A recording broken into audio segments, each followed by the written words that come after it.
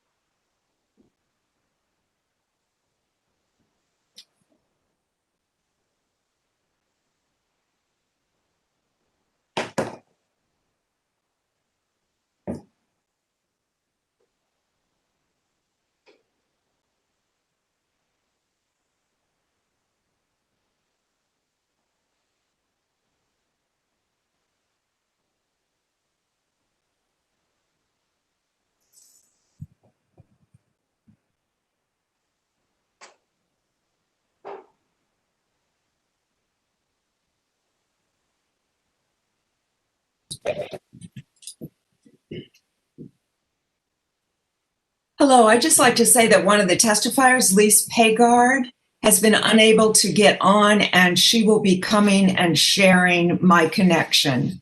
So she will be here very shortly. What's her name again, please? Lise Paygard, P-A-G-A-A-R-D.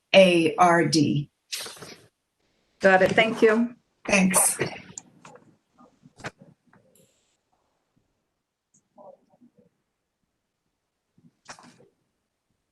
Nancy, we can continue. Yes. We may continue. I'm sorry? We can continue on. The YouTube is working. Okay. Should I start over? No, it recorded. Okay. Very good. All right. So we have about 34 testifiers who are registered to provide oral testimony. Normally, oral statements are taken at the beginning of each agenda item, but today we will hear from all of the testifiers prior to any agenda item. I gotta go.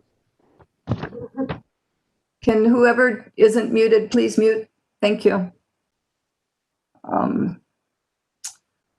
So considering the large number of testifiers, I ask that you limit your testimony to 3 minutes. And not be repetitive. If you have submitted written testimony, we have it. So please do not just read it, but please do use your 3 minutes to briefly highlight your points or to provide additional information.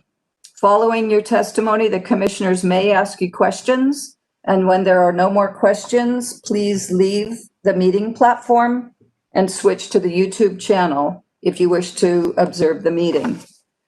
This is to limit the number of participants on the screen, which you can see as many, and to better manage the proceedings and also minimize noise or connection disturbance. So thank you for that. I'd like to add that if it becomes necessary, from my perspective as chair, I can begin to limit time for questions to testifiers, applicants, or staff. With the number of testimonies that we will hear, we know that this hearing will run long, so I hereby request my fellow commissioners to be mindful of your questioning, stay on topic. Let's not repeat ourselves, and let's continue to be respectful of our applicants and testifiers so that we don't have to limit our time for questions. Thank you for that.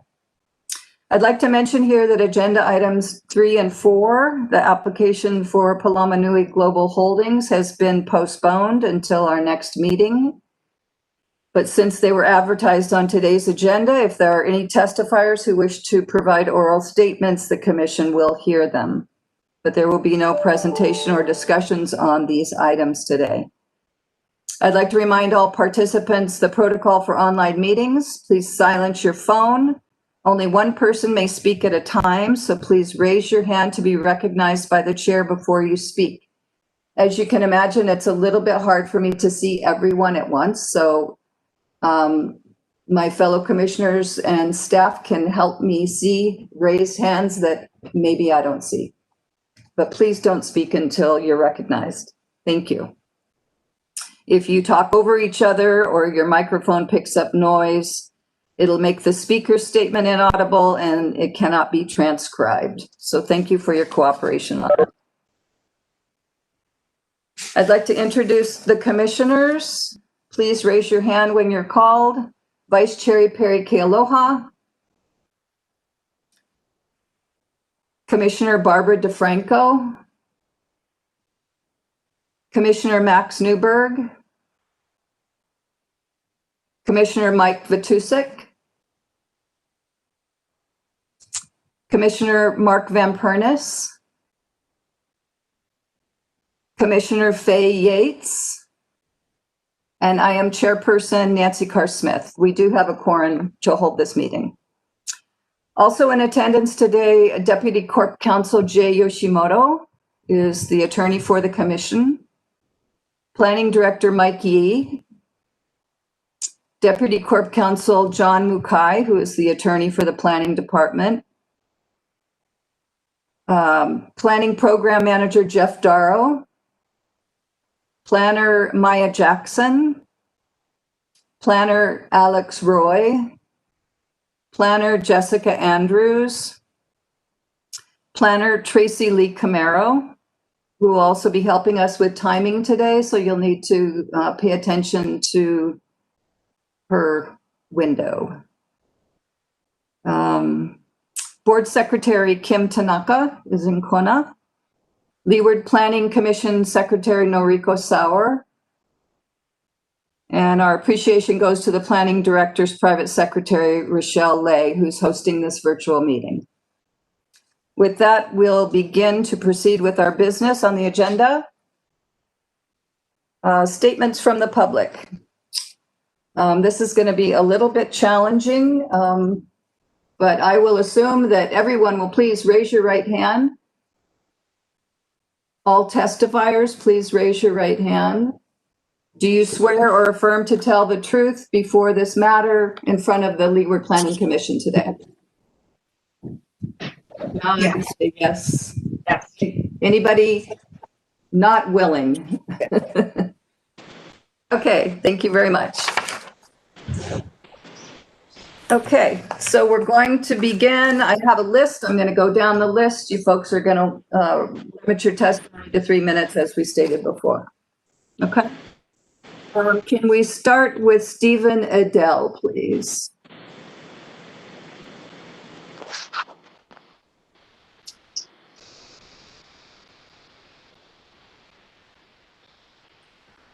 I'm looking for Stephen Adele.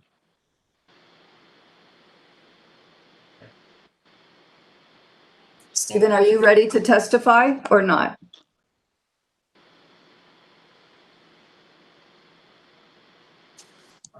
Hello, Stephen. I think your microphone is muted. He's on his phone. Stephen, you might have to unmute to speak. Joshua, could you please turn off your microphone? Sorry about that. Yeah, thank you very much. I hadn't actually planned to speak, but I'm going to speak very shortly to keep things on schedule. First, I want to thank the Commission for allowing me to speak.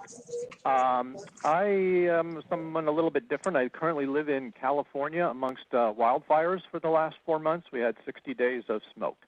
I purchased lot number 7 in Puakea Ranch in February, and my goal is to retire there with my wife in the North Kohala community within the next 18 months. I have one major concern, and that is around water. My biggest concern is the Department of Water Supplies is formally committed to providing 3,600 gallons a day for all 9 lots in Puakea Ranch.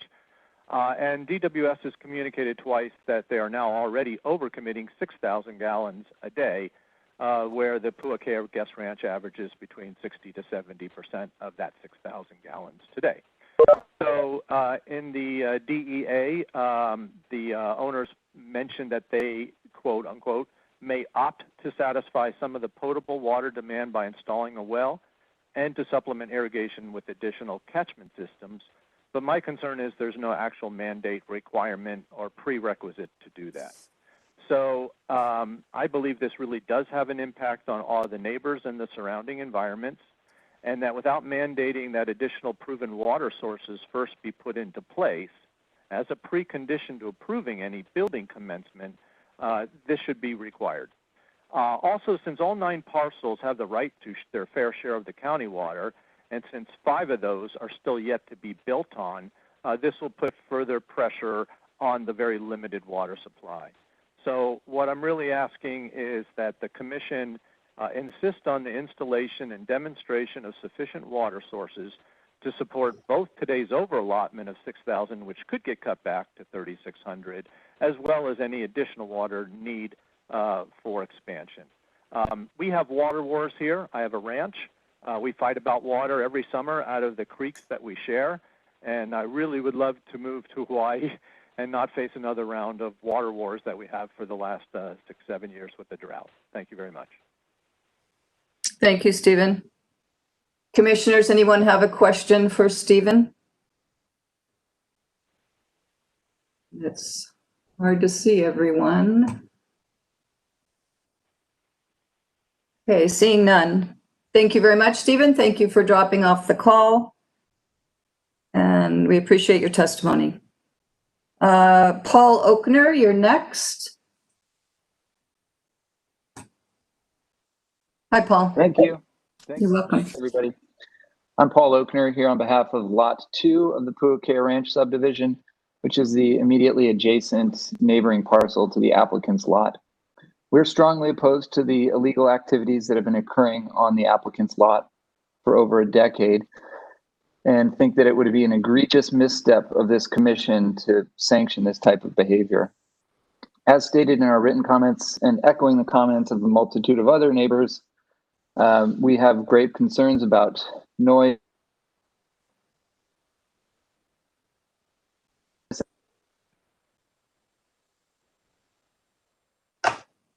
Breaking up a little bit, Paul. I'm aware that this condition, here's a problem with granting a conditional approval. Sorry, what?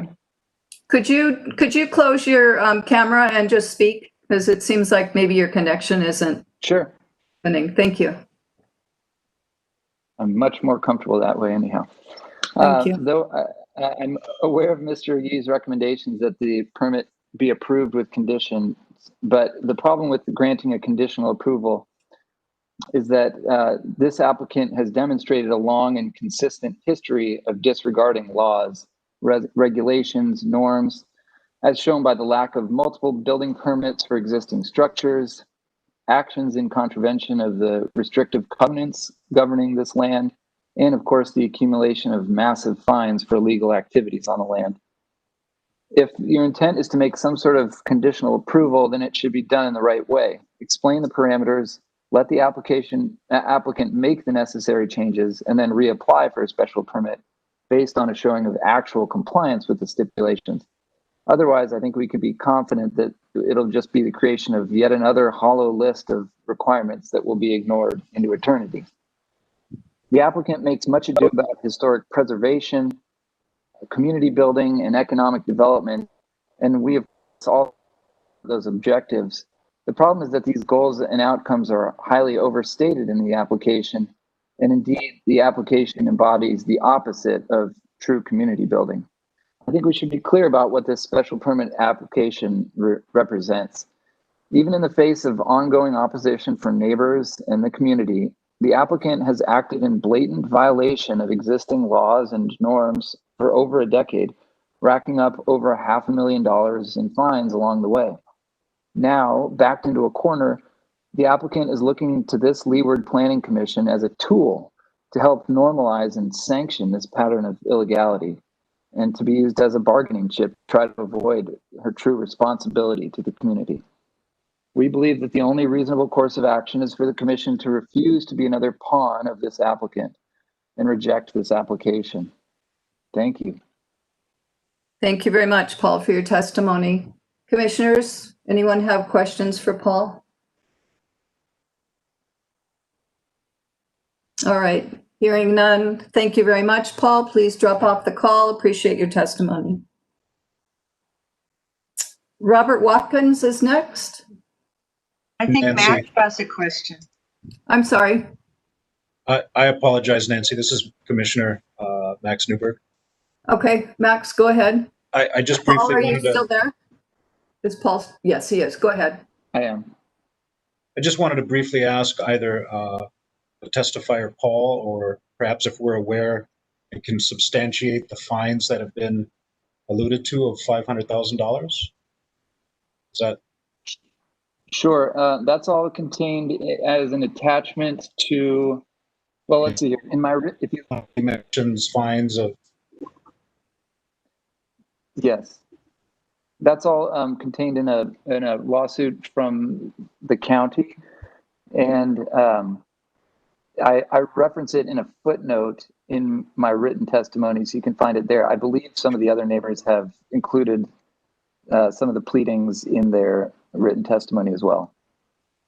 Thank you. I appreciate the answer, Paul. Sure. Thank you very much. All right, we're going to move on to Robert Watkins.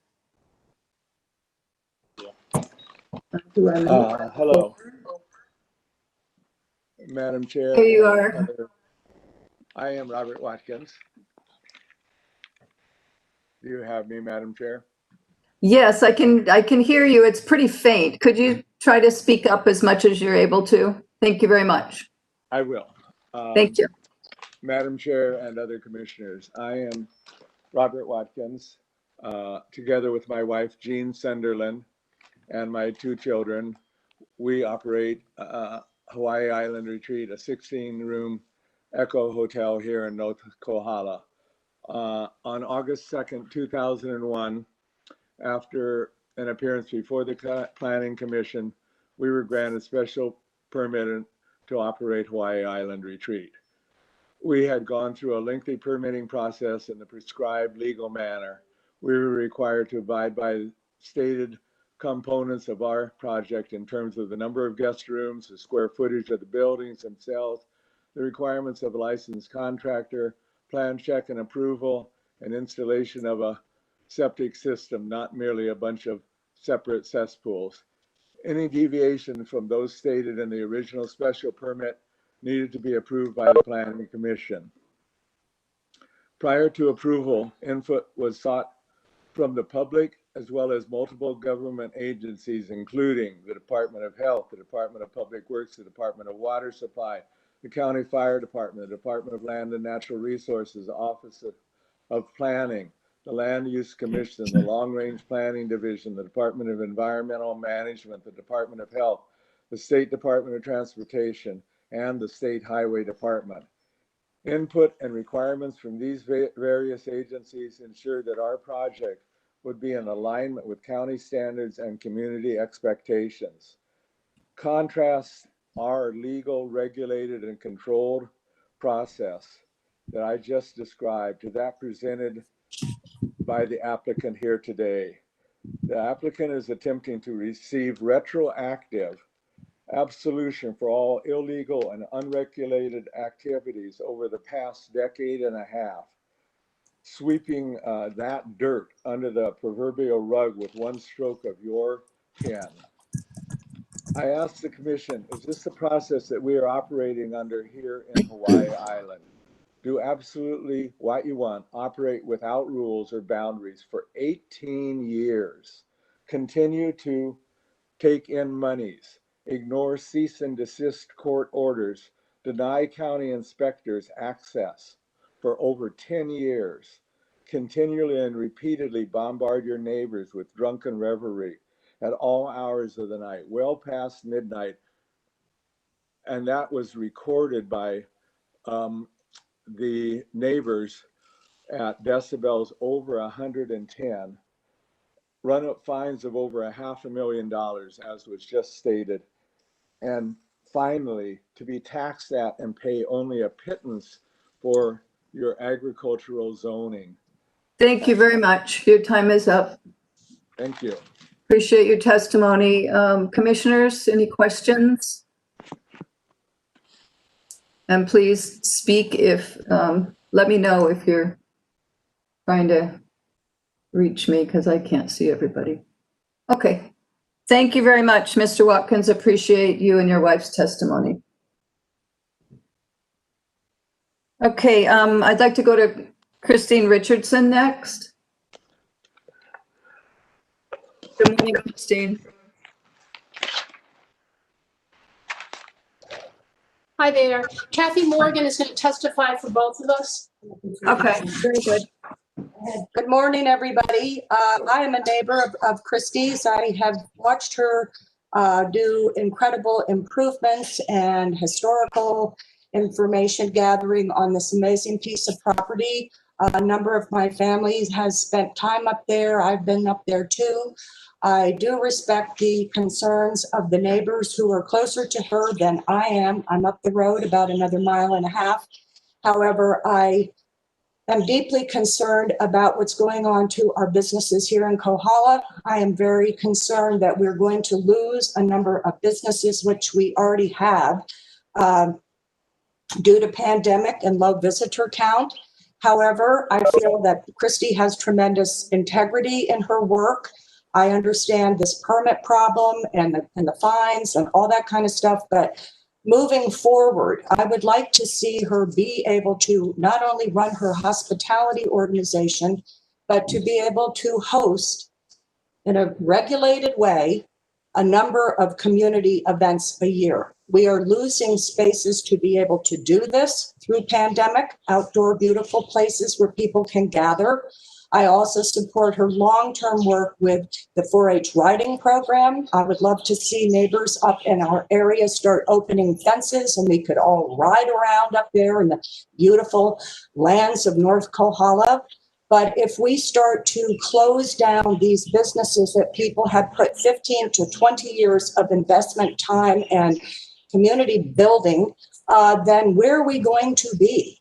And I can barely look at our town as I drive down and see so many empty spaces. So I do understand the neighbors' concern. I support them, but I feel as neighbors, we can work together. I know Christy has that inclination. I'd like to support her in that.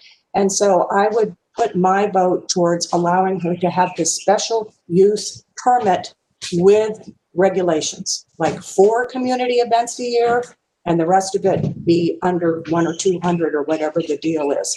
Thank you very much for your time. Thank you. Commissioners, any questions? Okay, thank you very much. Thank you. Folks can drop off the call now if you will, please. Thank you. All right, so I'd like to go to Robert Morrison. If I could, please. Robert Morrison. There you are. Good morning. Could you unmute yourself, please?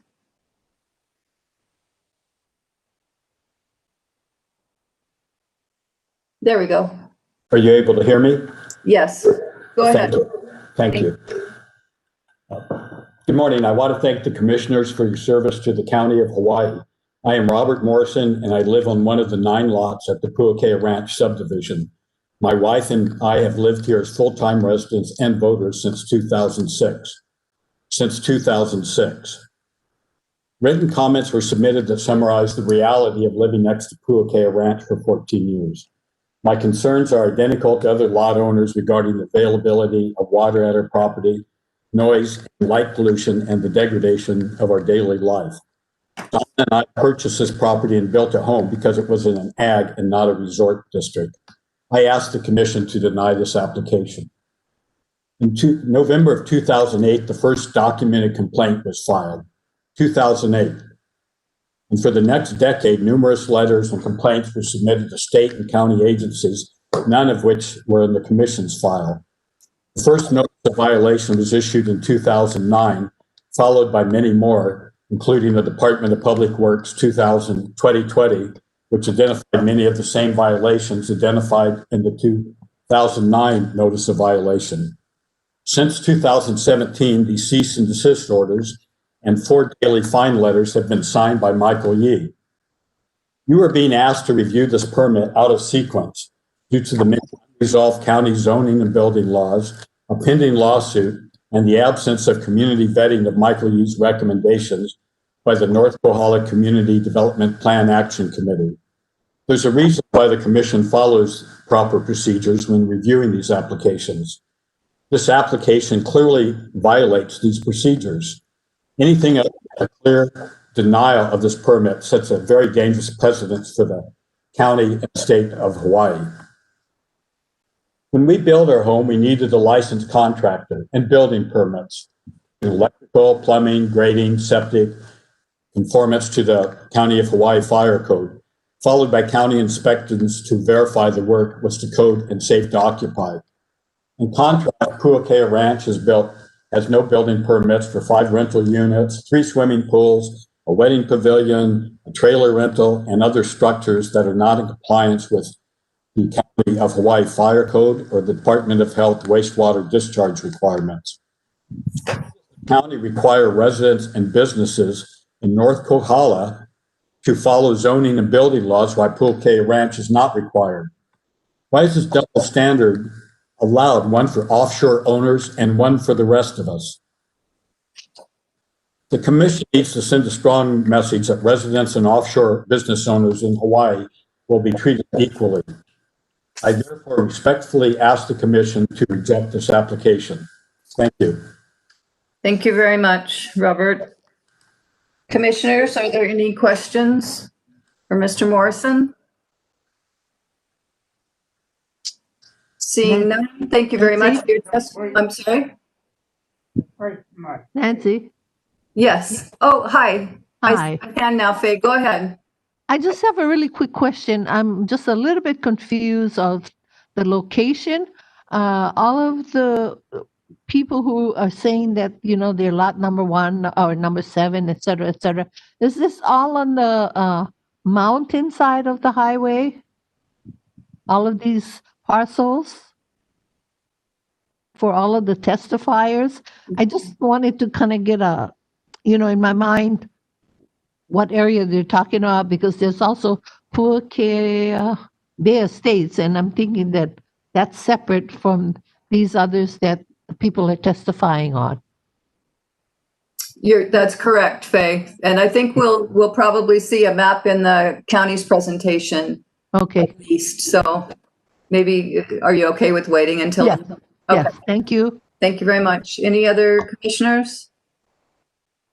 All right. Thank you, Mr. Morrison. You can drop off the call now. Appreciate it. Michael Huntley. Michael Huntley. I am here. There I am. There you go. Hello. Okay. Thank you very much. Hi, thank you. You may proceed. My name's Michael Huntley. I am one of the owners of Lot 9 and of the same community that the applicant is requesting a special permit. I'm adamantly opposed to the special permit. I did submit my written arguments for review. The guest ranch hotel, and yes, it does fit the definition of a hotel, wedding and party venue, has been operating, as you know, for over 12 years without permits. She has previously stated over $500,000 in fines for unpermitted structures and activities. The community is quiet and peaceful, agricultural and residential, not partying, hosting up to 600 guests, generating non-agricultural noise day and night. The permit does not fit North Kahala and is universally not wanted by most of the neighbors. In addition to the special permit not fitting the community, it can't be granted because in over 12 years, she has done almost nothing to obtain proper permits for her numerous buildings, pools, septic systems, fire, noise, traffic, water to accommodate 350 guests or more. As previously noted, the water is not there. The water department's already notified her she's in violation because she's only allocated 400 gallons a day for a single family home, not the proposed 5,600 gallons per day.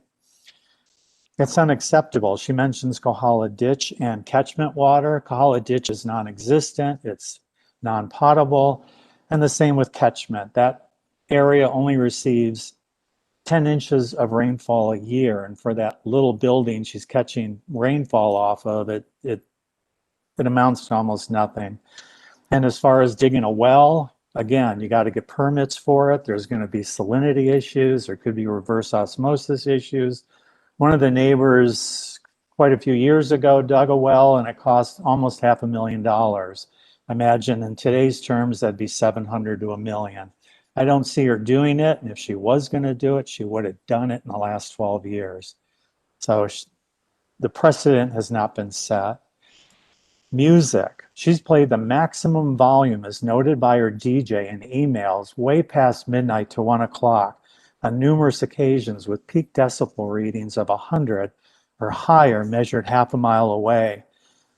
Maximal permissible for ag noise is 70 at the source, not a half a mile away. She has a total disregard of her neighbors. Parking for 350 people, drunken behavior, noise complaints on a daily basis will severely tax the local police. If you grant the special permit, then the precedent will be set to developers to come to Javi, take advantage of the locals in the county, operate illegally, don't worry about water or environmental concerns, ignore cease and desist orders, disrupt your neighbors, don't pay fines, and you'll get a permit. Thank you. Sorry, your time is up. Commissioners, do you have any questions? Is Sandy testifying with you as well? Yes. Okay, Sandy, go ahead. Okay, sorry, I'm probably repeating everything that everyone's already said, but so we Well, will if you have not anything new, that would be great. say it again. If you have something new to share, that would be good. We try not to be too repetitive, but sometimes we can't help it. Go ahead. All right, so we're Lot 9 in Puakea Ranch, which makes me unfortunately a neighbor to the applicant. When we were looking at properties on the Big Island for our retirement home, we considered many areas, but fell in love with North Kahala. It's a beautiful, laid-back country atmosphere away from the crowds and commercialism, a place where you can sit outside and enjoy the peace and quiet and see the Milky Way at night. This was our retirement dream, and the applicant has spent the last decade ruining it. Logically and factually, you have no choice but to deny this special permit. The water department, as you know, Christy Cash is using 14 times her allotted gallons. Where's the water going? She only has one permitted cesspool.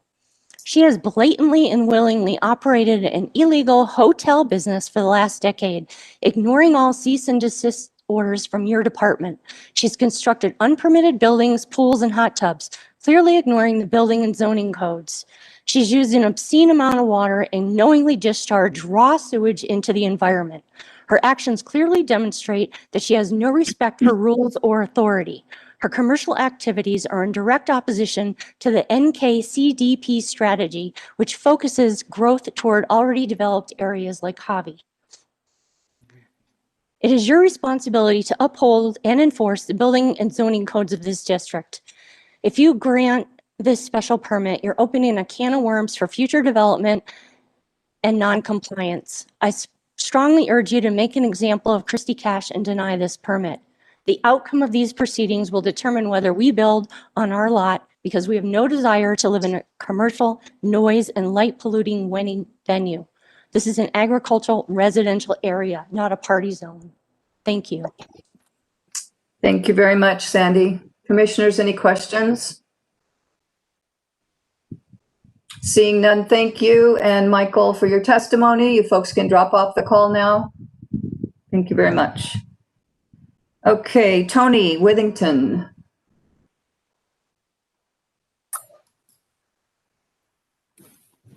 Good morning, Commissioners. My name is Tony Withington. I'm a resident of Kohala for 50 years. I have a long time background in Hawaii planning and land use matters. I've been aware of Puakea Ranch following the activities as a member of the growth management group of the North Kohala Community Development Plan. I admire Christy Cash for her passion and her dedication to the ranch and to its history, and to her many well appreciated contributions to community organizations. My testimony is not about her, it's about the planning department and how they've handled this conflict. It has been almost a dozen years since planning first cited the ranch for violations, and it has been unable to get them to cease and desist or to fix their permits. What I don't understand is why the planning department is operating as an advocate rather than an enforcer. And in my written testimony, I have said that there are many things in the files for Puakea Ranch that are not in your background and recommendation. And I share some of them with you in my testimony. The two things that are most important to the permitting part is, the first is a letter of notification of violations that was sent in 2009. And in it, the department says she has no permit to do what she does, and she has no building permits. Basically, the owners of Puakea Ranch bought 32 acres of raw land, agricultural land in 2006 and built a hotel on it. They did not get permits to operate the hotel or get permits for construction. The land remained taxed as raw land for 6 years while they operated the hotel. The other piece of material from the planning department files is a letter that was from the Department of Public Works that was sent just in July. And in it, they cited all the buildings that do not have permits. They also cited 13 structures, which is more than was cited in 2009. The difference between these two are almost identical, and they span 11 years. The county has codes and regulations that are designed to ensure development is safe and comfortable with minimum negative impacts on the environment, the neighborhood, and our cultural treasures. To approve this out-of-sequence request would further condone the developer's disregard for these regulations. I urge you to deny the request, tell the planning department to follow the rules of the county which you represent. Thank you. Then they can approach you with a proper development. Thank you. Thank you very much. Commissioners, do you have any questions for Tony? Very good. Thank you, Tony. Appreciate your testimony. You can drop off the call now. Thank you. All right. Like to move down, continuing with agenda item number 1. Rebecca Keli'iho'omalu, you're next.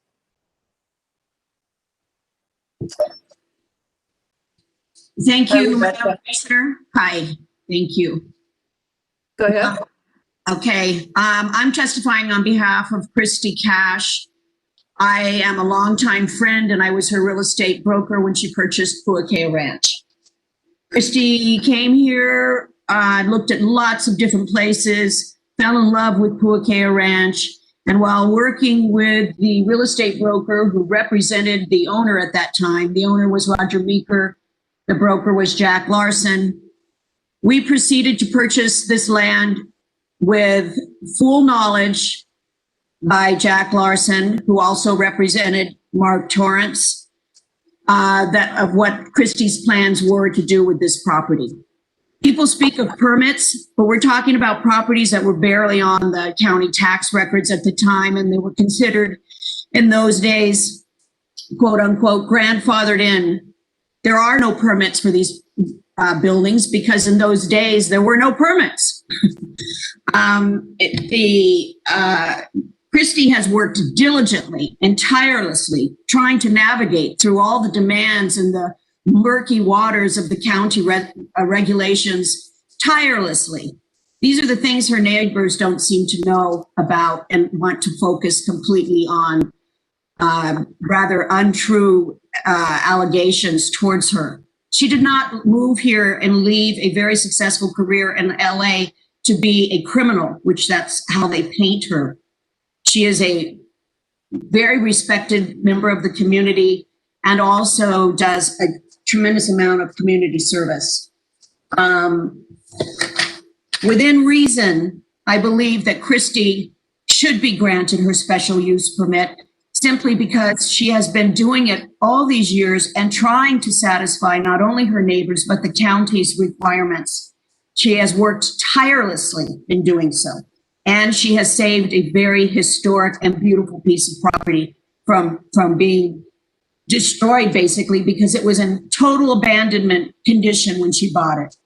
There were even animals living in these structures, and she has since turned them into the most charming, comfortable, and beautiful buildings. There should be some consideration for her dedication in saving this beautiful place. Thank you. Thank you, Rebecca. Commissioners, do you have any questions for Rebecca? Seeing none, thank you very much for your testimony. You can drop off the call now. Thank you. Christopher Schultz.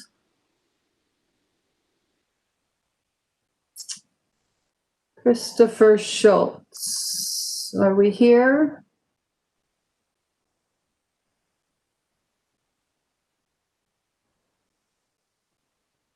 Okay. Moving on to Diane O'Toole. Diane O'Toole.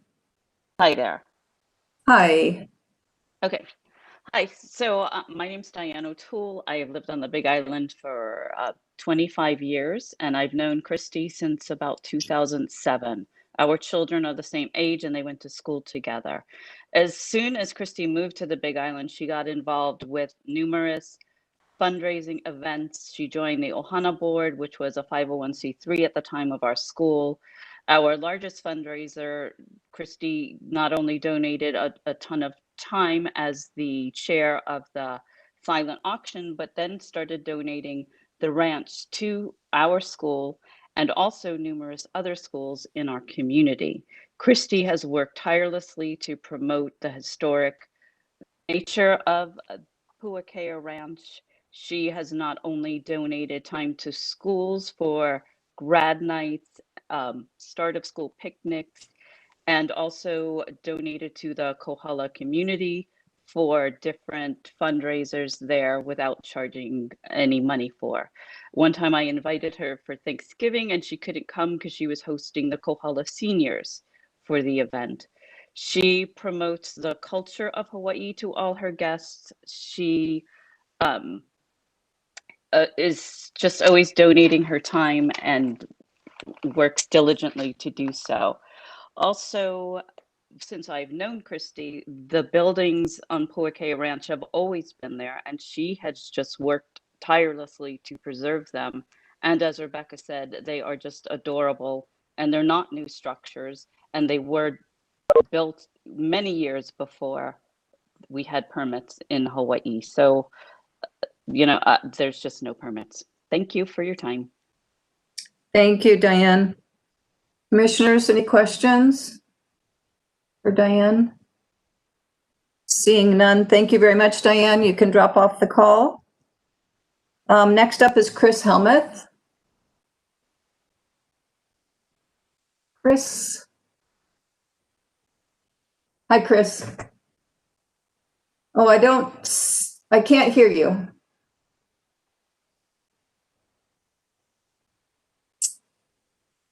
No, I don't see.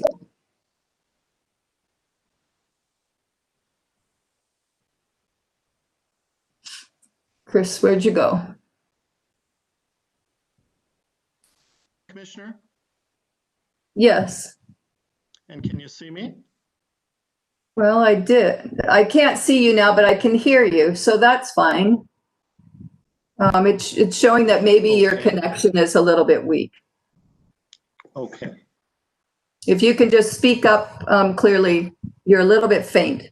But thank you, Chris. Go ahead and start your testimony. There you are. Yes, thank you. I own commercial and real estate property in Hawaii and Kapa'au. I'm the owner of Kohala Pacific Realty, real estate brokerage in Hawaii that's been in business for over 35 years. My family owns property at Puakea, street from the subject. Both Paul and Stephen, lots 2 and lot 7 respectively, spoke of their ambition in Puakea. My family owns lot 34 directly across the street and has absolutely no concerns about water, about noise, about the operation of Christy Cash's Puakea Ranch. The noise that I've heard from that ranch over the years has been from fabulous nonprofit gatherings supporting local community projects benefiting all of our community in North Kohala. The noise I heard was the music of Kapena. It was the music of John Cruz.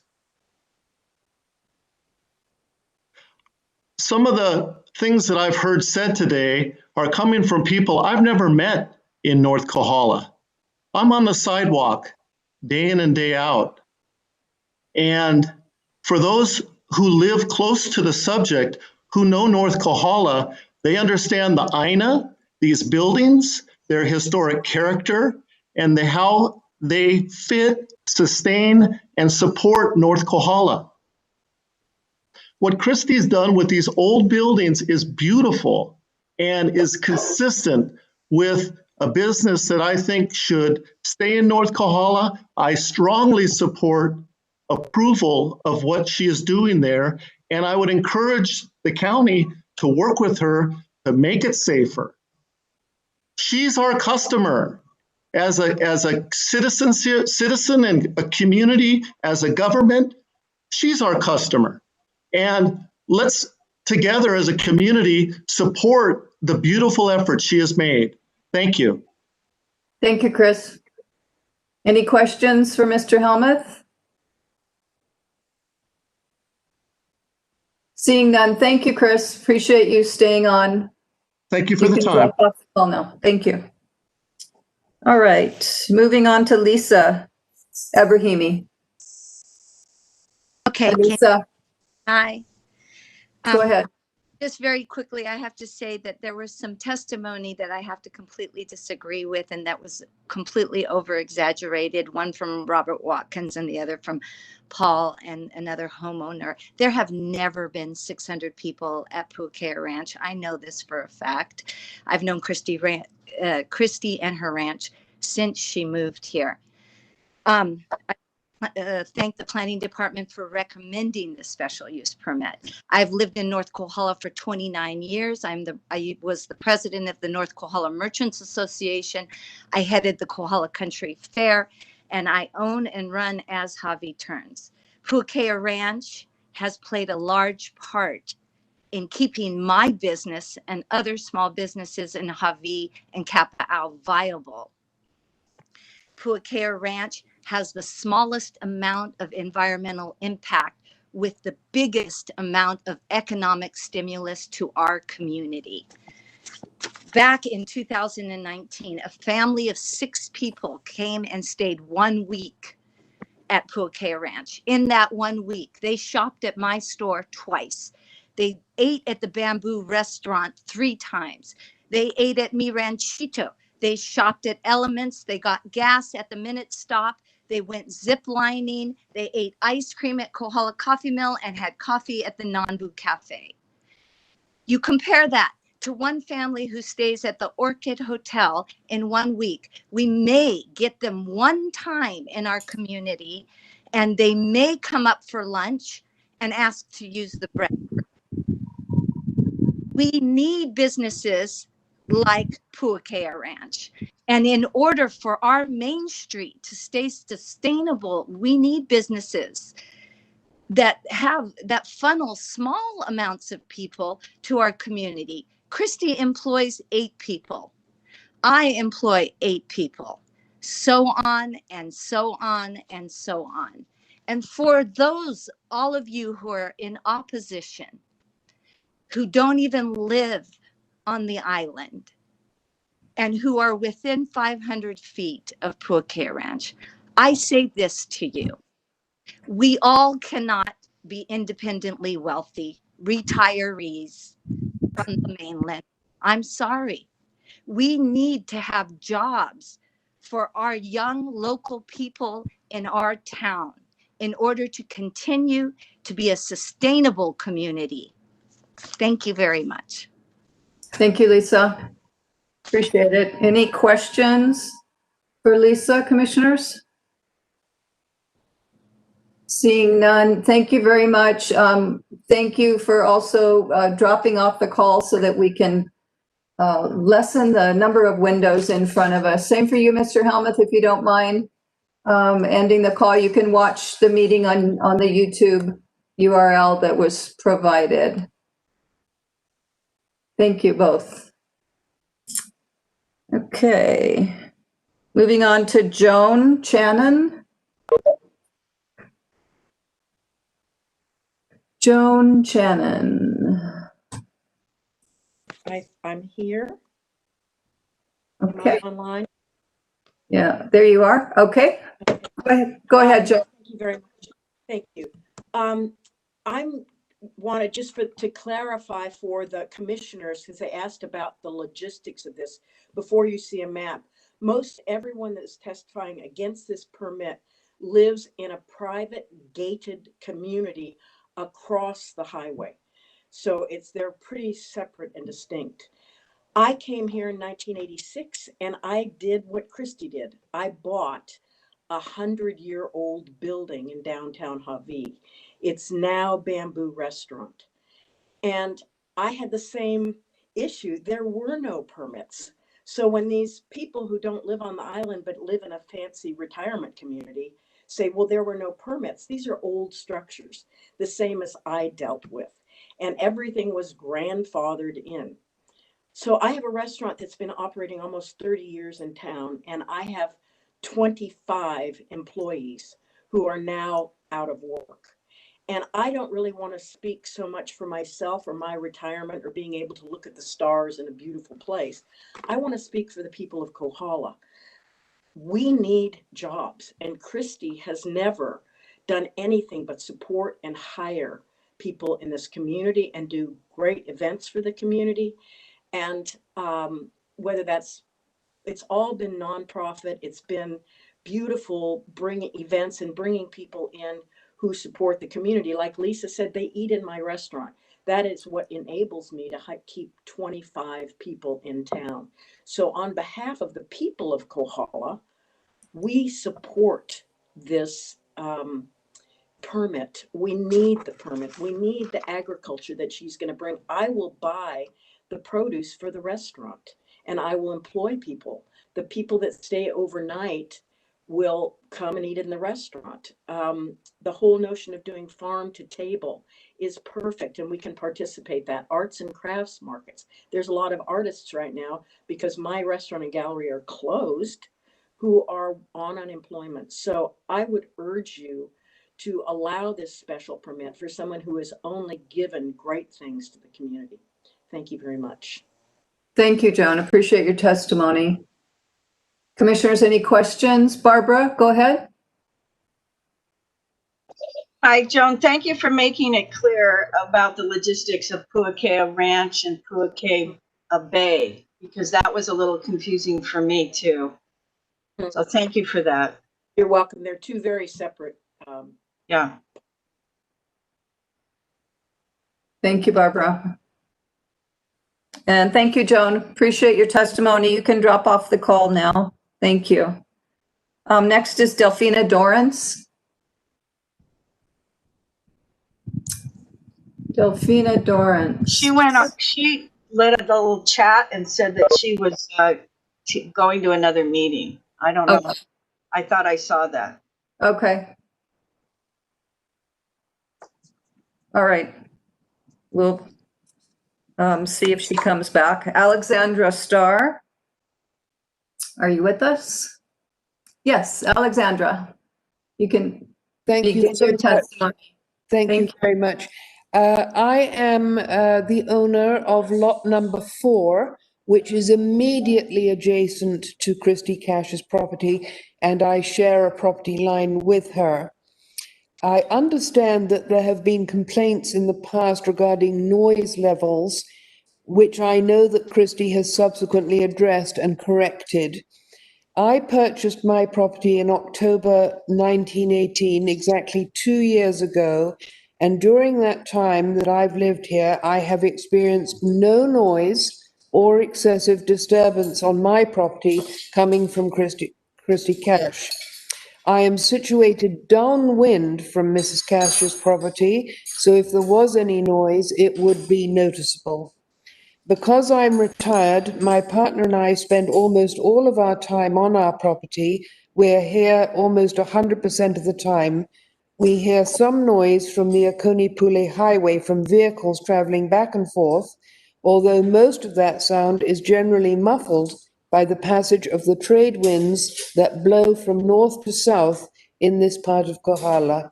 On completely windless days, I do hear road traffic. So just to reiterate, as Christie's immediate neighbor, I have never been disturbed by sound or other activities coming from weddings or parties that may have been held on her property. Christie has a beautiful property and she keeps it immaculate and inviting to all her guests. She's deeply involved in the history of the property, which gives visitors a glimpse of Kohala's interesting past. Thank you so much. Thank you very much, Alexandra. Any questions from commissioners? Very good. Thank you, Alexandra. You can drop off the call now. Thank you. All right. Leanna. And let's see. Leanna was with someone else, I believe. Madam Chair, this is Rochelle. She may be joining any minute. Oh, she is on. Okay. Okay. Brian and Leanna. Are you? Hi there. Hi, can you hear us okay? Yes. Is this one testimony you have?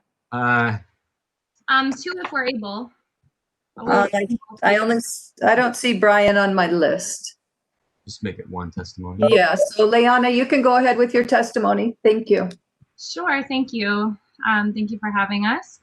So I've known Christy for since I was about 12 or 13 years old. So I've known her for a very, very long time. And since she's been to the Big Island and since she's moved here, the ranch has been her pride and joy and mine as well. It's been a place that has accepted so many amazing people and has been a place for the community to also gather and to learn and to share a lot of what Christy has been able to portray for the Hawaiian culture and for sustainability and a lot of health and wellness as well. And I'm completely 100% supporting her getting this special use permit to be able to still provide this beautiful haven for visitors to travel sustainably and to be able to come to the island and have a space to visit where they can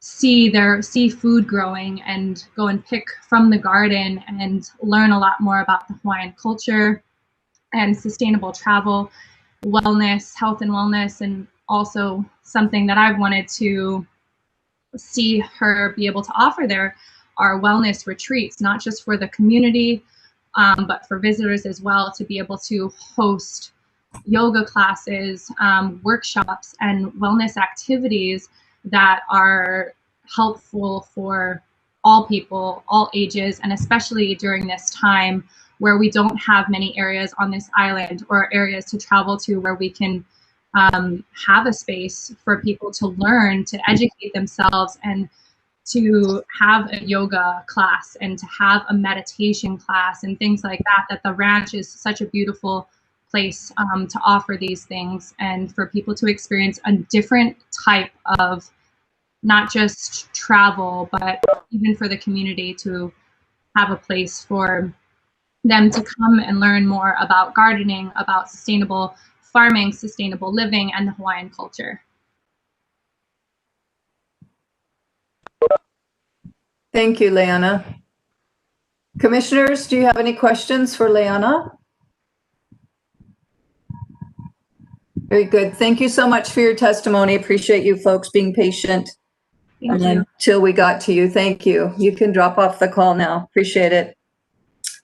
All right, we're moving on to Susan Ince. Hi. Hi, Susan. Hi. I'm testifying this morning on behalf of myself and Andrea Longpre. We have been residents of Kapa'au for over 20 years, and we enthusiastically support the granting of this special use permit. Over the years, we've worked in various jewelry, gift, and bookshops in the area, and the visitors at Pu'akea Ranch provide a welcome boost to the retail economy here.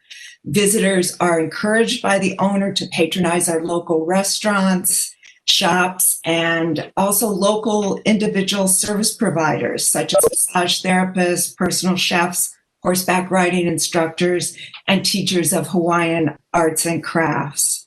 As others have said, Pu'akea Ranch has been a strong supporter of community projects in her personal capacity, Cash, holding fundraisers for Kohala Hospital and the North Kohala Community Resource Center, among others.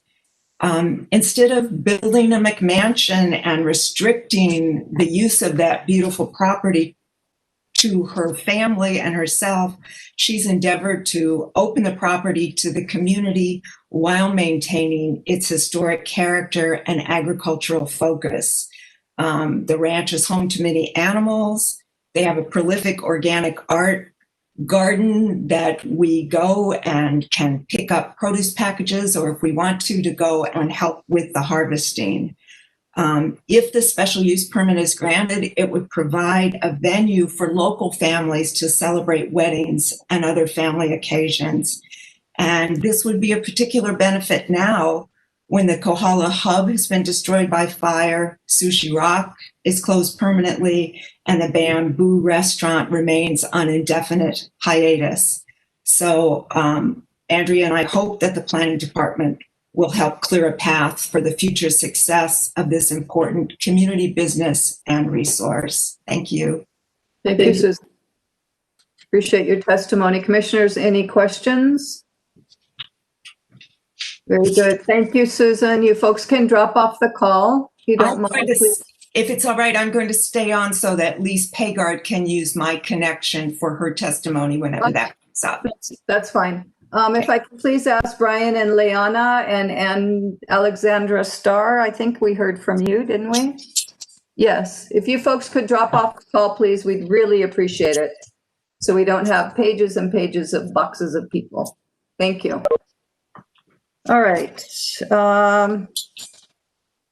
Josh Alt is next on my testifiers list. Aloha. Aloha. Go ahead with your testimony. Aloha, my name is Joshua Alt. I am the current residing manager of Puakea Ranch. I've worked for the ranch since 2012. I have lived in the treehouse for 8 years and have been caring for the homes, the animals, the livestock, the land, and the guests. I've read the opposition letters from Mr. Morrison and Mr. Torrance's attorney. The information in this letter are grossly exaggerated, if not blatant lies. Because I live here 24/7, I will testify under oath that Mr. Ochner's letter suggesting that the Parker School campout on August 28, 2019 disrupted livestock on Mr. Torrance's lot is false. Robbie's one mule and one horse on his property did not seem at all disturbed by the slip and slide and the hide and seek games going on by the children chaperoned by the teacher, as Mr. Ochner suggested. Additionally, Mr. Morrison has testified and told other absent lot owners that we have 600 people here and concerts. In my 8 years of living and working here, neither of those claims are remotely true. The largest gather we hosted was for the North Kohala Community Resource Center, a charitable event that Christy donated multiple years. And maybe we had half that many people, maybe.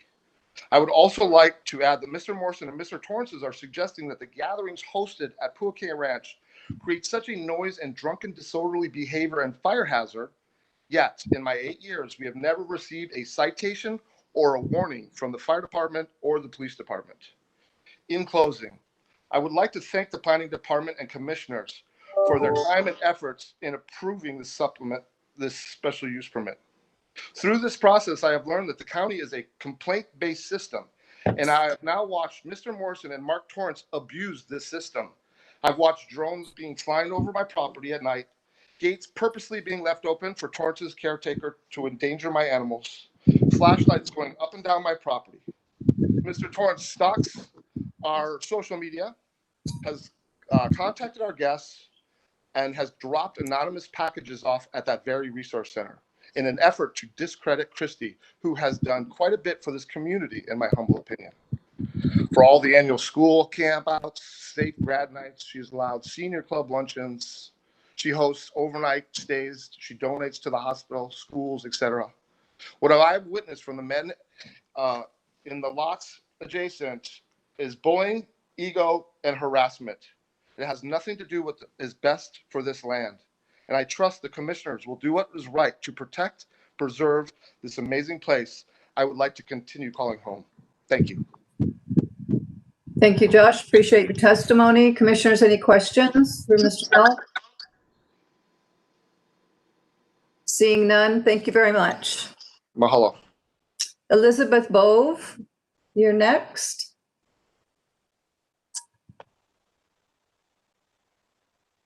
Hi, Elizabeth. Are you there, Elizabeth? Go ahead, Elizabeth. I don't hear you.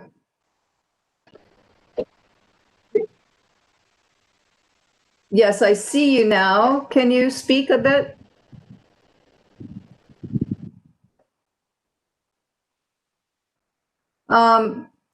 It seems as though you might have to try turning off your video and let's see if we can hear you better that way. Most important that we hear you.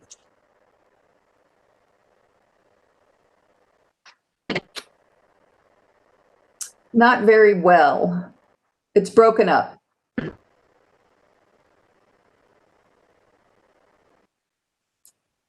Are you on a computer or a phone? Computer. I'm sorry?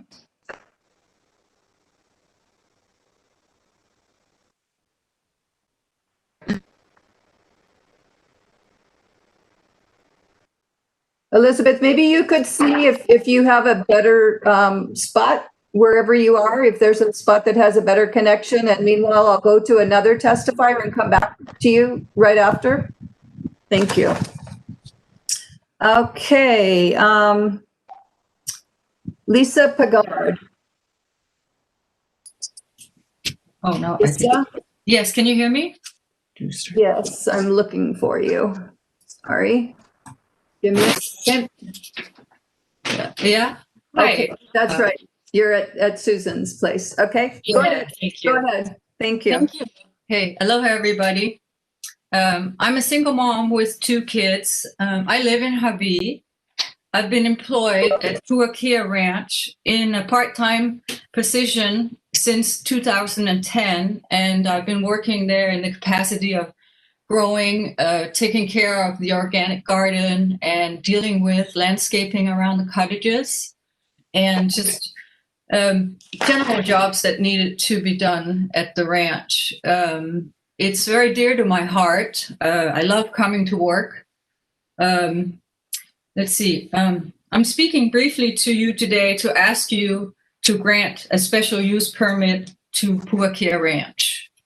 I share Christy Cash's passion and her vision for the ranch and its future as a successful guest ranch, workplace, and gathering place for many.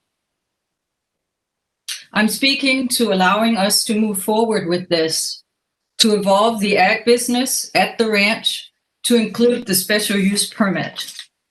This will allow for more jobs and also job security for people like myself. Our island is being squeezed so hard right now. Businesses are lost to and may never return. Hawaii is a ghost town and people are unsure. We need places like Puakea Ranch to exist up here in Kohala. We need them to advertise and to draw people and money to our community at the end of the road. Families and folk need to come and enjoy everything that Kohala, its people, and in my case, Puakea Ranch has to offer. In closing, we are many looking forward to getting back to work and back to thriving. Thank you. Thank you, Luis. But Commissioner Newberg, you had a question? Hi. Could you unmute yourself, please, Max? Hi, yes. Thank you, Nancy. Just wanted to clarify, was that testimony from Elizabeth Ove? I'm so sorry. It's Lise Pagard. Lise Pagard. Okay. Just wanted to clarify. Thank you. Sorry. I should have introduced myself. Hi. Anyone else? Very good. Thank you, Lise. You folks can drop off the call now. I believe you. Thank you. All right. Carl Nussel, you're up next. Oh, sorry, Elizabeth. I'll get to you next. Sorry.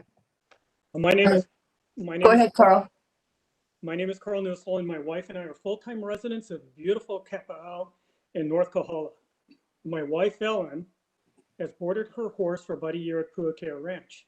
As horses require a great deal of care, I visit the ranch to help my wife 2 to 3 times a week. My wife is at the ranch twice a day, every day. I urge you to approve the use permit for Puakea Ranch. I understand the hard work and challenges you as a commission are faced with, especially in the midst of a pandemic that has our county's economy reeling. As a commission, you have the great authority to weigh matters that come before you to determine if they fulfill the letter of the law, but also very importantly, as well as the spirit of the law, and if a proposed use of land is the best use of that land. I believe what Christy Cash is proposing for Puakea Ranch would be the best use of her land. Her guests would have the opportunity to experience the history and rich legacy of a North Kohala ranch, once dilapidated, but brought back to life due to Christy's hard work and vision. Guests would have the opportunity to harvest the garden and observe the frolicking of horses, goats, sheep, and other livestock, all while enjoying the old rugged homes once lived in by generations of our Paniolos. I firmly believe that visitors to our island leave with a truer understanding of the Hawaiian Paniolo experience after staying at Puakea Ranch. As unrealistic it is to expect that we will return to the days of the sugarcane industry, I believe it is unrealistic that anyone could think a cattle ranch or a farm could be self-sustaining on Puakea Ranch and generate enough income to properly care for those old homes and the land itself. According to historical record, generations ago, cattle ranching, sugarcane, and even pineapples were cultivated on the ranch itself or on the adjacent acreage, all with short-lived success or none at all. The county relies on tourism. It takes a great deal of income to pay employees and maintain property, and I believe Christie's desire to hold events on her property would allow her to maintain Puakea Ranch in a manner that would make the North Kohala community and those who dwelt there in the past proud. I believe Christie's vision for Puakea Ranch is the highest and best use of that land. Even though my wife and I are retired, who designated North Kohala as a retirement community? If you dig through the history books a little, you will see North Kohala is anything but. I'm concerned that the few that are opposed are ignoring or indifferent to the employment needs of the local communities of Hawi and Kapa'au. I urge you to grant and hold Christy Cash's application for a use permit for Puakea Ranch. Thank you. Thank you, Carl. Any questions from the commissioners? Seeing none, thank you very much. Appreciate your testimony. You can drop off the call. Elizabeth Bove, how are you doing?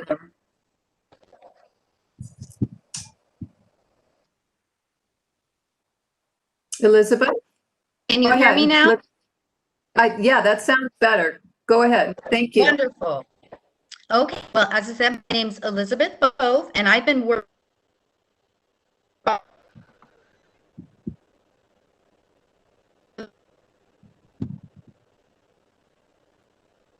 permit because it will provide more jobs to locals in the city, especially now after how many business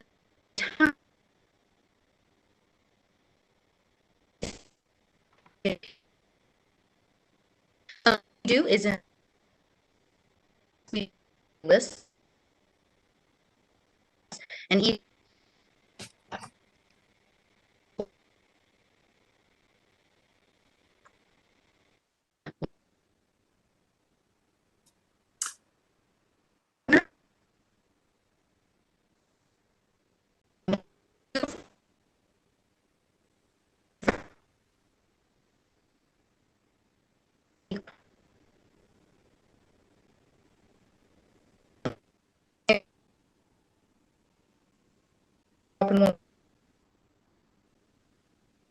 we're really happy.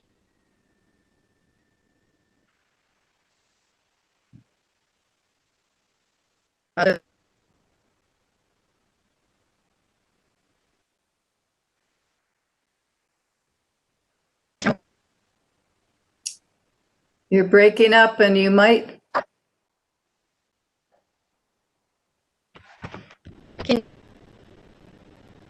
Go ahead, Elizabeth, if you could try to wrap up. Sure. You're in and out, and I was going to just let it go, but you're more out than in at this point.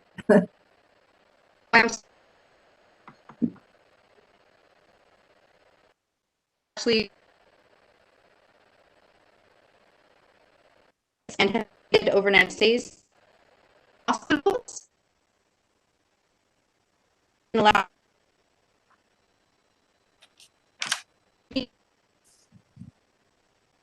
Thank you very much, Elizabeth. Any questions, commissioners? Okay, thank you. You can drop off the call. Appreciate you hanging in there. Catalina Kane is next on my list. Catalina, Hello. thank you for your patience. Go ahead with your testimony. Good morning, and thank you for giving me the opportunity to speak to you today. 8 years ago, I moved to North Kohala, and I had the good fortune to stay for 1 month on Puakea Ranch because Joshua Alt is my son, and Christy was kind enough to let me stay in one of the cottages. During that time, I had a unique introduction to this island because Christy told me with great pride all about the magical place I had landed on. Puakea Ranch is unique. There is no other place to compare it to. Christy and the people who work and tend to the ranch do it with a personal connection to its significance, both historically and currently as an asset to our community. Christy has expanded the gardens every year, added beehives, has a prolific pineapple patch, planted sandalwood trees, and brought back many indigenous plantings on her property. I've personally watched Christy sacrifice a great deal for this property with complete commitment to making it an integral part of our community, and North Kohala is proud of Puakea Ranch. The employees and the vendors that come to the events have told me how much they love caring for the land, the animals, the gardens, and the guests. Christy has been generous to the local community and gifted many organizations the ranch for their events, absorbing the cost herself. Puakea Ranch brings income to the merchants in town because when you stay at Puakea Ranch, you just don't want to stray too far from your lanai, your lush gardens, the paths for hiking, the chickens and goats and horses and sheep and donkeys, and of course the amazing sunsets and rainbows. Everyone who stays at the ranch takes a little bit of authentic Hawaii home with them.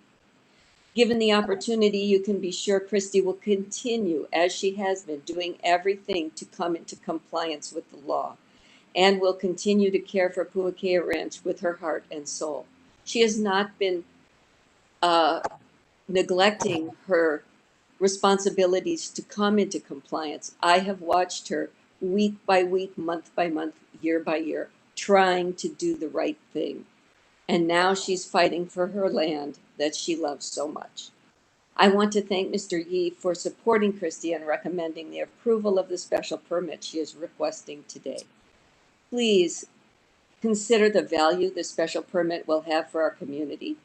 Please allow Christy to move forward and make right anything that needs to be corrected, and give her the opportunity to protect the integrity of this place she calls home, to farm it, and to offer its splendor and bounty to all who are lucky enough to eat from its gardens and sleep under its stars.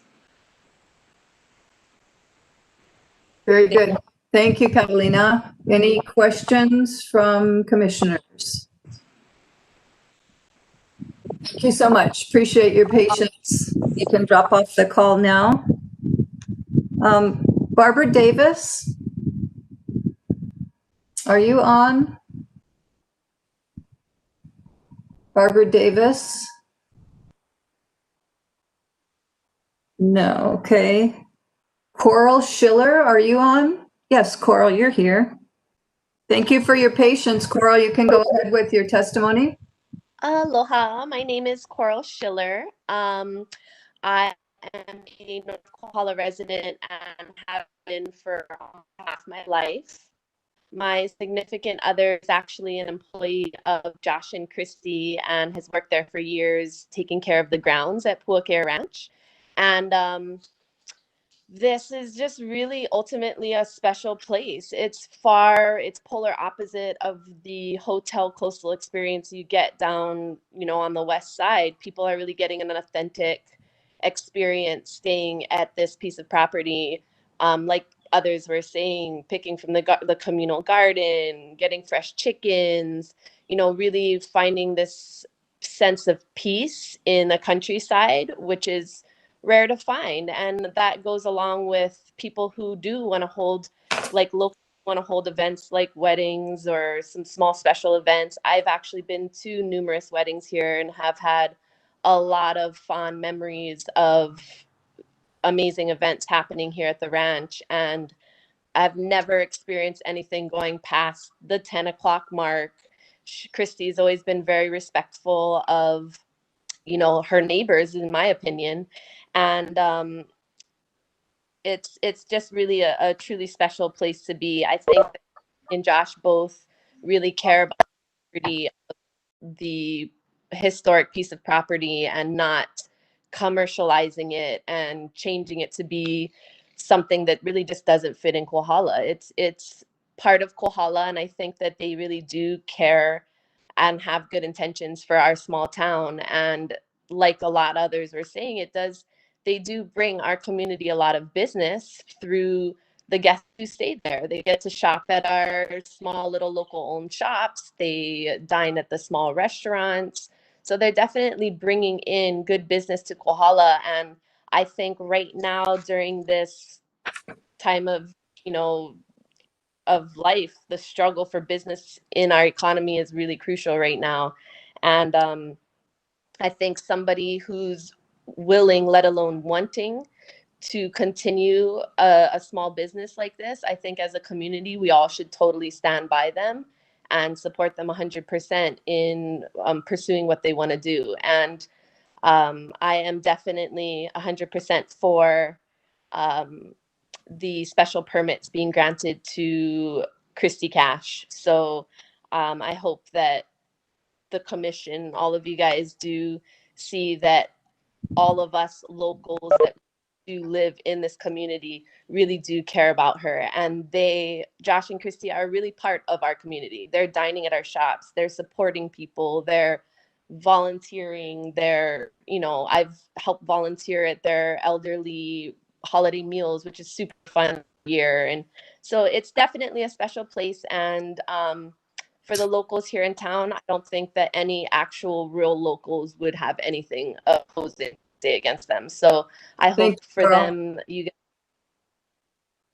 Thank you. Your time is up. Thank you for your testimony. All right, I'm just going to check a few more people from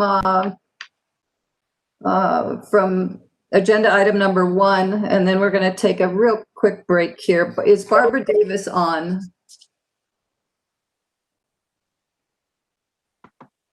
Barbara Davis. What about Delphina Dorrance?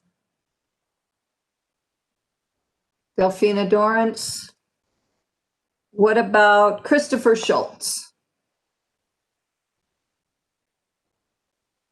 All right, so we lost 3, but we appreciate everybody's patience.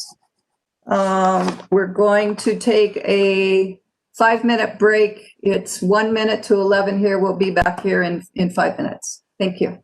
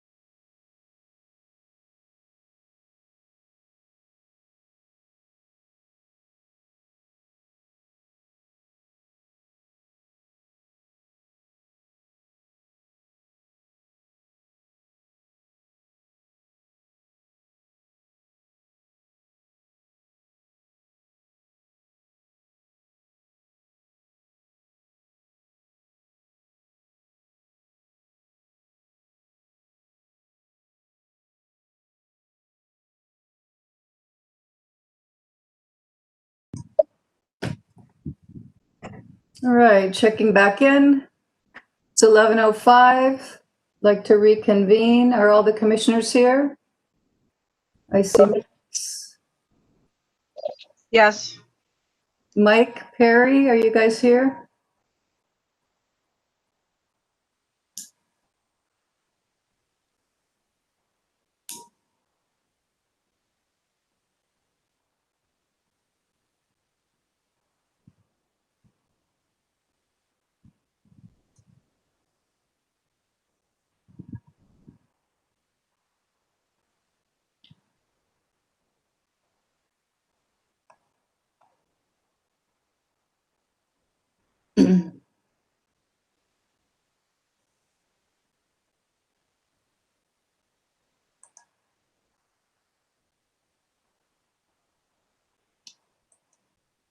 Okay, I'm looking for Mike Fatusik and Perry Kealoha.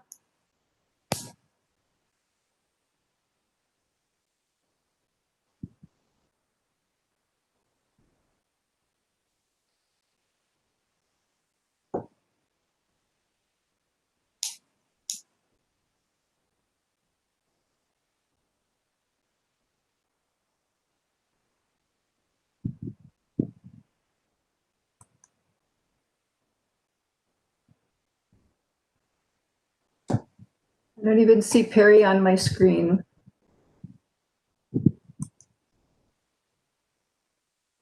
Rochelle, is Perry still with us? I don't see him there either. I can try and text him. Thank you.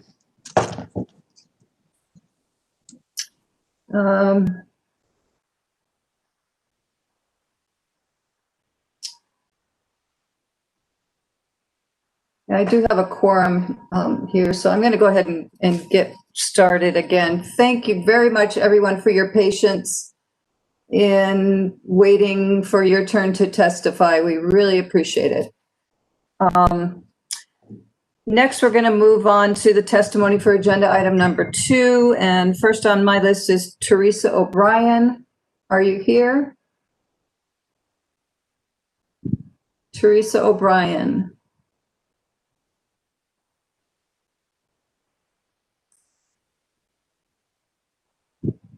All right, I will move on to Frank and Margot Kodulak. Am I saying that correctly? Hi, Margot. It's Kutulak.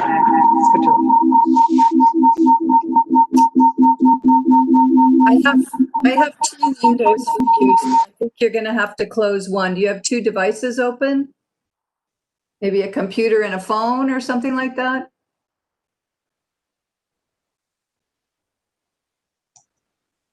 I do not. Margot, this is Rochelle. I'm going to try and disconnect one of yours. that? If you, oh, that's better. Okay, Margot.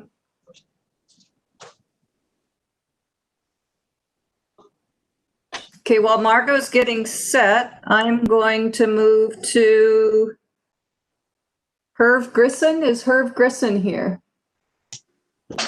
Is that better? Hold on, Margot. Okay, I don't see Herb Grisson. Better? Okay, yeah, Margot, let's try. I still see 2 windows for you. I'm not sure why. So, but let's give it a shot. Go ahead.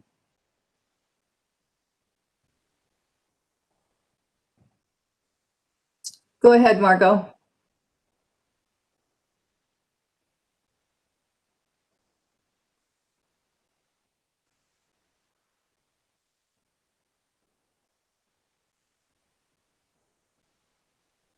Margot, are you still there?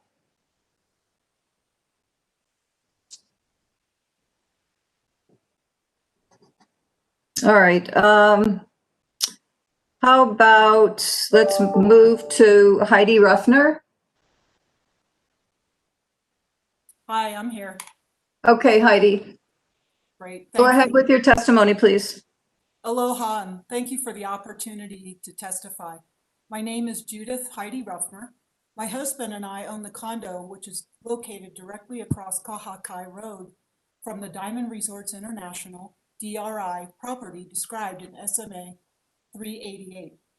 I am here to respectfully request that you deny DRI's request for a fourth 5-year time extension on this permit. Let me get in here. Well, here's your chair. We believe that the permit should be expired for several reasons. First, the original permit was granted back in 1998, 22 years ago. The local population and visitors to Kona have both increased by over 50% since then, resulting in significant traffic congestion, pedestrian safety concerns, and increased strain on the environment. Second, the updated building plans for the site would significantly increase the number of potential occupants from 192 to 200. Hello. Excuse me. Sorry, Heidi, continue. Thank you. The new site plans would significantly increase the number of potential occupants from 192 Why can't we hear? to 460. This dramatic increase in the number of occupants should be evaluated for its environmental impact on the sensitive coastal zone region. Third, DRI has done nothing to improve or even maintain the property since acquiring it in 2013 and receiving a 5-year time extension on this permit in 2014. The partially completed concrete monstrosity has been an eyesore for over 12 years and poses numerous safety, security, and environmental hazards. The current structure is decaying with cracked concrete, rotted wood, and an overgrowth of weeds. Worse yet, it attracts unlawful activities such as vagrancy, drug dealing, and dumping. Year after year, DRI has demonstrated a complete disregard for the condition of its property and its ongoing negative impact on local residents. DRI has blamed its inability to perform on a projected budget overrun. As a result, it submitted updated building plans, which were approved in May 2017. As usual, nothing has been accomplished since then. Meanwhile, the recent pandemic has decimated the tourism industry around the world. It will likely take years to recover. So I ask you, how can we expect DRI to complete the proposed construction within the next 5 years under this bleak economic forecast when it was unable to do so during the previous 7 years of strong economic growth? For these reasons, we ask you to deny this time extension request. DRI should be required to apply for a new SMA permit based on updated building plans that must be thoroughly evaluated by the Hawaii Planning Department to determine the potential impact on the environment and present-day Kona. Alternatively, DRI could sell or donate the property to the county through the PONC. Thank you, Heidi. Your time is up. Thank you. Mahalo. Thank you. Unmute and let her know. I think I'm working now. Oh, okay. Are there any questions, commissioners, for Heidi? Okay, seeing none. Thank you very much, Heidi. You can drop off the call. We appreciate your patience. Thank you very much. Okay, Margot and Frank, let's give it another try here. Let's start with you, Margot. Okay, my name is Margot Katulik. My husband Frank and I have been staying in Kailua, Kona for more than 9 years and have been small business STVR property owners at Kona Reef next to the property in question for 5 years. We have had to walk by this derelict eyesore, which we believe reflects negatively on the Leeward Planning Commission and the Kailua Kona community. Diamond Resorts International has done nothing to improve this property during the last decade, and we believe they do not deserve the requested extension for doing nothing. We honestly thought they were bankrupt. Their past inaction should be considered as the primary reason for denying this extension. We are especially concerned about the proposed changes in the plan, which would significantly increase the number of potential guests and negatively impact local traffic and parking capacity. We believe that some significant changes in their plans have not gone through any public vetting process. If that's true, that is also reason for denying approval of this extension. Therefore, we recommend that the Planning Commission should reject the extension request and require DRI to do one of three things. One, despite their inability to act on a plan approved 22 years ago and the fact that they have not provided off-site improvements like curbs, gutters, and sidewalks and utility relocations required by their 2014 extension, they should be required to create and get approval of a new plan, which has a lower rental density. Due to concrete spalling and rust, the current construction will need to be fully replaced. Option number 2, sell the property to another developer who would follow through with a new approved plan. That could contribute to the local economy in a way that would enhance existing businesses in the area, providing retail businesses that would generate a tax base. And 3, our preferred option would be to sell the property through public access, open space, and Natural Resources Preservation Commission, which could return the property, a condition of the property, to its natural state. In recent years, the state of Hawaii has become acutely aware of its indigenous people and their history. We recommend that you add this parcel to their historic preservation efforts, which one would hope would consist of removing this extreme eyesore and returning the parcel to its original state. This would greatly benefit the local community. Thank you. Thank you, Mark. Let's go ahead and have your husband, Frank. No, I have nothing else to say. No, this is a joint statement. Thank you. Okay, very good. Commissioners, any questions? Okay, thank you very much for your testimony and your patience. You can drop off the call now. Thank you. Thanks. All right. Peggy Lindquist, are you still with us? Peggy Lindquist? Okay. Am I unmuted? Are you here, Peggy? Can you hear me? Yes. Okay. So you're speaking on the phone from a 262 area code. Is that correct?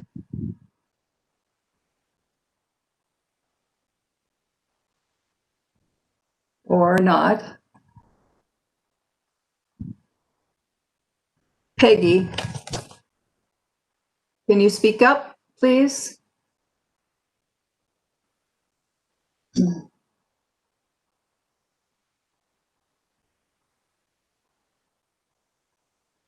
Okay, sorry. We can try you another time. Alex Duncan, are you here? Yes, Alex, thank you so much for your patience. I've seen you the whole time. Thank you. You can proceed with your testimony. Unmute yourself, please. Alex, please unmute yourself. There we go. There you go. Go ahead. Thank you. All right. Sorry you had to look at me for so long. No. Nancy. Okay. Good morning, commissioners. My wife and I have owned and been residents for over 21 years at the Kona Reef, which is directly next door to this property that's in discussion right now. We don't feel there should be another issuance of another 5-year extension based on the fact that the Diamond Resorts bought the property back in 2012. Nothing has been done. They've been issued 2 5-year extensions, promises in 2014 in regards to putting in sidewalks, paving Kahakai Road, curbs, gutters. Nothing has been done in over 8 years.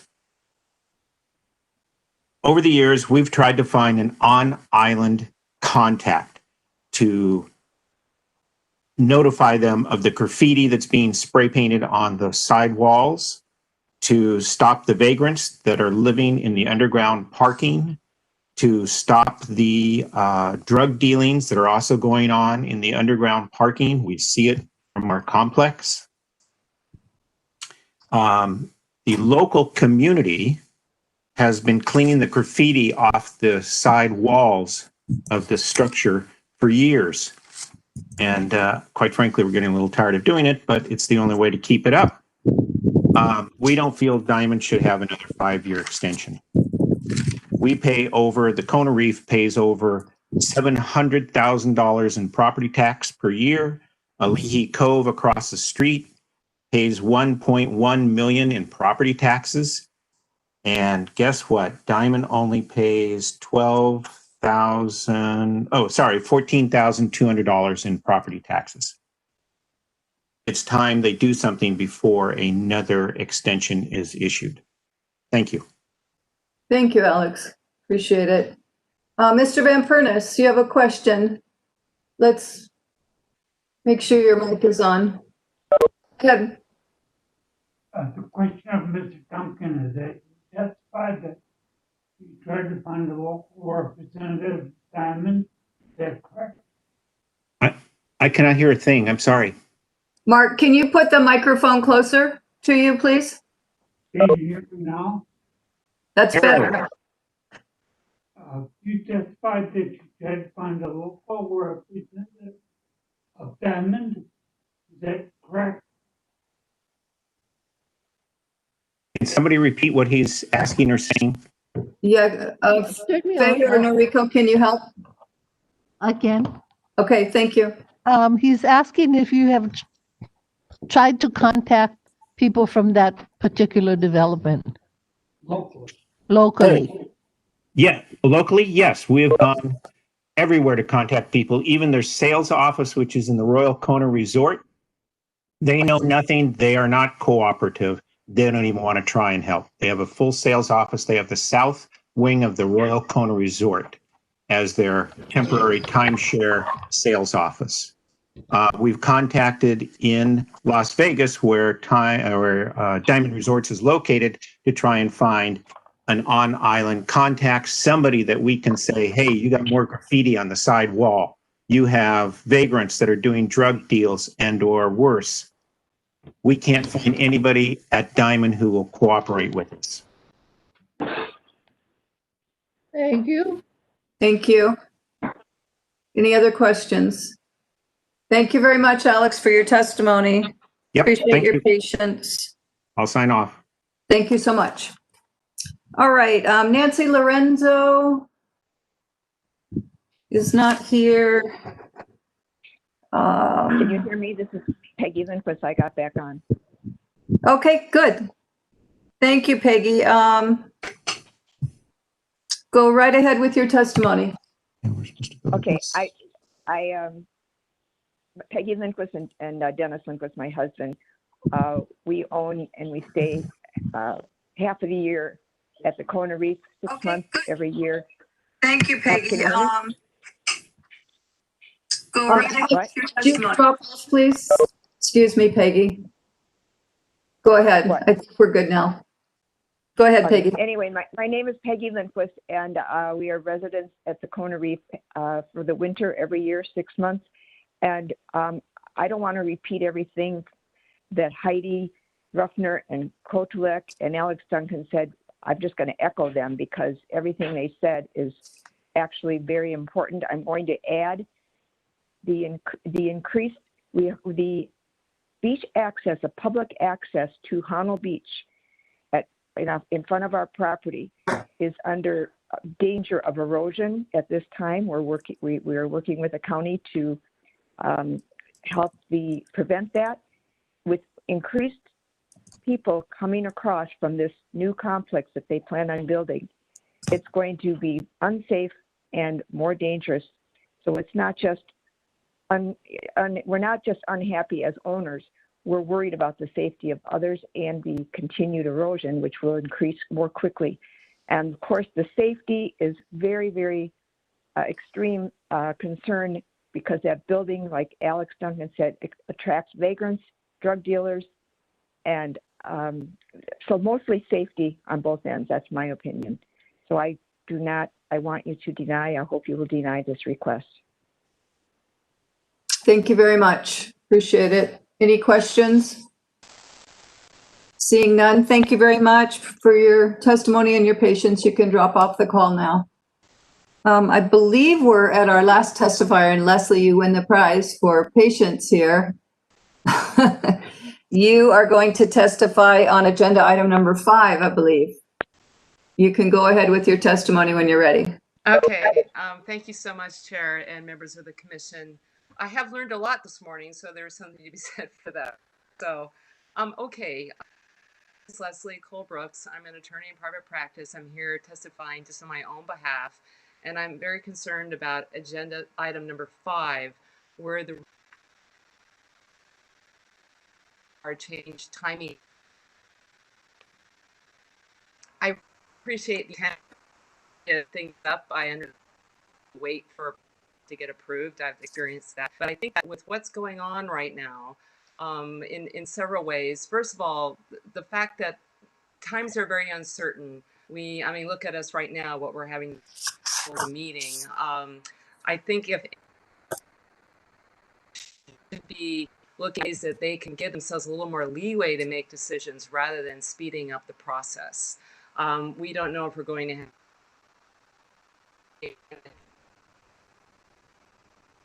fund all that, and I think conditions shortening the time period is wise. Also, there's the fact that as we've kind of heard with the other testifiers, that now more than ever, I've been hearing from my colleagues and friends that the real estate market is really hot here on the Big Island. And I think that we are rightfully seen as being safer, as being more friendly. We have a lot more space around us. We don't have a lot of COVID. And the political unrest as well on the mainland, I think, is a big concern. There's the fires in California and so on. I mean, there's a parade of horribles going on. And I think, if anything, that the commission should be expecting to see even more applications for use permits rather than less. So it doesn't make sense to shorten the time. Recommend change was to make it so that written something has been adequately is the time that the person or the organization would have to go through a contested case. I don't think that's fair. I think that if because the commission was busy and they couldn't get to your application, I think that the public should be able to do something just as simple, which is just to submit something in writing. Otherwise, you have to do a contested case. Someone has to hire someone like me. And I just don't think that's fair. I think that the action and the remedy should be, fairly similar. So, so thank you so much for your time and patience and your service. Thank you very much. Have a regular day. Appreciate it. Commissioners, any questions? Very good. Thank you, Leslie. Appreciate it. All right. Bye-bye. Bye-bye. All right. Are there any other testifiers on the screen? Keith Winnie, I'm not familiar with your name. What is your role? Could you unmute yourself?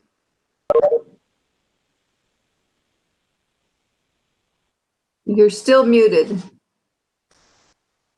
Or if anybody knows Mr. Winnie's role. Okay, I've got my connection set up now. Okay. I wanted to say something about the first project you were working on. Wait, hold on, please. Are you a testifier? Yes. So okay. Did you register to testify? I believe I did. Madam Chair, he is Christy Cash's architect. Oh, okay. Okay. So he's not on the testimony list. Is that correct? Rochelle? No, he's no, I don't have him on the testifier list. Okay. Ms. Winnie, do you mind waiting until the applicant provides their presentation and then we can hear from you then? No, I'm happy to testify whenever you guys are available to have me. Okay, very good. I'm just following the protocol here, so thank you very much. I think we're through testimony, so can I have a motion to close public testimony, please? So moved. Moved by Mr. Newberg. Second by Ms. Yates. All in favor of public testimony being closed? Aye. Or one opposed? Thank you very much. Public testimony is closed at 11:29. All right. We're going to move on to the first agenda item, applicant Puakea Ranch DBA Kupunakane Ranch LLC. This is SPP 20-000219. It's an application for a special permit to operate Puakea Ranch as a guest ranch on a 14.9 acre portion of a 32.411 acre parcel situated in the State Land Use Ag District. The subject property is located Mauka of Oconee Highway, south of Hawaii Town, Puakea, North Kohala, Hawaii. TMK is 3561 and a portion of parcel 82. Is the staff ready for their presentation? I believe this is Alex.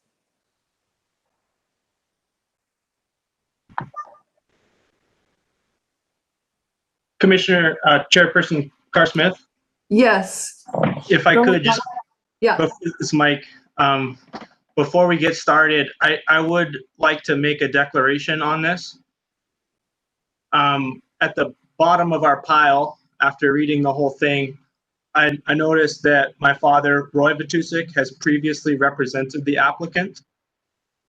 I contacted him and he told me that he has not represented them since 2017.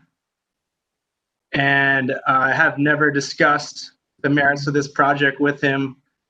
I don't believe that it affects my ability to be objective in any way on this.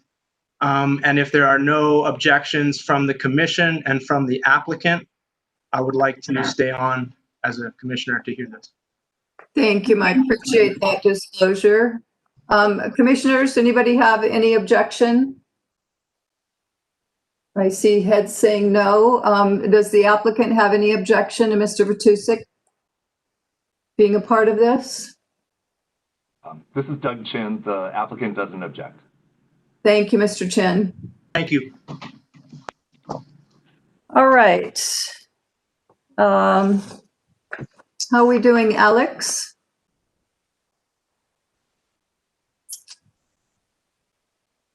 Is Alex coming out of Jeff's office or?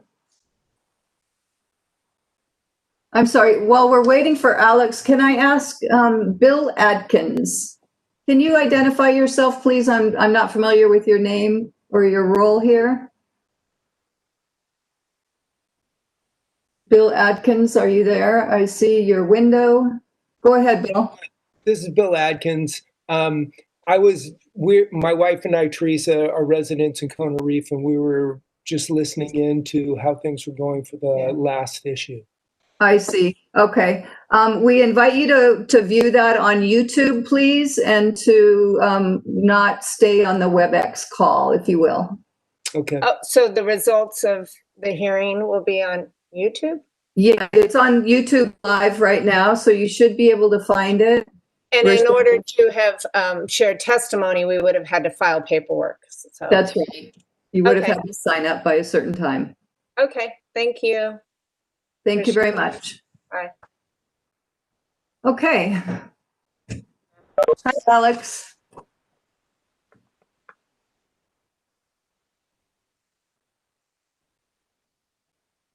I don't hear you, Alex. I see you. And I don't see mute, but I don't hear you.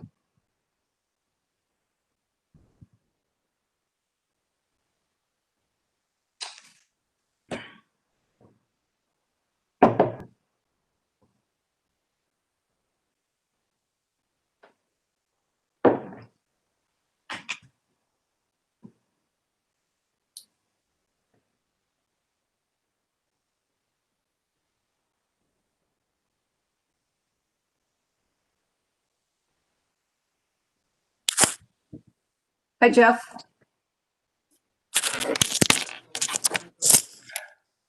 Hi there, Madam Chair. The computer locked up, so they're just trying to fix it and help Okay, you with that. no short. problem. Okay, thank you. We can take a breath here. Okay.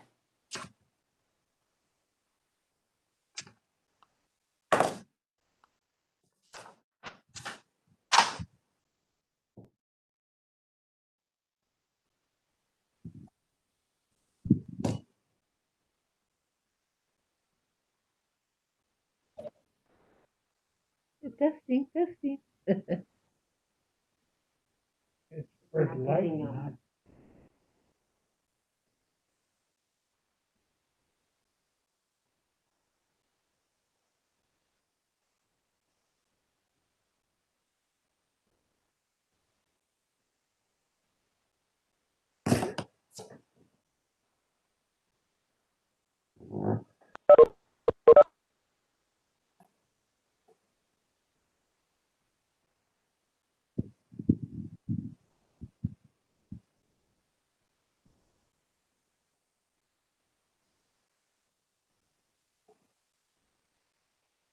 Chairperson, can you hear me?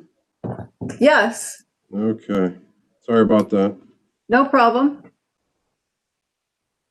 Proceed with your presentation when you're ready.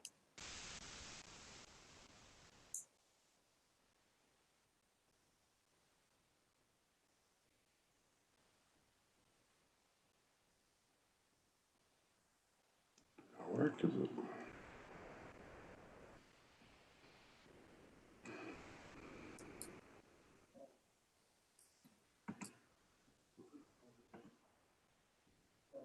There we go. There we go. All right. Sorry, we're working off of one computer. Everything's a little different this time. So, all right. Getting started here. Puakea Ranch DBA Kuna Kane Ranch LLC is the applicant for this special permit SPP-20-000219. I'd like to start off real quick with a couple bits of information to help the commission. I do have the lots. Can everybody see that, or Chair, can you see that arrow I'm moving around on the screen? Yes, I can. Okay. I'm gonna go ahead and just show off the lot numbers for the Puakea Ranch, lots 1 through 9. So starting with the applicant's parcel or lot, it's lot 1. Then you move to the right. Lot 2 is a small one. Lot 3. This right here is lot 4. Lot 5. And then following 6, 7, 8, 9. So here is the Puakea Ranch 9-lot subdivision.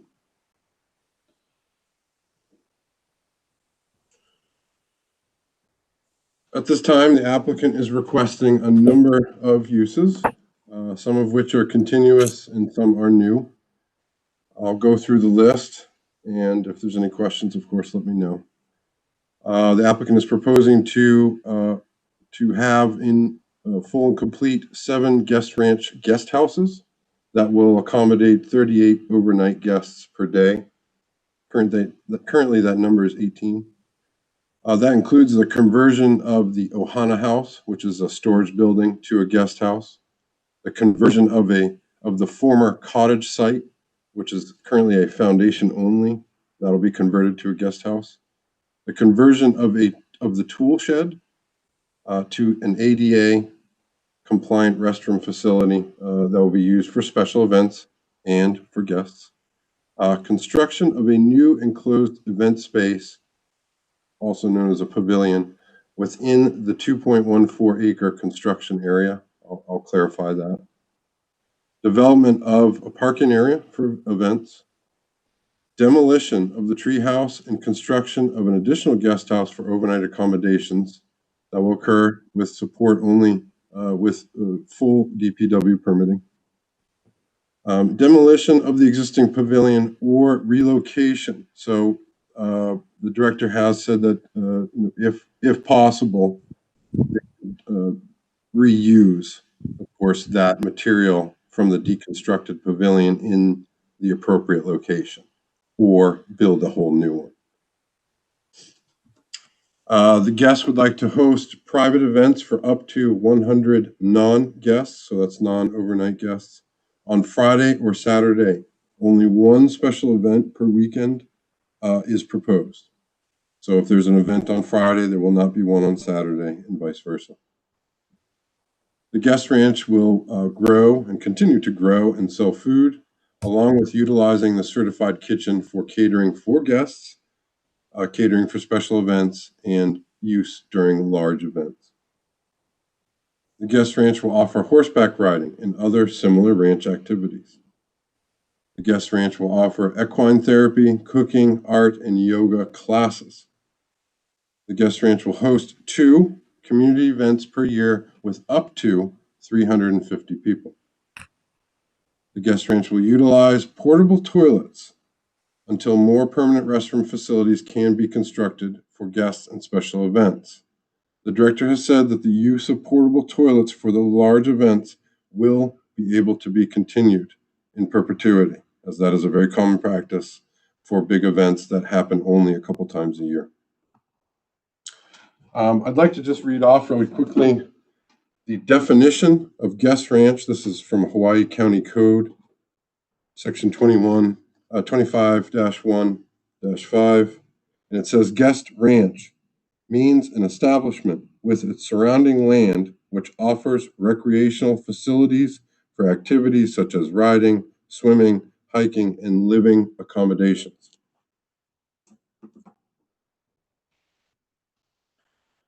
Here's a map of the county zoning in the area. The outlined property in red is the subject property, as you can see as well within the A20A, so agricultural 20-acre zoned district. Malka of the property, you see A600A, which is 600-acre agricultural lots. And then across the street is the A10A subdivision, which is 10-acre lots. There is a farm, agricultural farm, small lot, and some other smaller zoning parcels that are located quite a distance away from the property. But the surrounding area is A20A, or across the street, really A10A for that subdivision. As you can see, practically the entire area, barring the coastal zone, which is the conservation district, is in the agricultural district. So state land use ag for this parcel and all surrounding parcels. LUPEG shows this as important agricultural lands. And take note that the entire area, all 9 lots, are within that important ag land designation of the LUPEG. Here's an aerial photograph of the property, showing some of the, you can kind of make out some of the guest ranch buildings, the pavilion, and some of the other agricultural uses. Just for scale reference, the structure, the residential structure that's kind of at the bottom of the picture in the center, is approximately 1,000 feet from the project area. Here's a pretty comprehensive map of the historical structures. So there are a number of historic structures that are on the register. So they've been registered as historic structures, to which the applicant has maintained and upgraded those structures aligned with Department of Interior rules and regulations regarding structures on the national and state register.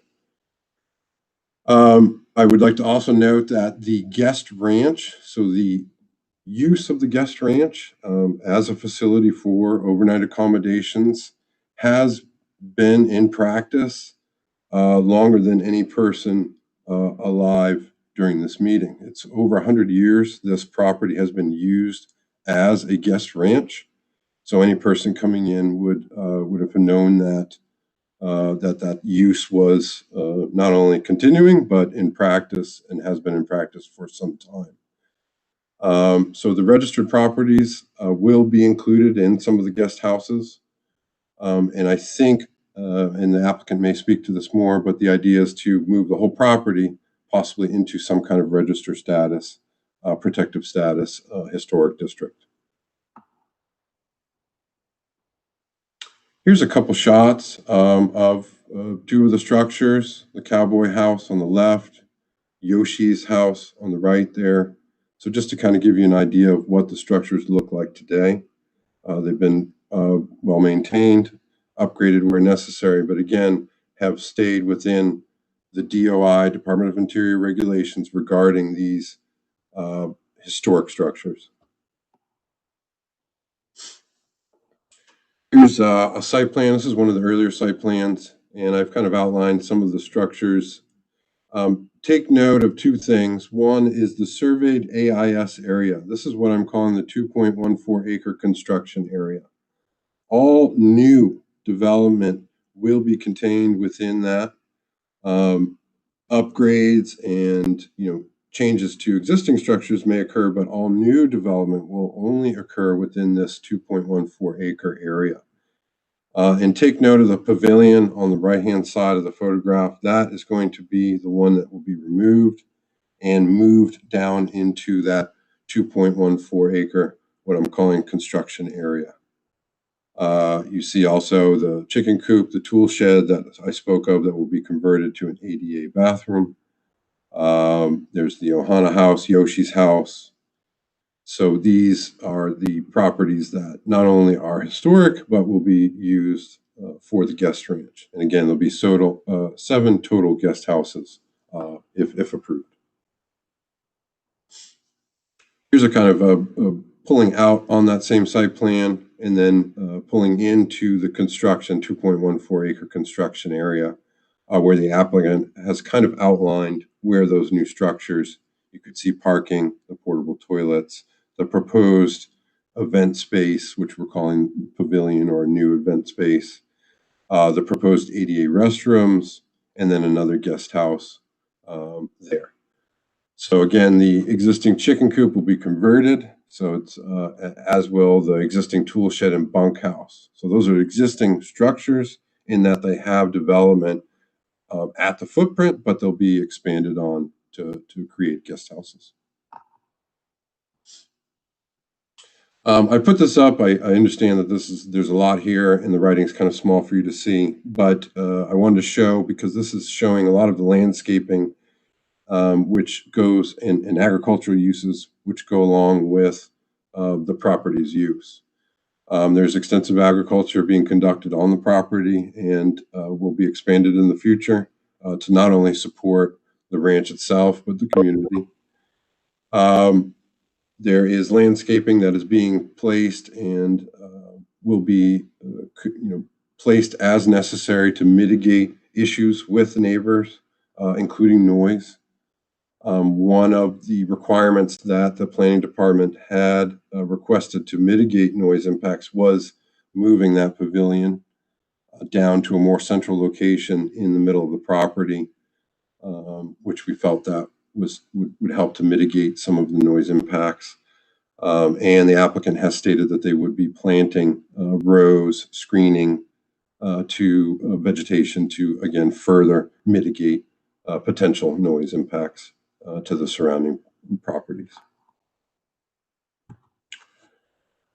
This is a view north along Highway 270 or Coney Pule Highway. The property entrance is on the right hand of the photograph. Looking south on the same highway, the property entrance is on the left-hand side of the photograph. I added this just to show the full property entrance as it enters the property and then onto the subject parcel. And you can see that it's an unimproved dirt gravel driveway. One of the conditions that were placed on the application, one of the director's recommendations was following a recommendation by DPW for a street light to be placed at the entrance of Coney Pule Highway and the property. We thought that was a good idea, and the applicant's willing to work through some kind of lighted, entrance there for safety. So at this time, the director would like to approve with the stated conditions. I want to take note that there was a change in condition, and hopefully the PC got that. Condition number 3, which relates to water. I'll go ahead and just read that just to make sure. So we amended condition 3 to say, prior to issuance of final plan approval, the applicant shall provide estimated average daily water use calculations to the Department of Water Supply, and the water usage calculations must show the estimated maximum daily demand. The applicant shall comply with Department of Water Supply requirements by implementing conservation measures in order to limit their water consumption to an average of 400 gallons per day for the county water, which is the current water allocation. So the applicant has stated on numerous occasions that the intent is to create their own water source. So the well will be pursued, and increased catchment will also be pursued. The intent is not to utilize the county's water. Obviously, 400 gallons per day would not be sufficient for the guest ranch. So the idea is to move into more self-sustained or collecting their own water on site. And that's it. Thank you very much, Alex. All right, commissioners, do you have any questions for Alex? Mr. Van Pernis? Yes, could you return to the second page of your presentation, what the applicant requests?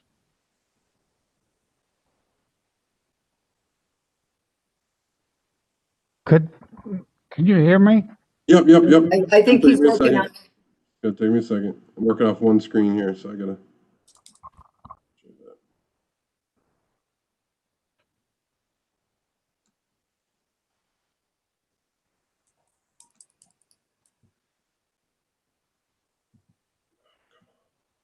The second page for your presentation? Yeah, I'm trying, but the computer doesn't seem to He's want to working be. on it, Mark. I've locked up again. I'm sorry. Hold on one second. That's right. Mark, what was the issue? The issue concerned that second page, what they're requesting. Can you hear me? Yeah, I hear you. Let's wait for Alex to come back, and then if they can't get the presentation up again, maybe you can simply explain to him what it is you're trying to understand.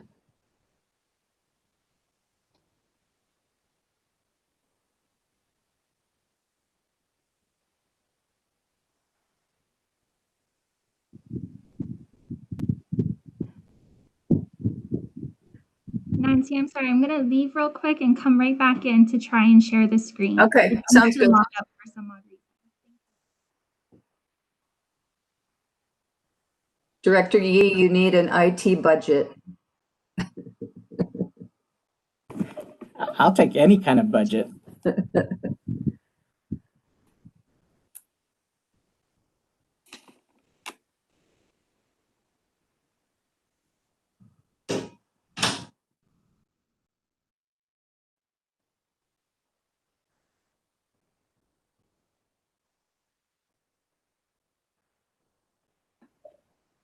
Let me try to proceed without that page. Okay, let's wait though, because he's not here to listen to you clearly. So hold on. Thank you.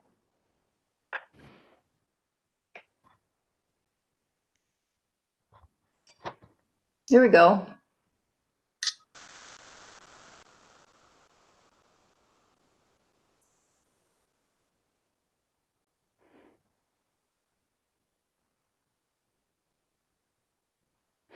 That's the page. This page, okay.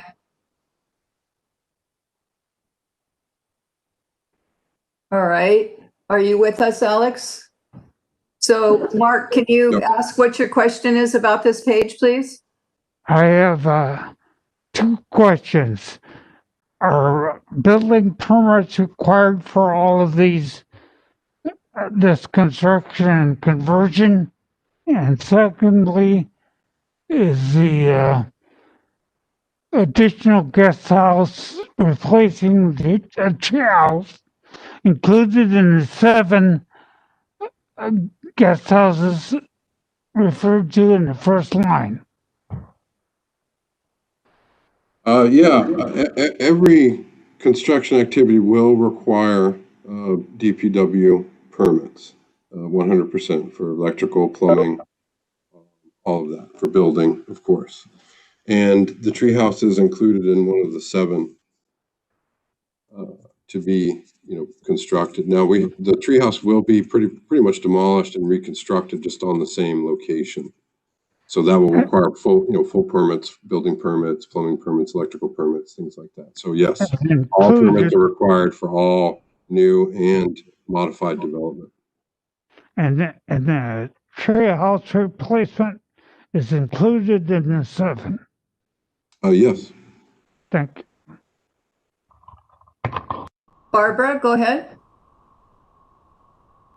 They mentioned that they're going to be a ranch where they're going to have horses. Is there a stable being built, and how many horses are going to be involved in this? I don't know about any stables. That you may want to address with the applicant when they come up to talk. That wasn't part of the discussion, new stables or animal husbandry of any sort. No. I mean, what's continued? Yeah. Anything else, Barbara? No. Okay. Commissioners? Me? Sorry. I have a question. Okay, Faye, go ahead. Is this when I asked a question about, oh my gosh, I forgot my question. About the past delinquencies or the past fines, etc.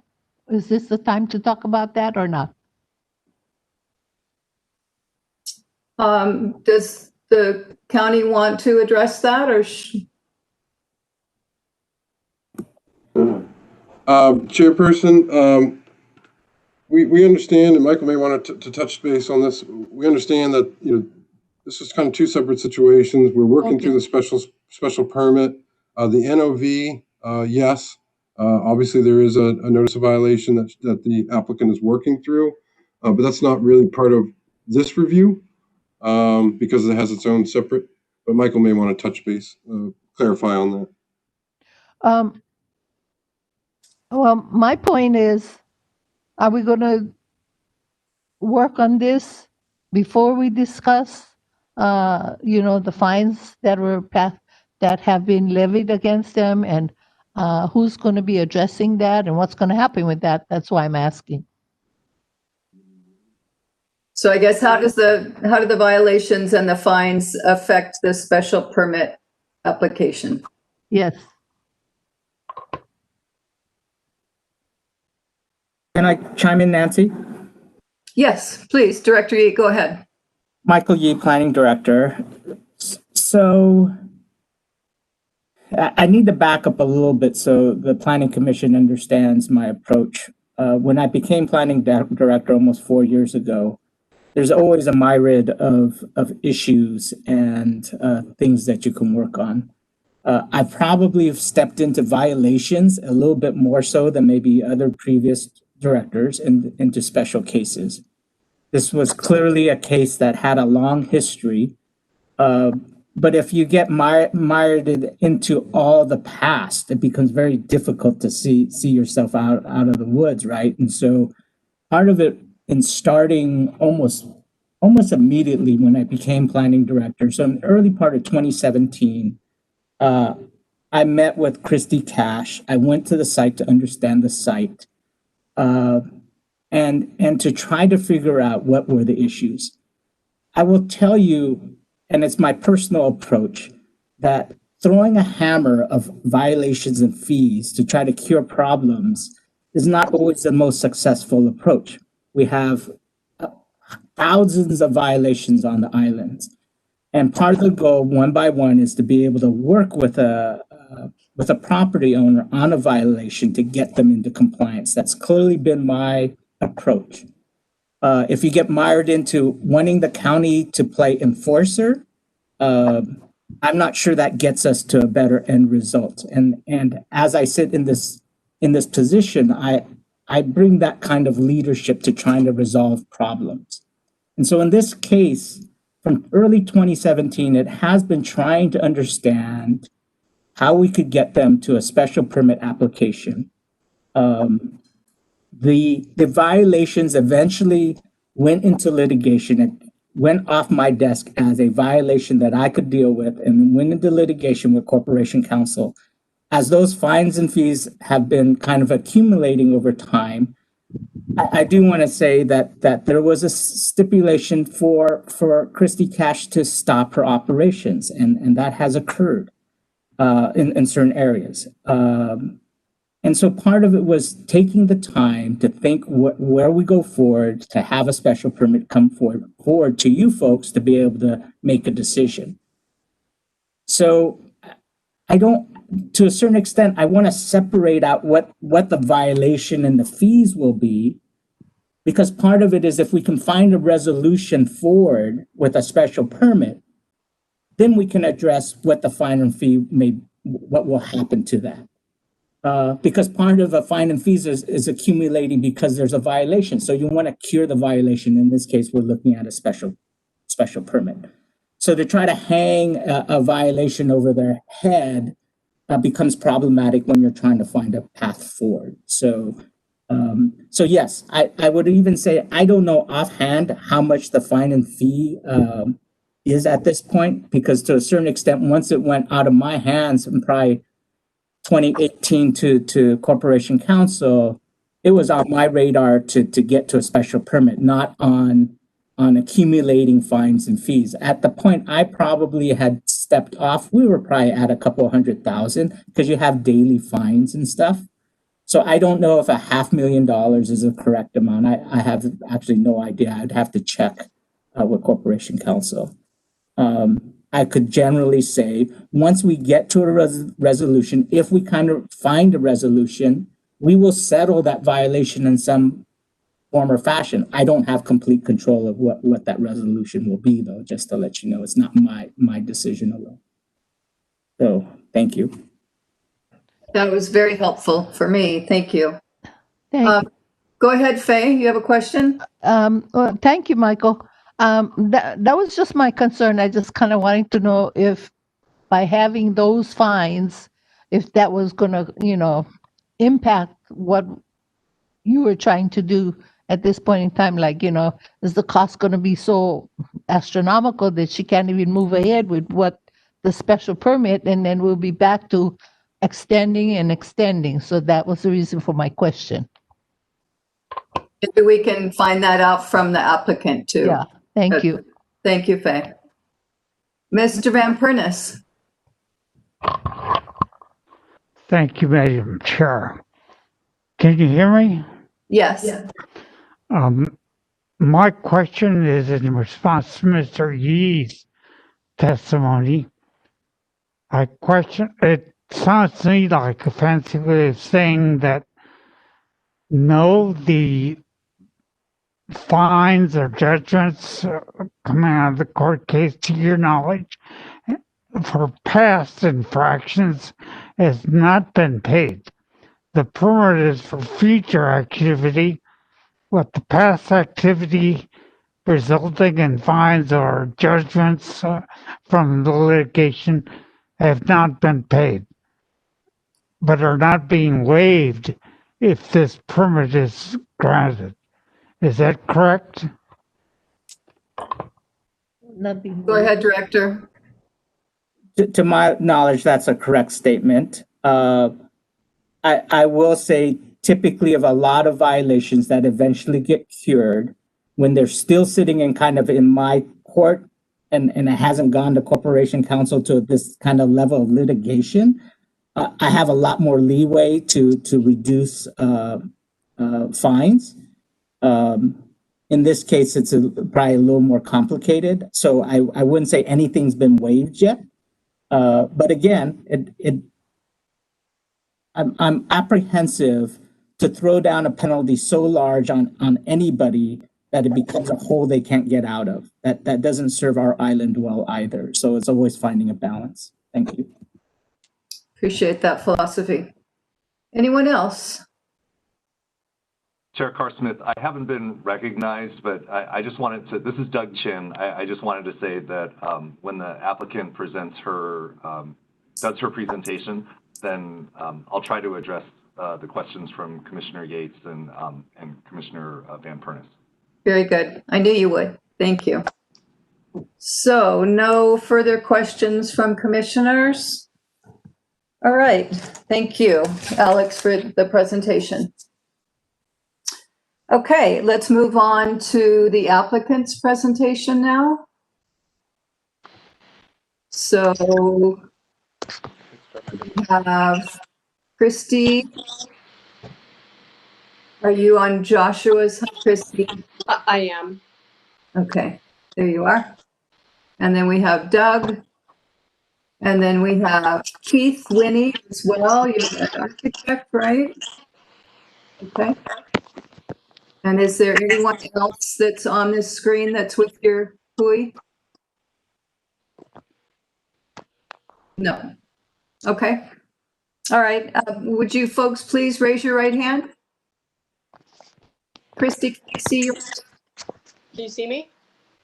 Not yet. Our camera, something just happened to the phone. Hold please, technical difficulties. But I am raising my right hand. Okay. I believe you. You folks swear or affirm to tell the truth before the Planning Commission today? Yes, I do.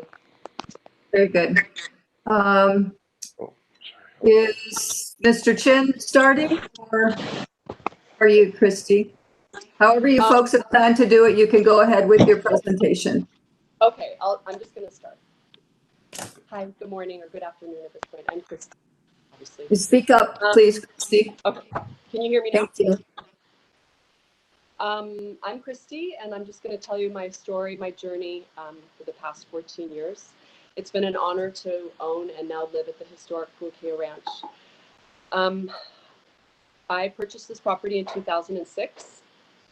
Puakea Ranch has a very vibrant and historical past, but when I purchased it, the ranch was in a state of neglect and disrepair. I did what I could to restore the buildings and structures to their authentic origins. When I first met with the building department, the county said they did not have records for any of the structures on the property. So I started with immense research for years. I obtained original building records and 20 years of back rental records, complete with affidavits from the folks who previously lived in these homes, in an effort to save them and make them legal with the county. During my research, I met with Masa, Thelma, Eunice, Robert, and Margaret Kawamoto, who all graciously shared their family histories and photos with me for part of my preservation efforts. I felt the stories of the families who lived in these homes were more meaningful than just the architectural value of the cottages. Out of respect for the Kapuna of Kohala who were born and raised at Puakea, I displayed these photos and history books in our cottages for our guests to enjoy, honoring and preserving the legacy of the Paniolo of Hawaii Island. At the end of my research, the county's previous planning director, Ms. Lighthead Todd, recognized these structures, all of them, as legal non-conforming homes. That same day, Puakea Ranch was accepted to the Hawaii State Historic Register based on my diligent efforts of research and arduous application process. Multiple Shifty representatives visited Puakea Ranch at my invitation prior to us being added to the register. I am very, very proud of the work and accomplishments I have contributed to our community by saving these historic homes and the stories of the families who called them home by placing this entire site on the historic register. It has been an immense financial undertaking and has taken much time, but Puakea Ranch is obviously very worth it to me. One thing I was certainly not prepared for in this 14-year journey was the burden of placing Puakea Ranch on the state historic register. This put undue pressure on my special permit application. Getting the ranch onto the register meant that I now needed an environmental assessment. An environmental impact study, cultural assessments, archaeological surveys, land surveys, and traffic assessments, as well as water, fire. All of these agencies are part of an environmental assessment. Had I not placed the property on the register for protection into the future, an EA would have not been a requirement, adding so much more work, time, and money, not only on my part, but also many county staff members who have spent countless hours working on my file, which I very much appreciate. That being said, I believe historic preservation is very important and it's meant to be shared. There seems to be no point to collecting these stories, photos, and preserving these homes of the past if you have no one to share them with or to learn from and enjoy them. Who am I preserving it for if not the community and for the visitors wishing for a more authentic experience than the typical Hawaiian resorts? The Kawamoto, Lewis, Shim, Stevens, and Munoz family are all still here in Kohala and always welcomed at Puakea.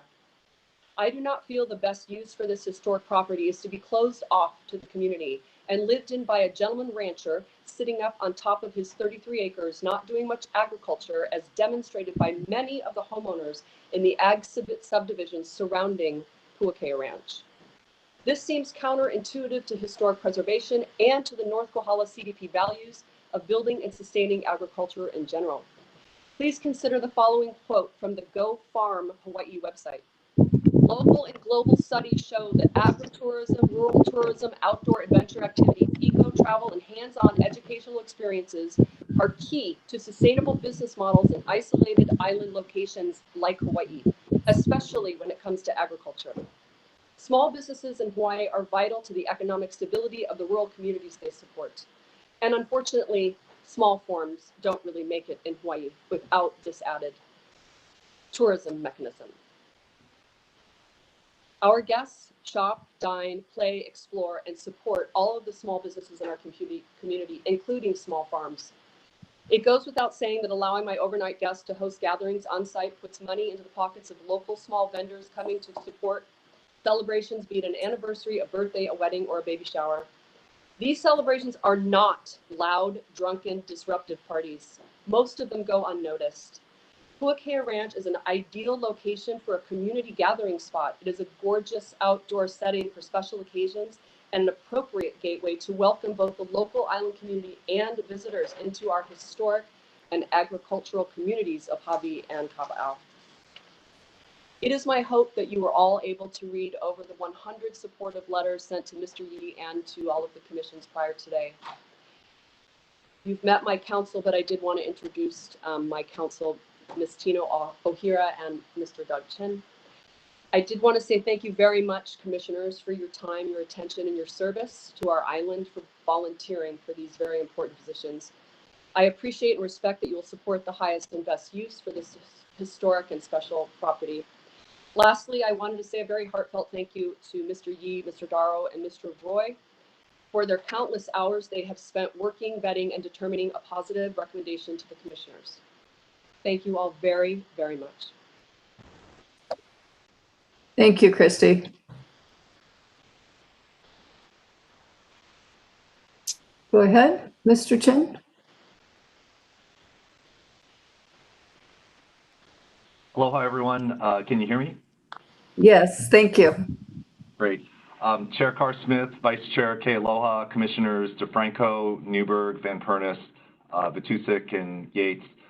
Thank you very much for your public service and for being involved in the Leeward Planning Commission. I just got appointed to a commission myself over here on Oahu, and I can tell you that whatever motivation or ambition or a phone call from the mayor got you to be part of this commission, it ultimately, I'm sure, becomes a labor of love.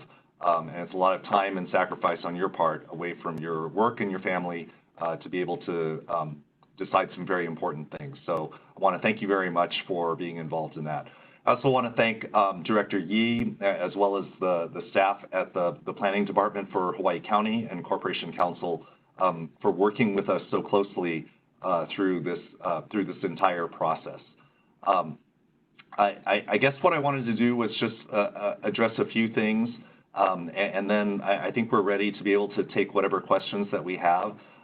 But the first thing that we wanted to say is that we appreciate the time and effort that was put into the Planning Department's recommendation that the permit be approved with several conditions. And we would note that those conditions that have been placed upon the special permit are extensive, they are thorough, and they are ones that we believe are ones that will address the concerns that have been raised by the many different people who have testified, mostly the people who've testified against it, but I think also the approval will back up the support from so many people in the community, whether they are residents, longtime residents, small-time business vendors, and other people that live in that district. And so we hope that what this discussion ends up being is more of a discussion of what we can do with these conditions. We appreciated the most recent submission of condition number 3 that was put out by the planning department after reading the different pieces of testimony that had been submitted. We're ready to accept that. I think what we also did was we submitted a few recommendations for changes to conditions 7, 8, and 17, which we can address at another time or at some point during this meeting when that comes up. But I just wanted to at least summarize where we stood on the different conditions that had been placed. And I would just also note that those conditions certainly give the right to be able to review and to revoke this special permit if there is anything that occurs in the future that is not consistent with what the planning department and the county is recommending. I guess the other thing that I wanted to address was Commissioner Yates and Commissioner Van Pernis's great questions about the different violations. And I appreciated Director Yee's response.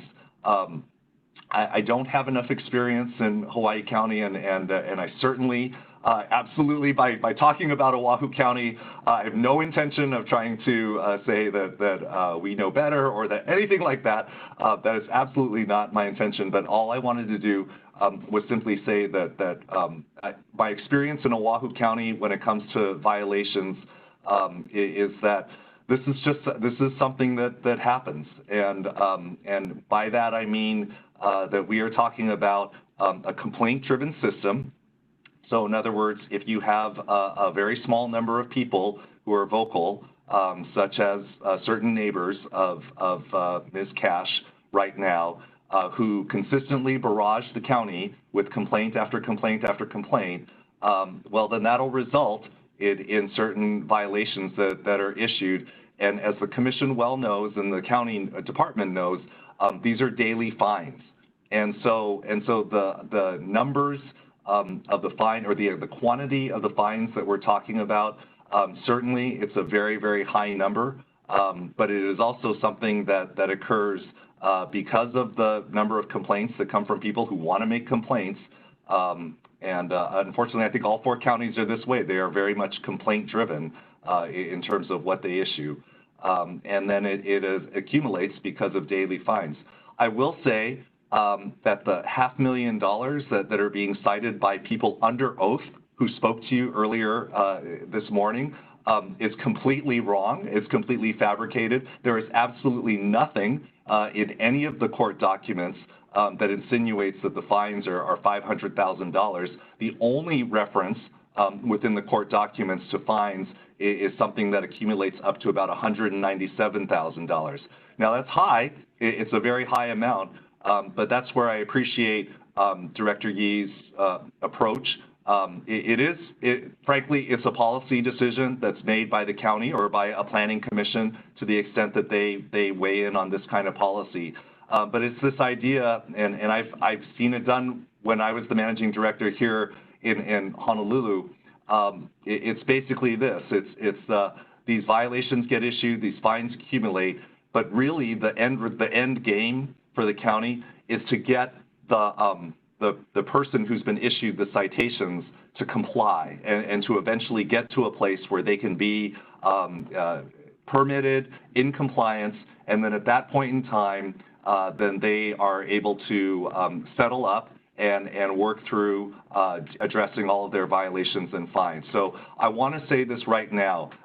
Ms. Cash is absolutely committed to making right all of these different fines with the county. I think the approach, though, is making sure that she is in compliance. That way the hammer keeps hanging over her, taking care of that through something like this, getting the special permit, and then being able to settle everything up with the county. And the reason why you can know I'm not just saying that is because what what we were able to work with, what we were able to work out with the county after they filed their litigation against us was basically a stay. And what I want to read to you is what the stay says, as that was signed by Judge Fujino, where it said this. It said that the county and the defendant, that's us, okay, us guys, mutually agree, first, in lieu of the time, expense, and or risks involved in either of the parties litigating a motion for a preliminary injunction. Second, in view of the ongoing progress in permit approvals occurring at the same time, during which relevant permits for the subject property will either be granted or denied. And third, in the interest of compromise, to a stay of activities related to the subject property, meaning that she was going to not engage in activities at the subject property, and also a stay of litigation in this action. And so what the county agreed to and what Judge Fujino signed was a stipulation and order that said, let's get this worked out first. And then what we can do is once we get those approvals in place, if we do, if we are fortunate enough to receive that from the Planning Commission, then we can start being able to work out these fines. So I completely disagree with the testimony from the earlier person who had talked about how this is out of sequence. Quite frankly, this is the sequence. It's how things occur in Hawaii, whether it's Hawaii County, whether it's Oahu County, Kauai, or Maui. It's always a balance between trying to get people who own properties to comply versus also being able to help them to be able to achieve the dream that they had. So the last thing that I just wanted to talk about, and then we were more than delighted to be able to take whatever questions that you have, unless Mr. Whitney has something to say as well, is that certainly I was listening just like you folks did. I got a chance to be able to read the testimony and to hear and to be here this whole morning with you folks, thinking about and listening to what the different neighbors have said. And I think what I would share with everyone here is that it sure seems like there's a very profound disconnect in terms of what people think is happening up there at Puakea Ranch. So on one hand, either Christy Cash is some developer holding drunken hot tub brawls up there at the ranch with rock music that's going on past 1 a.m., accumulating $500,000 in fines from the county, and basically just causing havoc in everything that she does. And you know, I actually was more prepared to simply just talk about the conditions and hope that we can move into there.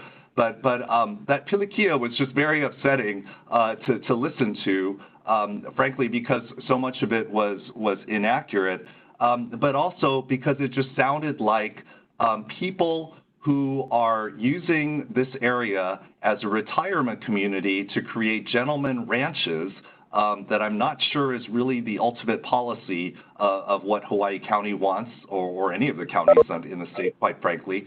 But it's also people who are essentially saying the exact same kind of picture of a neighbor that they said in their testimony to the Pasadena Community Association or to the Menlo Park Community Association at their other properties when they didn't like what their neighbors were doing. And frankly, what we would urge the commission to do instead is to listen to the different residents who have been there, who have seen that, and to understand that there is a different Christy Cash that we're talking about. It's someone who has really made this a dream and a labor of love to be able to restore something that was an existing guest ranch for hundreds of years, I'm sorry, not hundreds, but for more than 100 years, and has been around long before any of the McMansions that have been built up in that area. And this is a great opportunity to be able to move forward, to be able to not only to be able to get the permit if that is something that the commission is willing to grant, but also a chance to be able to bring everything in compliance to be able to resolve these complaints. I want to tell you, it's been an honor to be able to represent Ms. Cash, to be able to visit her beautiful, gorgeous property, to see the amount of care and love that she's put into this, and to be committed to you. That I'm here to see her through. We're gonna get her, if assuming that this step is allowed to go forward, then we are going to be able to get all of those other things resolved. And I'm committed to you to being able to help Ms. Cash to be able to get there. Thank you. Thank you very much, Mr. Chen. Mr. Winnie, did you have something to say? And then we'll go into questions after that. Could you unmute yourself, please, Keith? There we go. Okay. My name is Keith Winnie. I'm an architect in the state of Hawaii, and I've been here for quite a while. And I got licensed in '99, so I've been around a little bit. And when I was asked to look at this property about a year ago, I noticed immediately that the property was an older property. I didn't realize how old it was, but I did some research, and there's been a lot of misinformation about this property. Originally, when I looked at the notice of violation, I was surprised to see that there were no permits at all stated in the NOV. And so, having been around a little bit, I realized that the property had been subdivided previously and re-subdivided, and then consolidated, excuse me, and which generated several TMKs for the property. So every time you change the property, the boundaries, a new TMK gets issued. So I went back and verified that with the planning department. They told me at the Kona office that yes, the property had been subdivided and re-subdivided and consolidated. So after looking at it and asking for a written verification of what permits were issued on the property, I got nothing official back from the building department or planning department. And so then I went over to the records over in the property, real property, and pulled the records from there, and was able to come up with a couple of dozen permits and various other things that showed the property had been built. Some of the earliest permits were back in the 1900s. So, which really surprised me because I didn't think the records went back that far. With that being said, I was kind of surprised that the NOV showed no permits. I don't know why that was, except that in the current TMK it only shows up in the computer, and the older TMKs don't. And until you dig around and actually find them. I think that's problematic for this particular property, since when you go back and look at the records, it shows that the, and I submitted the records to the county and through the building department. Excuse me, lose my voice.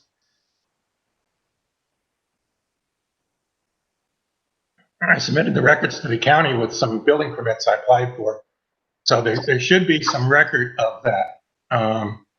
And so that could help alleviate some of these problems with the NOV. And also, the NOV showed a bunch of violations. I can't really pinpoint what they were. There were probably 80 pages to the NOV, and most of it was pictures other than 5 pages of verbiage. And basically what the NOV said, there was no permits on the property. which I found to be false because there were a lot of permits on the property.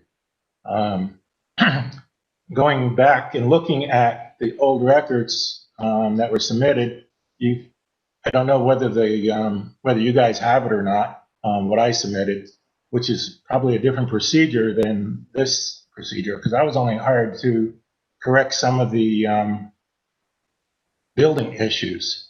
But when I went back to look at the building issues, I was later told by the owner that it's on the historic registry, which kind of eliminates the county from requiring new requirements and new updates to be included in new permits, and only stuff that's a violation of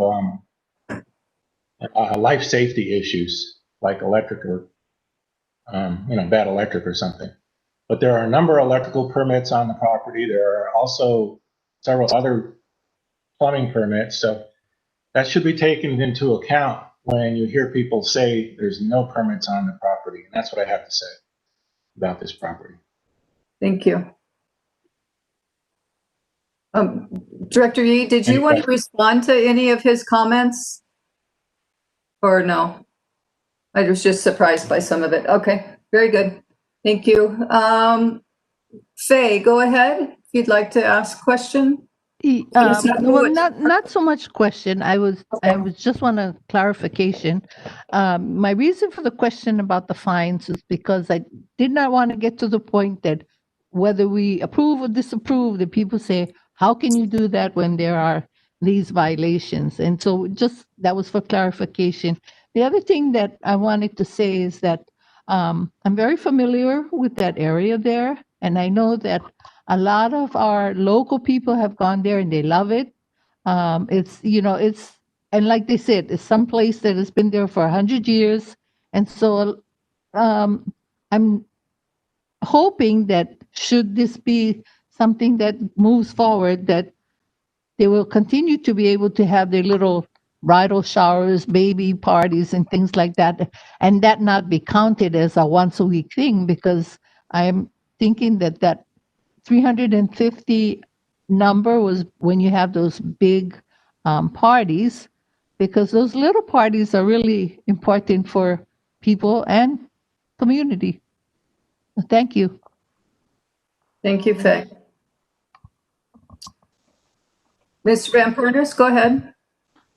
Thank you. Mr. Chin, is there any judgments against the applicant? There are no judgments. Thank you. I didn't think so. The fines or penalties are for past activities, right? And this application is for future activities? Correct. And you agree that there is some past violations, but no more than $197,000 worth? Correct. What I was saying is that the $197,000 in fines, that's the only number that is in the court documents that were filed by the county. So that's all that exists. And that $197,000 is the amount that's subject to negotiation with Mr. Yee? Exactly. You're not arguing that. Or with the county, not with Director Yee, but with the county, I stand correct. With lawyers, right? And you're not arguing that this process for future activity in any way affects that? Correct. It's not that these granting the permit is not going to erase the fact that that Ms. Cash has to be responsible and accountable for the past violations. That would be something that we would work out with County Corporation Counsel and fully intend to do so. Can you give me the county's approach? I'm sorry. I'm so sorry, Commissioner. I just think the county's approach is this idea of keep the fines hanging over the applicant in order to get them into compliance.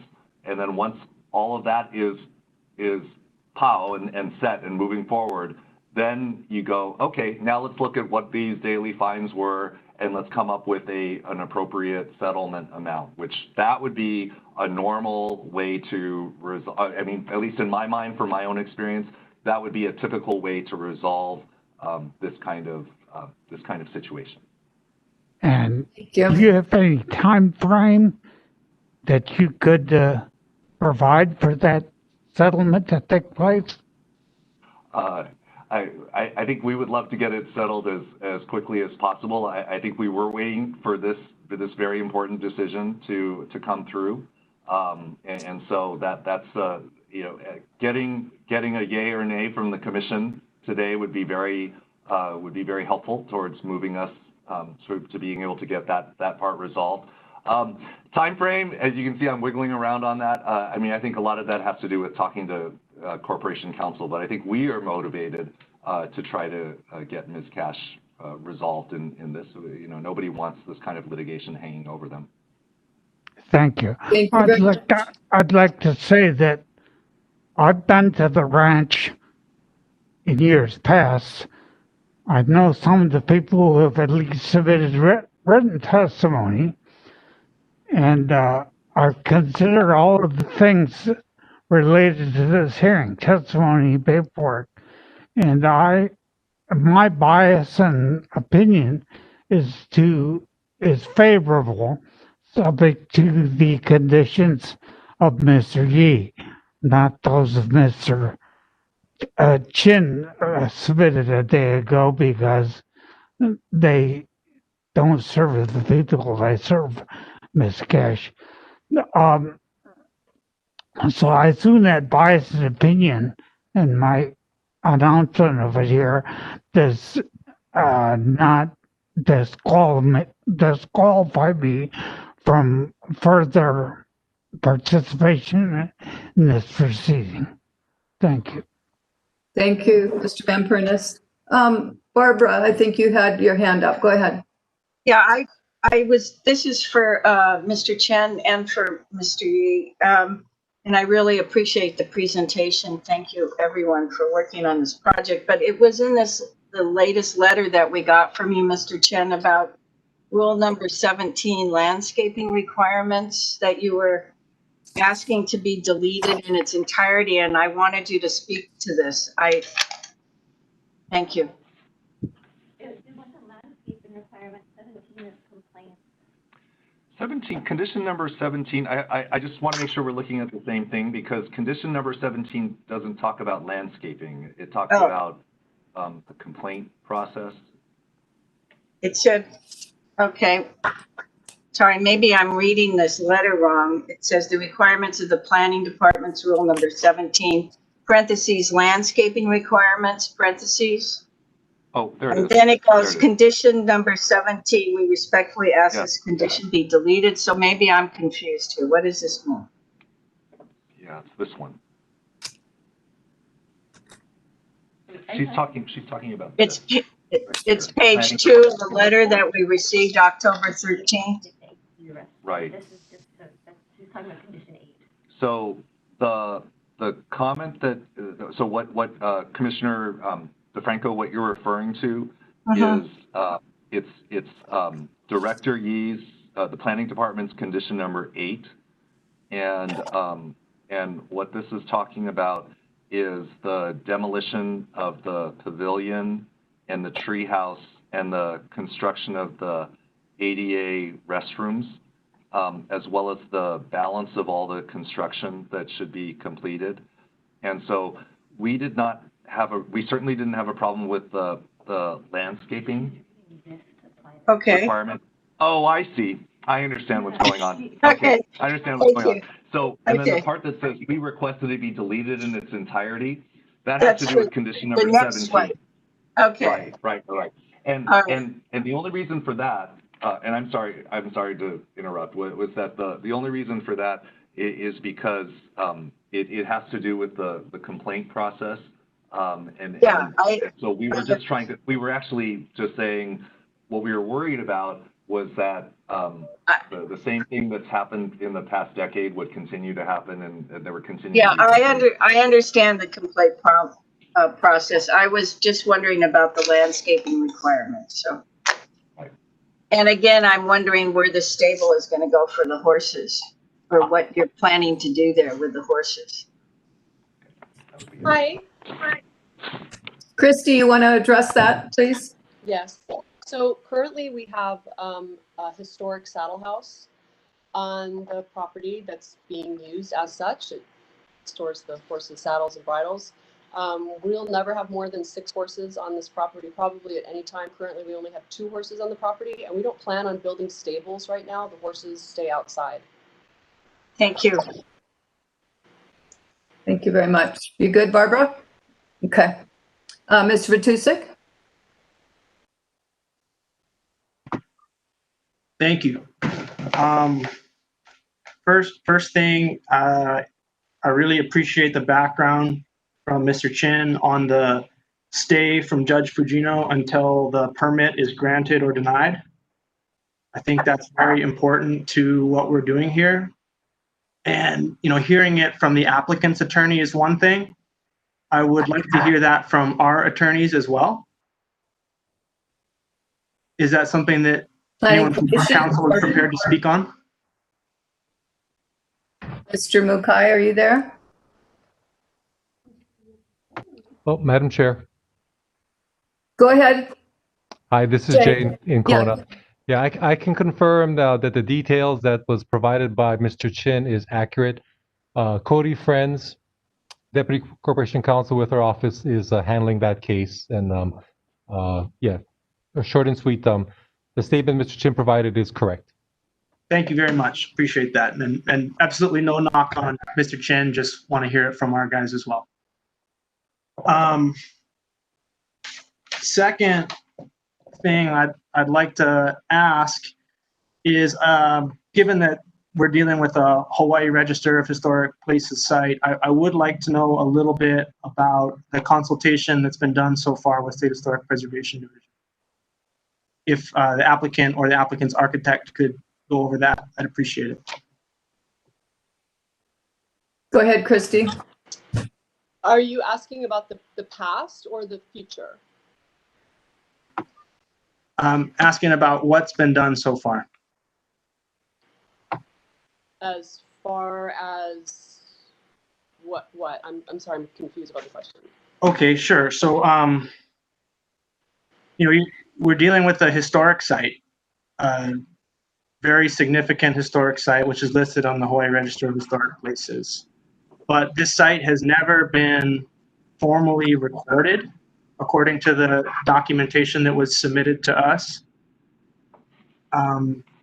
In the environmental impact statement and in the background reports and all that, it's described as being informally listed, informally recorded by the applicant and listed on the Hawaii Register of Historic Places. I think Doug's gonna have to answer to that because I don't know the difference. I know it's on the historic register, so I don't know the difference. Someone's got their hand up. Yeah, I'm sorry. Hi. Can you let us know who you are again? I don't think I got your name. Oh, yeah, Christina O'Hara. I also represent the applicant. And Keith can you know, further explain this also, but the property is on the State Historic Register. We printed a copy of the current register from the DLNR website. We submitted that to the planning department, along with, I believe, 10 to 14 days ago, Keith submitted the full plan set to address all of the issues in the NOV, and so that should be in permit review right now.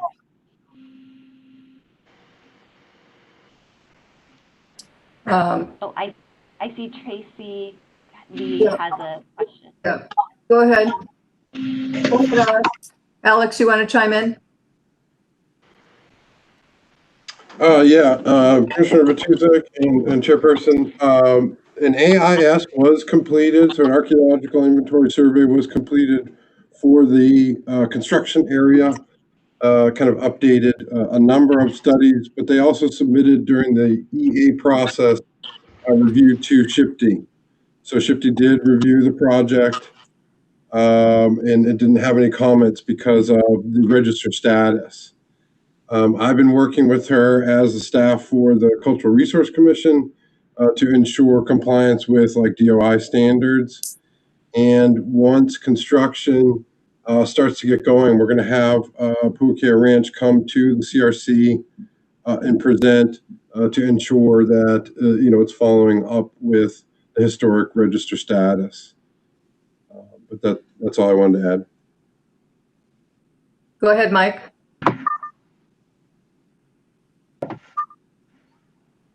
Okay, so the archaeological inventory survey is done on 2.14 acre portion of the 14.9 acre project area.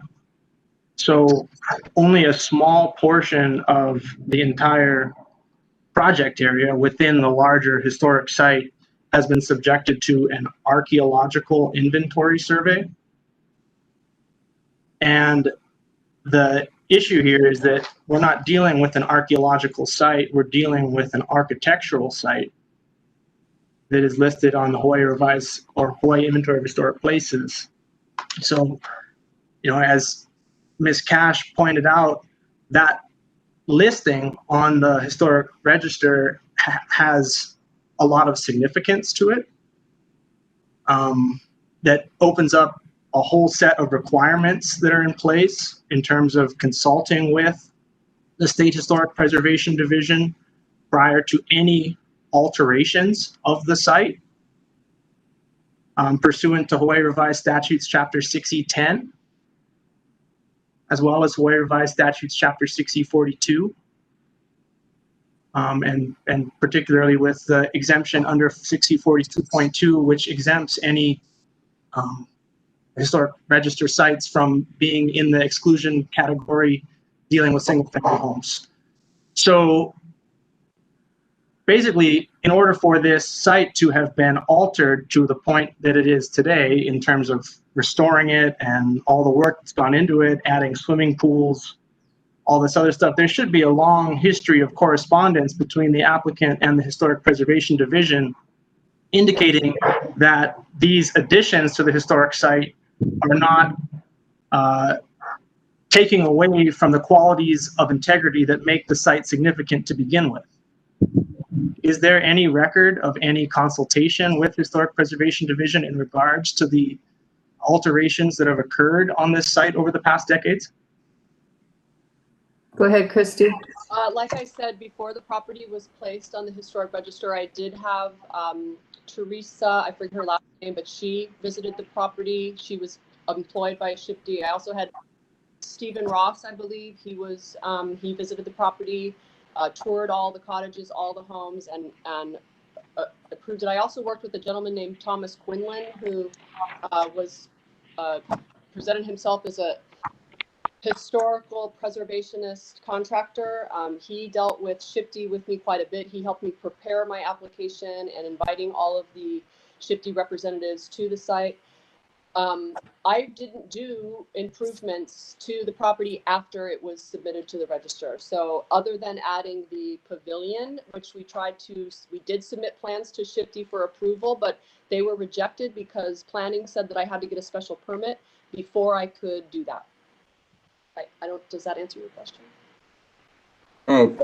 Commissioner Matusek, a 6E analysis was submitted to SHPD, and SHPD chose to not respond to that request. So we can only do consultation, if it's a two-way street.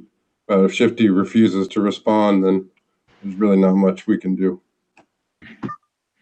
Completely understand, but here we are with the opportunity to review the project in and of ourselves and take into account the effect of the project on a historic resource. So given the time that we have now, I believe that if a thorough review of the proposed project, back up. In order to do a thorough review of the effects of this proposed project on this historic site, we need to have an accurate inventory of the historic sites that are there within the special permit area. In my opinion, that would be an architectural inventory survey of the 14.9 acre project area. Christy? We did that. We submitted we've submitted as-built plans, and all of those buildings were recorded when we put the property on the historic register. Every single structure on the property was outline and plans and photographs were submitted. So a complete architectural survey has been done, and our architect, Mr. Winnie, has completed as-built plans for all of them. Is my understanding.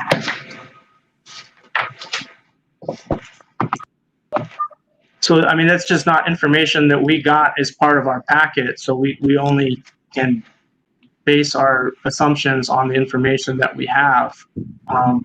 That's why I'm asking the questions of that. Mr. Winnie, is that something that you can confirm? Has the architectural recordation of this site been confirmed by historic preservation at all? I've seen documents stating that fact, but I have not been involved in the historic process. I've only been employed by Mrs. Cash since December, and that all happened before I came on board. I have prepared plans for corrections to the property and the NOV and the what do you call it? The pavilion and the pool basically are also part of a submission that not involved in this process right here before you. So I'm not really up to speed on all the issues on the basic what would you call it, the special use permit. I did not prepare it. Okay. You know, personally, I believe that as Alex and as the applicant stated, this project has always been used as a guest ranch, and its continued use as a guest ranch is important to its survival and maintenance as a historic site. So what's being proposed here, I'm definitely in favor of. You know, as with other aspects of this application, how that is accomplished seems like a little bit of an issue. I would be willing to move forward with this, especially if we can incorporate a condition to the effect of requiring the applicant to conduct a thorough review with historic preservation of the proposed alterations to the historic site. I know that that's been committed in the background reports to us, saying that all new construction will undergo review by State Historic Preservation Division to ensure consistency with appropriate Secretary of the Interior standards. But that language isn't incorporated into the conditions. So if we could incorporate that into the conditions, that would satisfy my concern. Would you want to see an architectural inventory survey? So you're looking for an inventory. My concern is that SHPT's lack of response, and if you put this burden on the applicant to wait for SHPT, you know, we'd be dragging it out. So is there something the commissioners would be accepting, you know, to show good faith that she tried to work with SHPT, completed an architectural inventory survey? Yes, I mean, to me, that's what I think is necessary in order to take into account the effects of this project on this historic site. I think that an architectural inventory survey of the 14.9 acre site is necessary. But you know, I would be willing, if SHPD had a different perspective, if they've already done that, and I don't know, you know, the condition that as stated in the background report, that prior to any new construction, the project will undergo review by Historic Preservation Division to ensure consistency with appropriate Secretary of the Interior standards for treatment of historic properties.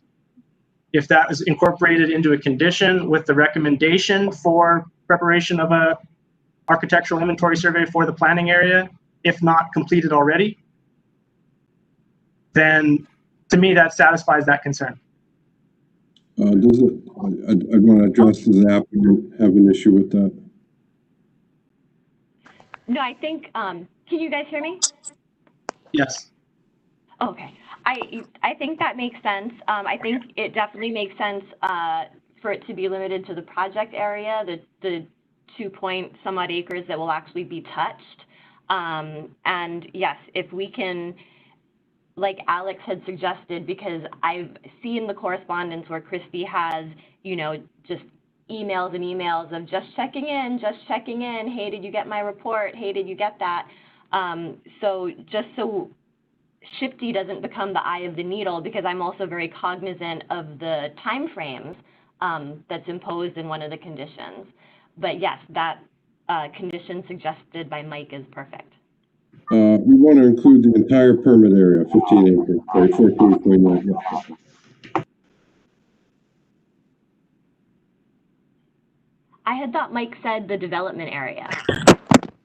My recommendation is for the project area, which is the special management or special use permit area, which is the 14.9 acres, because there's already been multiple alterations within that area outside of that 2.14 acres, with the additions to swimming pools and other elements that are non-historic elements being put into a historic site complex that could detract from the historic integrity of those sites.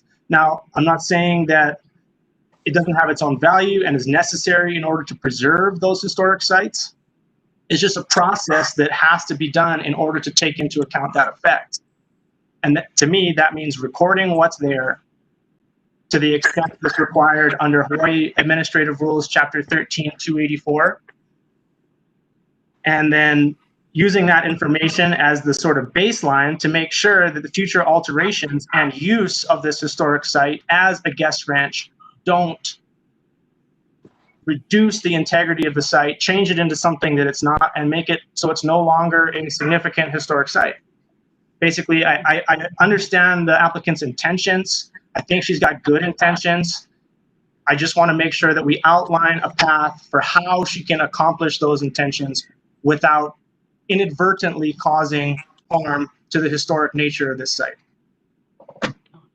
And this is an architectural inventory. That's my recommendation. But again, under the language that's included in our background report, but not included in the conditions, requiring the review from the State Historic Preservation Division prior to the completion of any new construction within the special permit area. Sufficient for me. Yes, I agree to that. Yes, we can put that into the conditions. Great. Okay. Oh, we lost Nancy. Nancy? Sorry. I was asking Alex, did you say that that request had been made and that State Historic Preservation had not responded? Well, I'm as clear typical whether for- this inventory survey has been completed or not.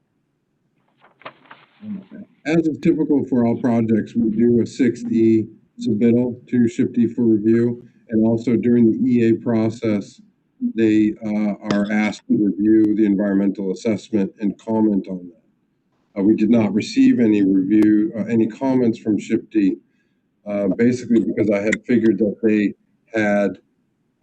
had reviewed the site during the register process, so they felt that their review was. So we didn't hear back from them during this process. We can actively try to reach out to them for an archaeological inventory survey. And as I said, as a staff of the CRC, that's another possibility to get the review that Commissioner Matusik is looking to get. Yeah, we're kind of left to the whims of SHPD. But we did, like I said, during the EA and during the application process, we do ask them for their comments. So Mike, will the timing on this, based on your experience, affect her ability to move forward with her the other work she wants to get started on right away?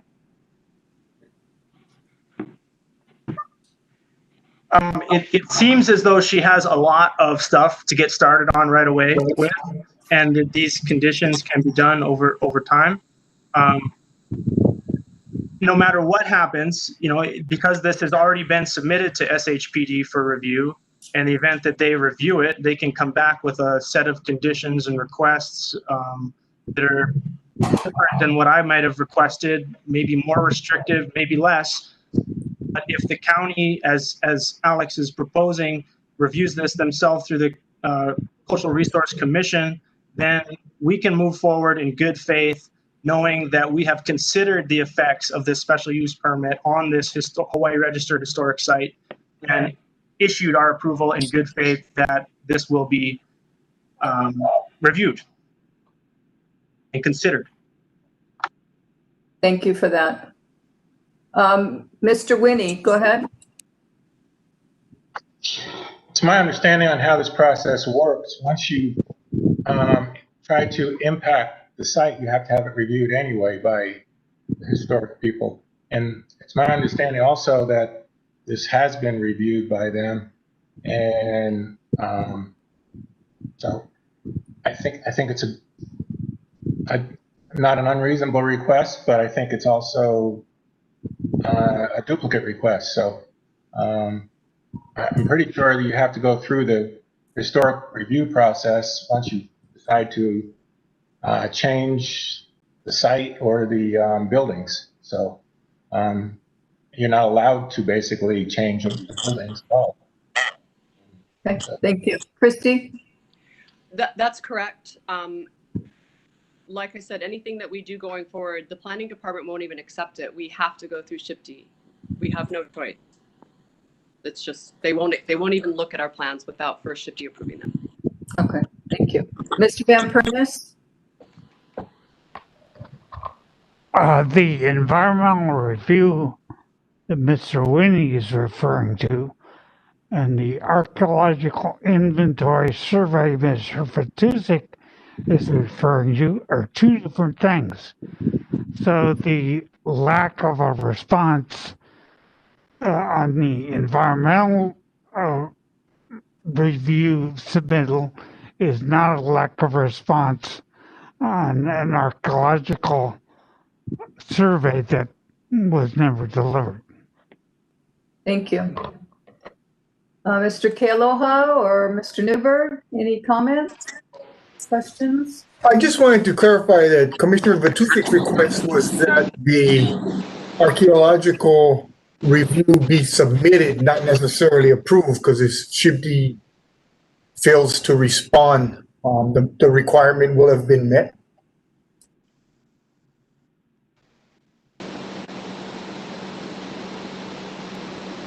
Is that what your intention, Mike? So my intention is to have the effects of the project reviewed by either Historic Preservation Division or by the County Cultural Resource Commission prior to the introduction of future elements that could detract from the nature of the historic district. So that would include the new buildings going in the construction area. And I think we need to study the entire area in order to say if the introduction of these new buildings is going to have an adverse effect on this site. I think that, again, my recommendation for the tool to study that is the architectural inventory survey. Got it. Mr. Darrow, do you go ahead? Thank you, Madam Chair. I just wanted to comment briefly about the past and the efforts that have been made in this particular application The applicant has worked with the planning department significantly to try to resolve a number of issues that have been pending. And in working with the planning department, we tried to work with State Historic Preservation Division to try to resolve some of the permitting issues. And whatever the reasons were, we could not come to a resolution. This particular case had frustrated efforts to the point that we had reached out to the heads of the division and requested that there be a process put in place that would be able to allow a clear path towards a resolution whenever we came across this type of situation.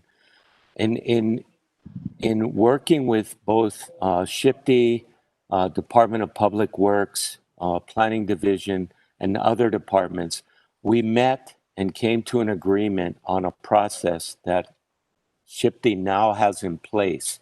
And what it was that prior to this process, an applicant would submit something to SHPD and they would not accept it. It was not, according to their rules, the proper way to submit that particular information.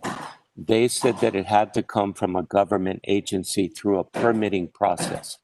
So we established a process where now whenever a permit is received by the planning department, we have to submit it electronically through what's called an intake portal that SHPD has set up. That once it's submitted, it's date stamped, acknowledged, and that time clock starts. And they have a period of time to review whatever that information is provided. And so, as Alex has mentioned, we've submitted both the draft environmental assessment, the final environmental assessment, the special permit through that process and have not received a response. It would have, if we had received a response, we would have acted accordingly. So we appreciate Commissioner Vatusik's insight to be able to identify this area. Up to this point, this is my understanding the first time that we've heard this as far as an architectural inventory survey. I did look at the archaeological inventory survey, and in there was an exhibit of the National Register for Historic Properties, which, I mean, it appeared to go into detail as far as the architectural aspects of the property. If I don't know if that's sufficient or if that's not sufficient, but it appears to have great detail regarding the architectural inventory on the property. Again, I just wanted to reiterate that the applicant has made great efforts towards trying to resolve these matters, and it's been frustrating to say the least. But now with this new process in place, there at least is a time frame that is given to respond. If that time frame is not met, then we can move on. And so that's where we're at this time. Thank you. Thanks, Jeff. Mike, did you want to respond? Yeah, I think that I'm completely comfortable with that, with if we can submit the necessary information to SHPD and they don't respond, we move on because we've adequately considered the effects of the project on the historic site. So I don't think we need to have language in there requiring SHPD's approval of it, just that it's been submitted for review. Thank you. Okay. Mr. Newberg.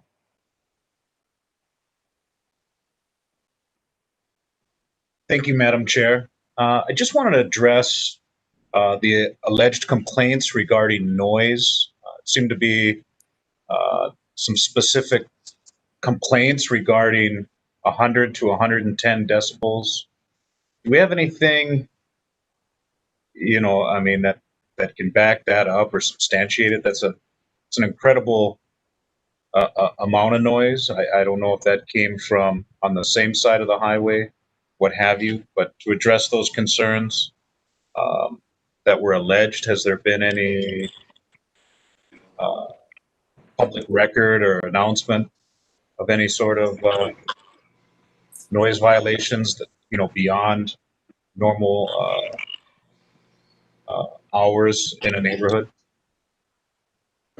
Commissioner, staff, Alex Roy here. We did not receive any complaints, any direct complaints, written complaints, or indications that the police or any other complaints have been provided. Nothing no noise measurements. We received some grainy video that seemed to appear to have some noise, but it was hard to make out what it was, and definitely were unable to measure decibels. But now we weren't provided any from anyone from the community, any kind of indication of anything specific. Thank you. Christy, did you want to respond? I just wanted to say that we don't allow that level. We just don't. We don't allow that at those levels. Our DJs are given decibel readers. We go to property lines to make sure we want to respect our neighbors. Thank you. Jeff? Thank you, Madam Chair. This is an issue that comes up every so often with the Planning Commission, and sometimes there's requests to place even decibel limits on permit conditions, and that's something that the Planning Department cannot enforce.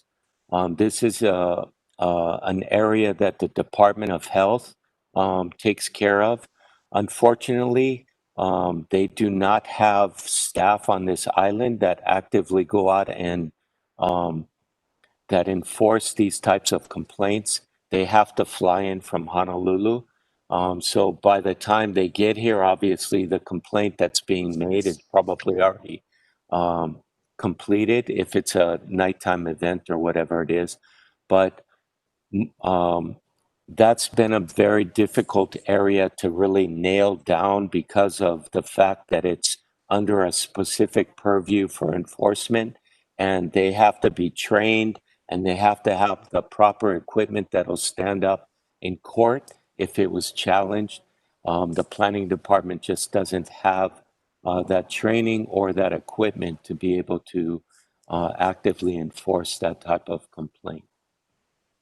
And we're aware of the fact that in the agricultural district, it does allow the noise levels up to 70 dB, which is one of the highest allowable levels.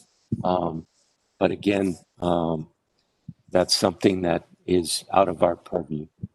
Thank you. Thank you. Jeff, don't go away. Or who from the county wants to respond to the 3 requested changes from the applicant? I don't think we've discussed those. So their proposed change on 7, 8, and 17, what's the county's position on that? Michael, you want to take this one?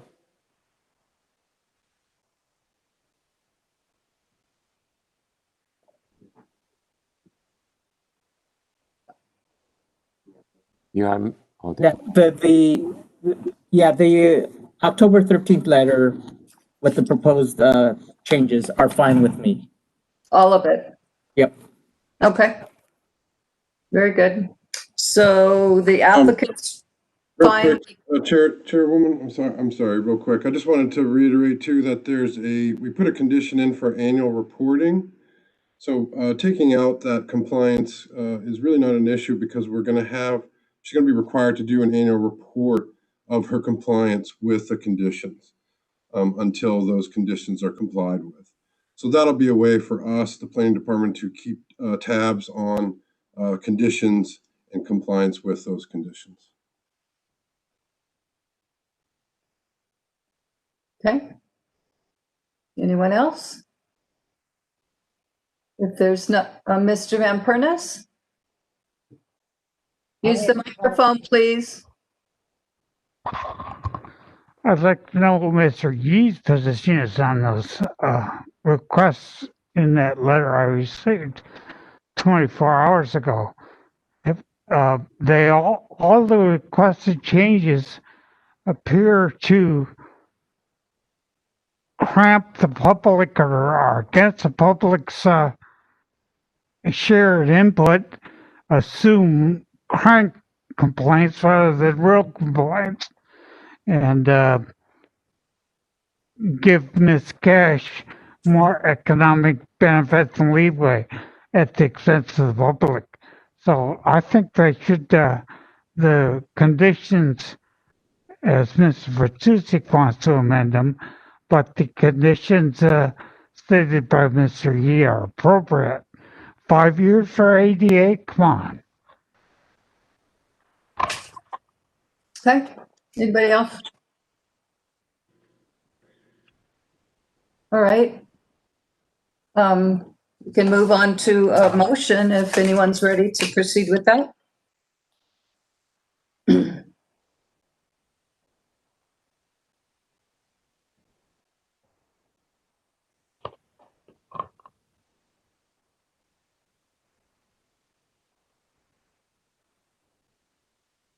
Mr. Van Pernis. If Mr. Vertusik would make his state his motion to add the condition concerning historic preservation, I'd be happy to second that. Mr. Vertusik, she's on you. Sure, I'm working on the condition right now. Okay, we'll give you a moment to do that. Thank you.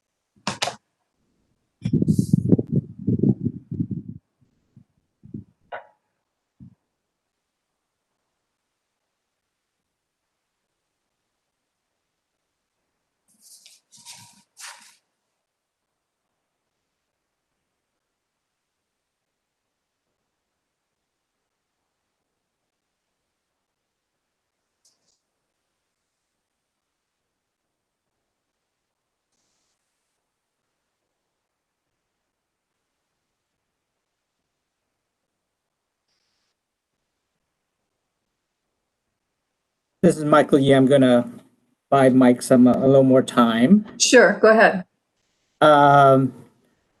So as I near the end of this mayor administration, I become a little more reflective about my time here and what and the commitment all you commissioners put into your work here.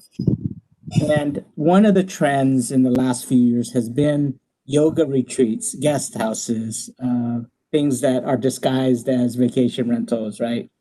Bed and breakfasts. They fall all into this kind of overnight accommodation category that we struggle with. Last month, we heard a very difficult application, the Hickey application. And I do, in being reflective, there are some differences between last month's application and this month's application, and this is where you try to strive to find that balance. And you know I'm grounded in historic preservation before coming here. This certainly is a historic property. And one of the things we strive for in historic preservation is finding a use that helps keep that property in place. And so in this case, this use as a guest ranch, active guest ranch, certainly will help support that. That's certainly one unique aspect of this application this month. Another thing is the infrastructure issues that were mounting on last month's application versus this month. Less road issues, the ability to deal with water issues, sewer issues on the site is a little more easier to kind of deal with. And so there are definitely differences. But the one thing we know Because every application that comes in front of you around yoga retreats and everything else present very unique circumstances. And I would also want to comment, it seems like, I don't know, probably 75% of the ones we that come into the department are basically complaint driven. Like we fell upon them because there was a complaint from somebody. We made contact and we try to strive to get them into compliance. And I could see that being the trend for a very long time. And so very problematic if we try to go down a road where we just want to throw down a hammer on people in violations, be it an overnight accommodation or not. It is a daunting challenge, but certainly I think an approach from the commission to help bring people into compliance that's a balance with their neighbors and for the benefit of the island is certainly something you should continue to strive for, which you are doing now. Thank you. Thank you for that, Director. Do we have a motion to consider? Go ahead. I would like to just run the language of the proposed condition by the applicant and the representative, see if they're okay with it. Sounds good. Prior to the commencement of new construction within the 14.9 acre project area, State Historic Preservation Division and the County Cultural Resource Commission shall have the opportunity to review and comment on the effects of the proposed project on Puakea Ranch State Inventory of Historic Properties Site 9071. This will include the preparation and submittal of an architectural inventory survey of the 14.9 acre project area. Could you repeat that? Christina was in motion. So I'd like her to. I'm good with that. I don't know. Christy is, okay.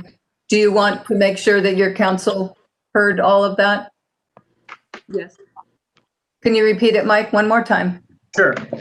Prior to the commencement of new construction within the 14.9 acre project area, the DLNR, State Historic Preservation Division, and County Cultural Resource Commission shall have the opportunity to review and comment on the effects of the proposed project on Puakea Ranch State Inventory of Historic Properties, site number 9071. This will include the preparation and submittal of an architectural inventory survey of the 14.9 acre project area.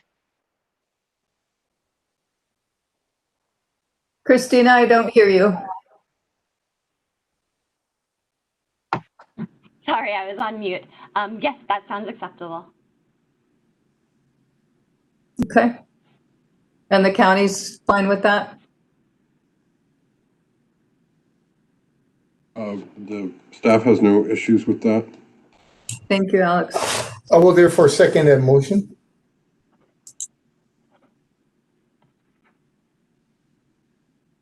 Carrie's ready to second your motion. Make your motion, Mike. Okay, yeah, I will make the motion.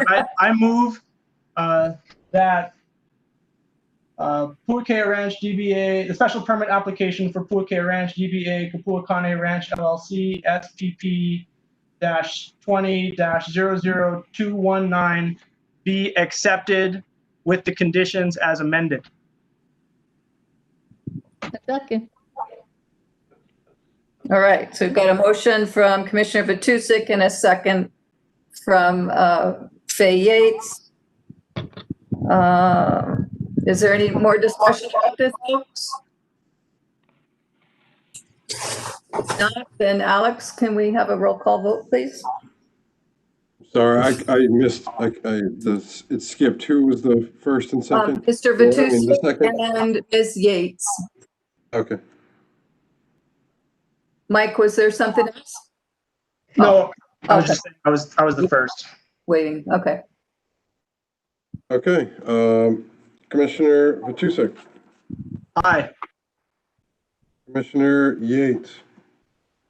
Aye. Commissioner Kealoha. Aye. Commissioner DeFranco. Aye. Commissioner Newberg. Aye. Commissioner Van Pernis. As amended by Mr. Vatusik, yay. What was that? An aye. With Mr. Vatusik's amendment, Yes. Okay. And Chair Carr Smith. Aye. Motion carries 6-0. Very Oh, good. 7, sorry, 7. There's 7 of you today. 7-0. My bad. Very good. Thank you, Christy. Best of luck to you with moving forward with everything. Thank you so much, commissioners and the planning department and Yep. my amazing council. I really appreciate all your time today. Mahalo. Thank you for your efforts. You'll be notified in writing of the decision. Thank you all. Thank you, Mr. Thank you, Chen. everyone. Thank you. Yeah, thank you. Folks, take care. Thank you. All right. Good job, you guys. It's 1:25. How about a lunch break? All right, 30 minutes, okay? Okay. We'll see you at 5 to 2 because we have a lot more to take care of. Thank you. Thank you.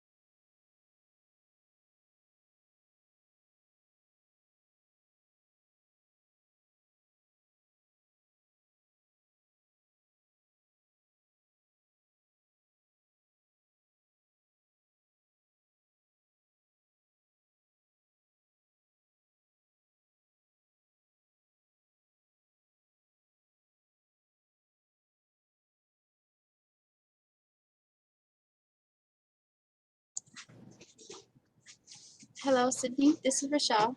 I wanted to test your sound and camera. Hi, Michelle. Hi, Rochelle. I hear you. Okay, good. I gotta start the video, yeah? Okay, yeah.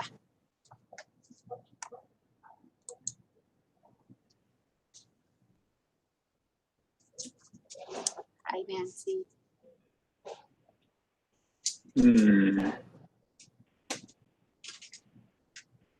Okay. Oh, there you are. Hello.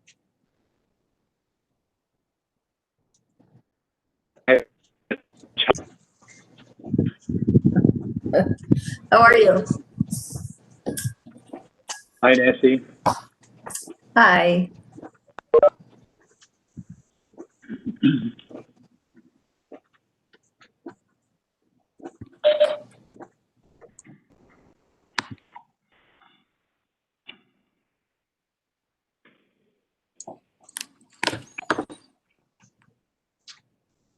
Hey Rochelle, it's Evan and Kim. I just wanted to verify you guys can hear us? Yes, we can hear you loud and clear. Okay, perfect. Thank you. Thank you. Thank you.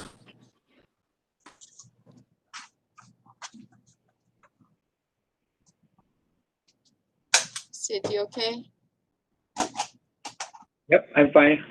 Okay, so we'll just have you mute your microphone when you're not speaking, just so we don't get any feedback. You know how to do that? Okay, good. Good. Evan, Can identify Yes, how Chair. you wanted to so are you the applicant?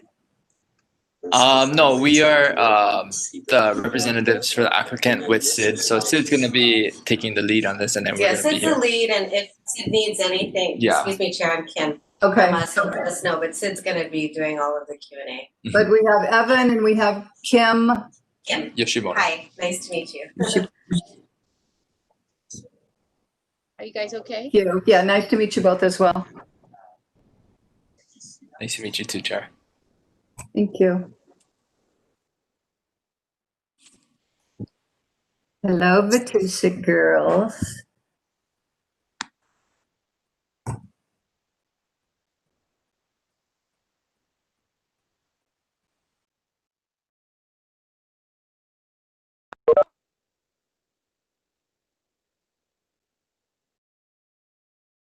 Mike, you cut your hair.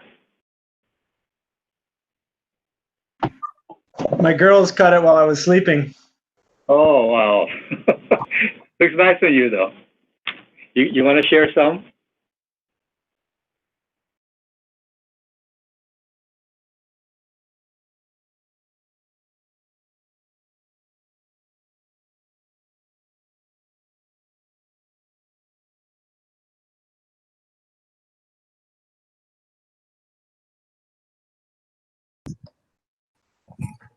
Noriko, are the two commissioners back there?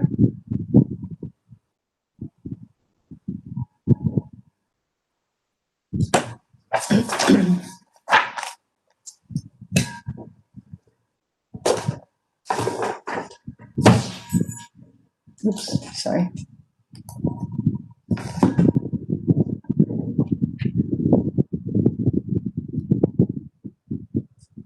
There is.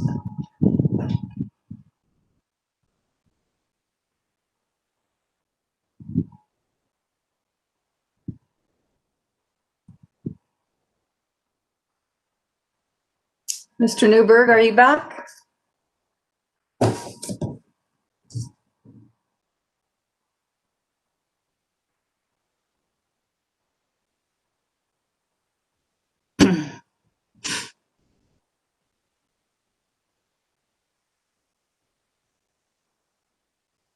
Jessica, are you on J Darrow?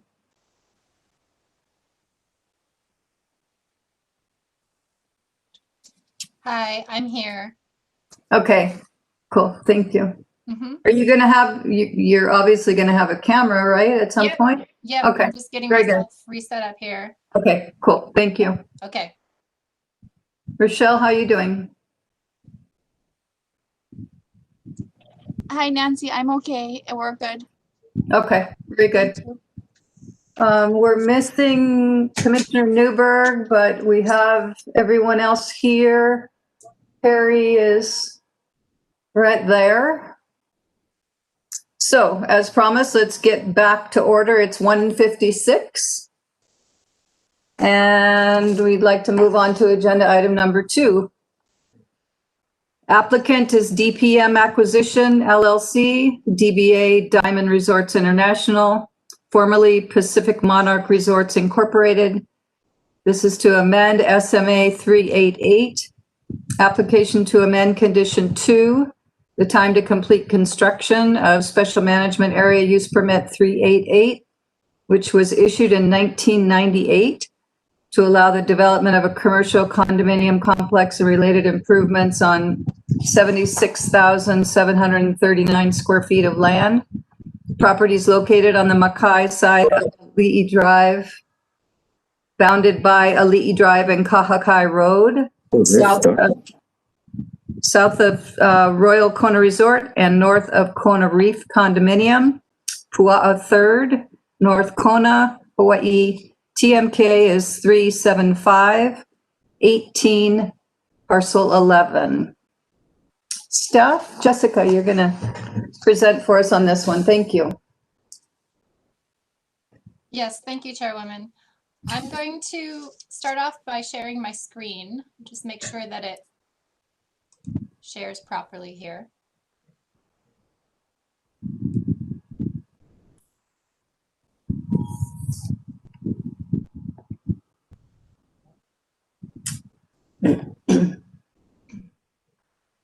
Okay, is everybody seeing this initial introduction screen? I believe so. Thank you. Thank you. So, as you said, the applicant is DPM Acquisition LLC, DBA Diamond Resorts International, and this is an application to amend condition number 2 of Special Management Area Use Permit number 388.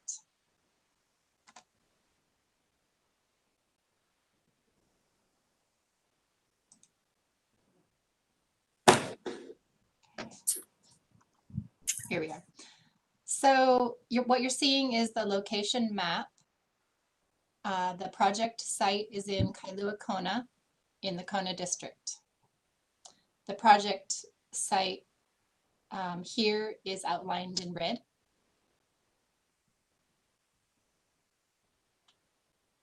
The applicant is requesting to amend condition number 2, time to complete construction of Special Management Area Use Permit number 388 to grant a 5-year time extension. SMA 388 was issued in 1998 to allow the development of a commercial condominium complex and related improvements.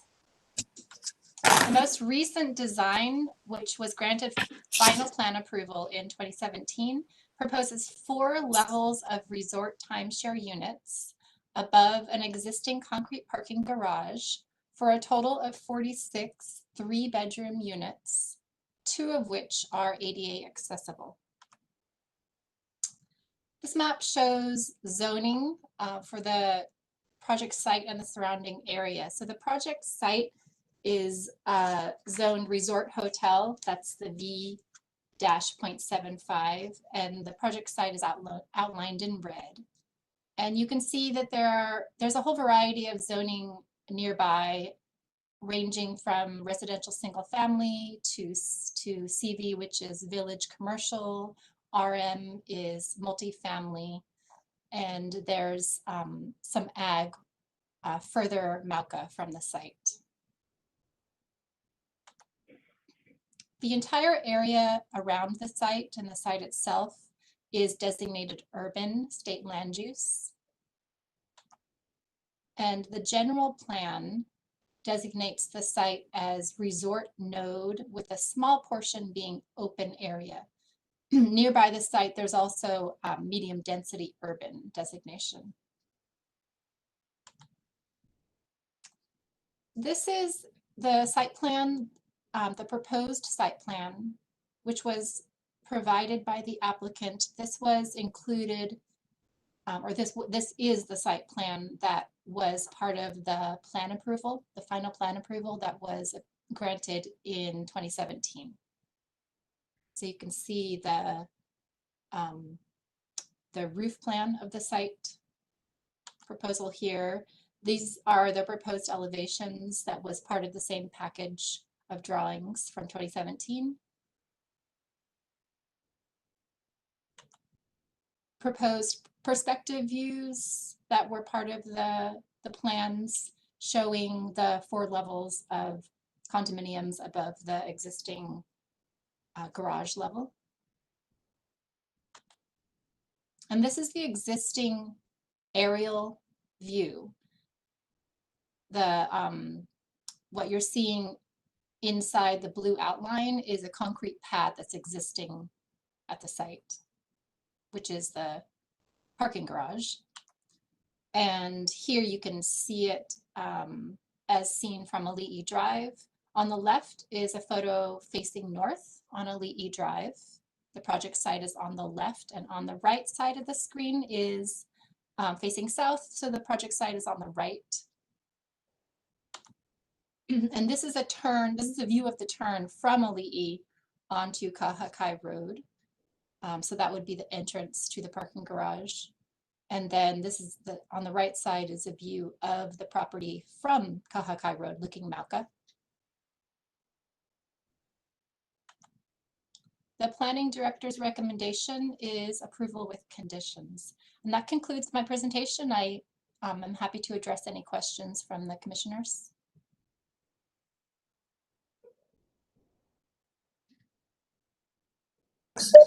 Thank you, Jessica. If you could close your presentation, I'd appreciate it. Yes, let me stop sharing. Thank you very much. Questions, commissioners? Mr. Van Pernis. Could you go back to your presentation, please? Yes, just 1 minute. Let me. What was it that you want to see, Mark? Which slide? Let me try to ask a question without the presentation. I noticed that none of the drawings provided by the applicant showed the office building, which is built Mackay of the project on basically the same property or indentation of the property, so that the office building is surrounded on 3 sides by the subject property. Yes. Were you aware of that? Yes, that's a separate parcel. That's the Yes, parcel it is. Were you aware of why the applicant didn't include that in the drawing? Does the applicant own that parcel? Not to my understanding. It's a separate parcel. It's a separate TNK. Yeah, separate ownership. And do you know when that office building was constructed? I don't know, that being not part of the project site. It was after the original application of this property. Isn't that true? Yeah, so again, I don't know the history of that office building that is not part of this project site. The applicant has, well, the applicant's predecessor from whom he purchased built certain improvements on the property, including a parking garage, right? Sorry, I didn't understand that question. Could you repeat it? The applicant, be it Diamond or his predecessor, seller, Monarch, built certain improvements on the property, right? On the subject? Yes, on the subject property. Yes, Is that right? There's been work done over the course of the past years. That's correct. Do you know when that work was done? If you look in the background, there are some.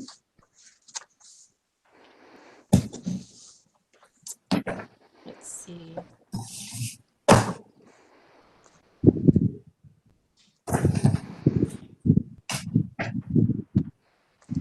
It would be the parking garage that you're talking about. I believe that was done in about 2008, 2009, but the applicant could probably address that more specifically as to the exact date.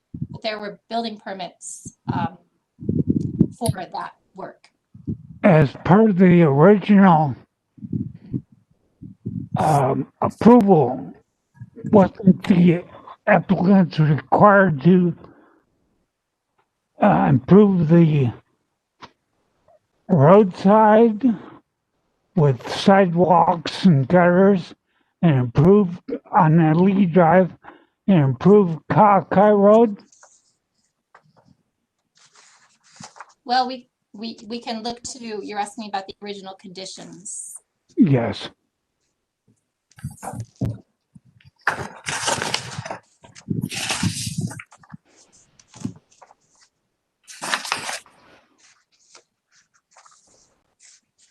Item number 4, the condition number 4 addresses that. Yeah, on the original permit, that was condition number 6, where Aliki Drive and Kahakai Road shall be improved along the property's frontage with curb, gutter, and sidewalk construction, pavement widening, drainage improvements, and relocation of utilities along Aliki Drive and Kahakai Road frontages, meeting with the approval of the Department of Public Works. So they built a parking garage, but not those improvements for the public.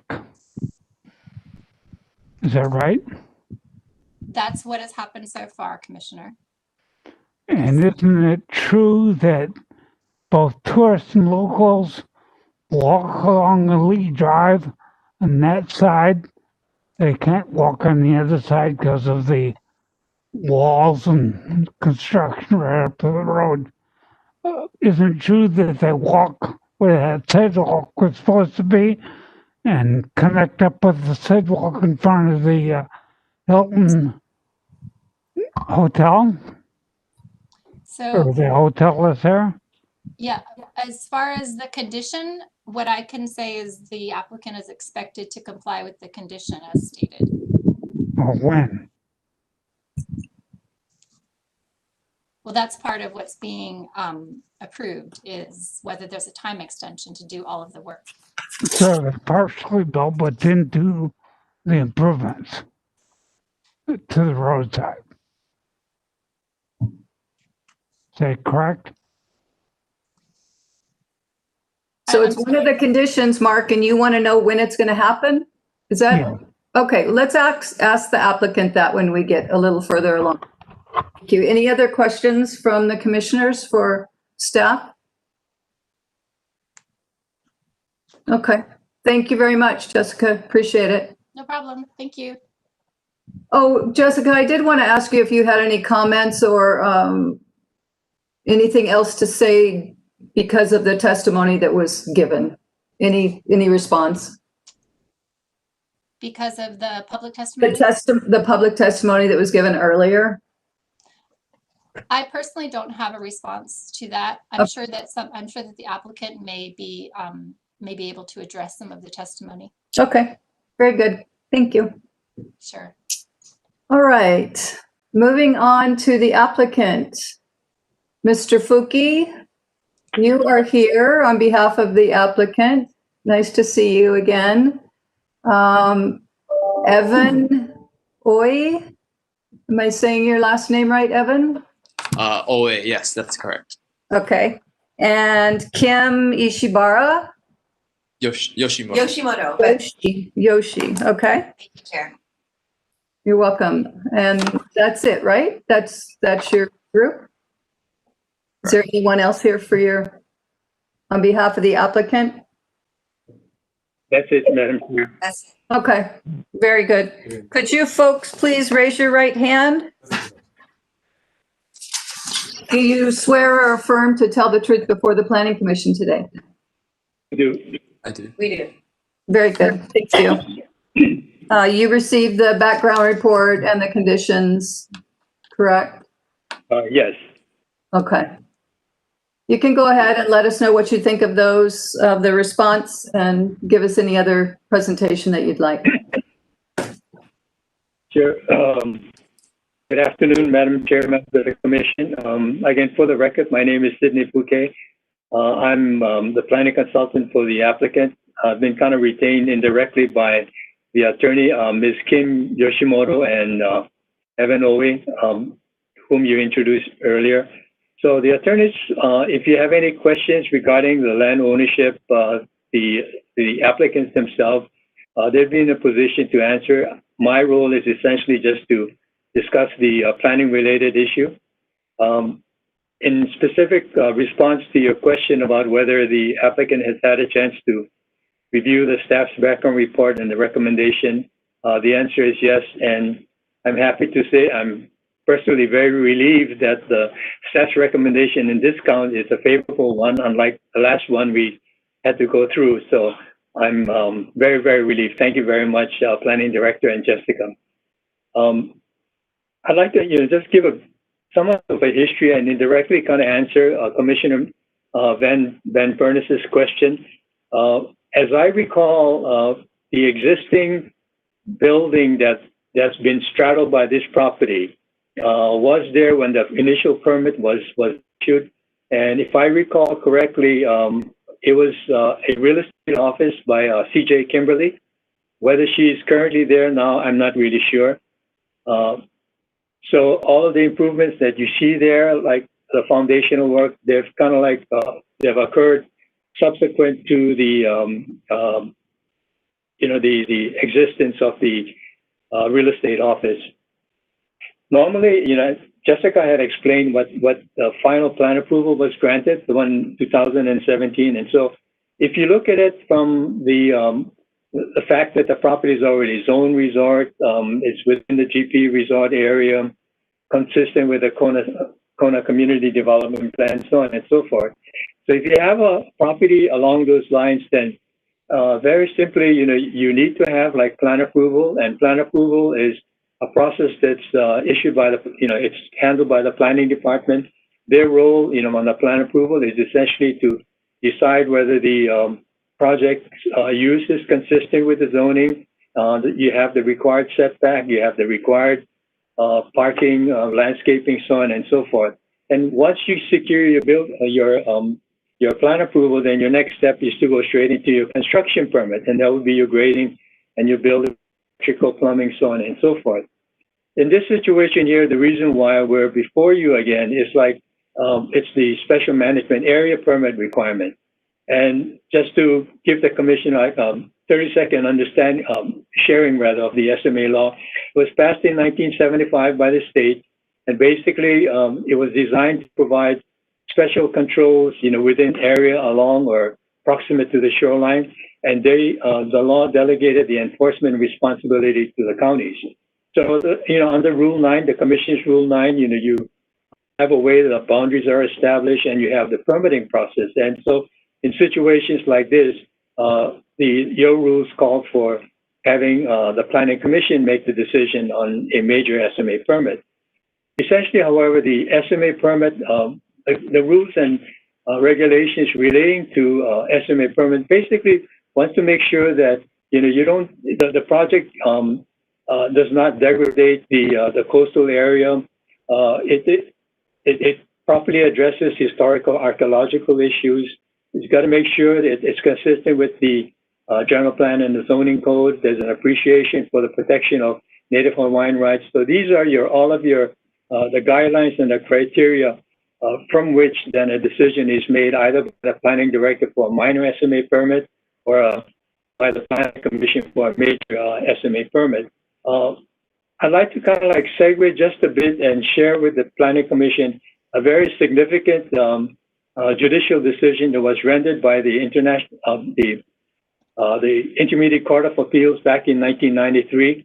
It was called, and I'm sure that Commissioner Van Furness, being an attorney, is well aware of that decision. Back in 1993, the County Planning Commission had denied an SMA permit for a two-story office building, a proposed office building on the corner of Kuakini Highway and Seaview Circle. And that property was already zoned commercial. They came in for an SMA permit. Then the commission, because of traffic-related kinds of concerns raised by surrounding property owners, the commission in their wisdom denied the permit.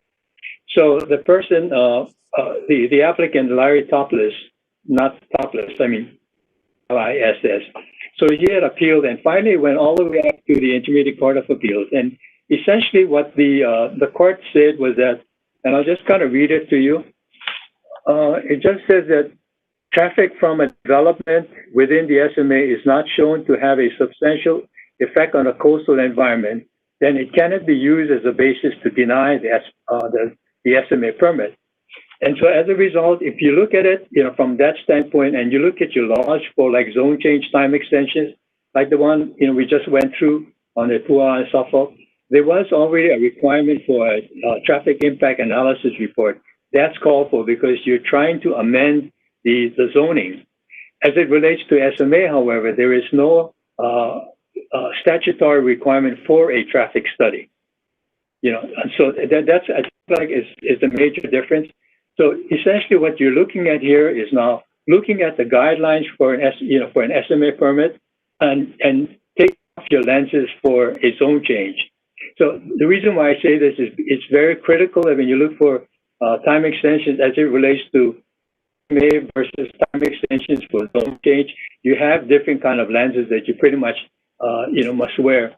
So I say this because like the public's comments, both the written as well as this morning's testimony, they generally fall along the line of like visual, it's going to block my view from whether it's Kona Mansion or the Kona Reef, it's excessive traffic, the noise, we don't need more commercial developments, it's unsightly, and there's some safety issues.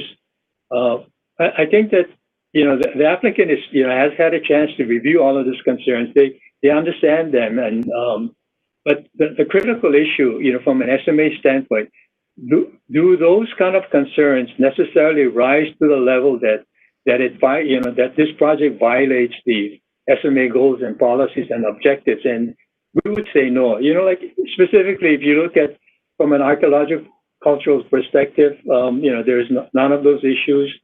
We don't have a sea level rising or erosion concerns because this is definitely not a shoreline parcel.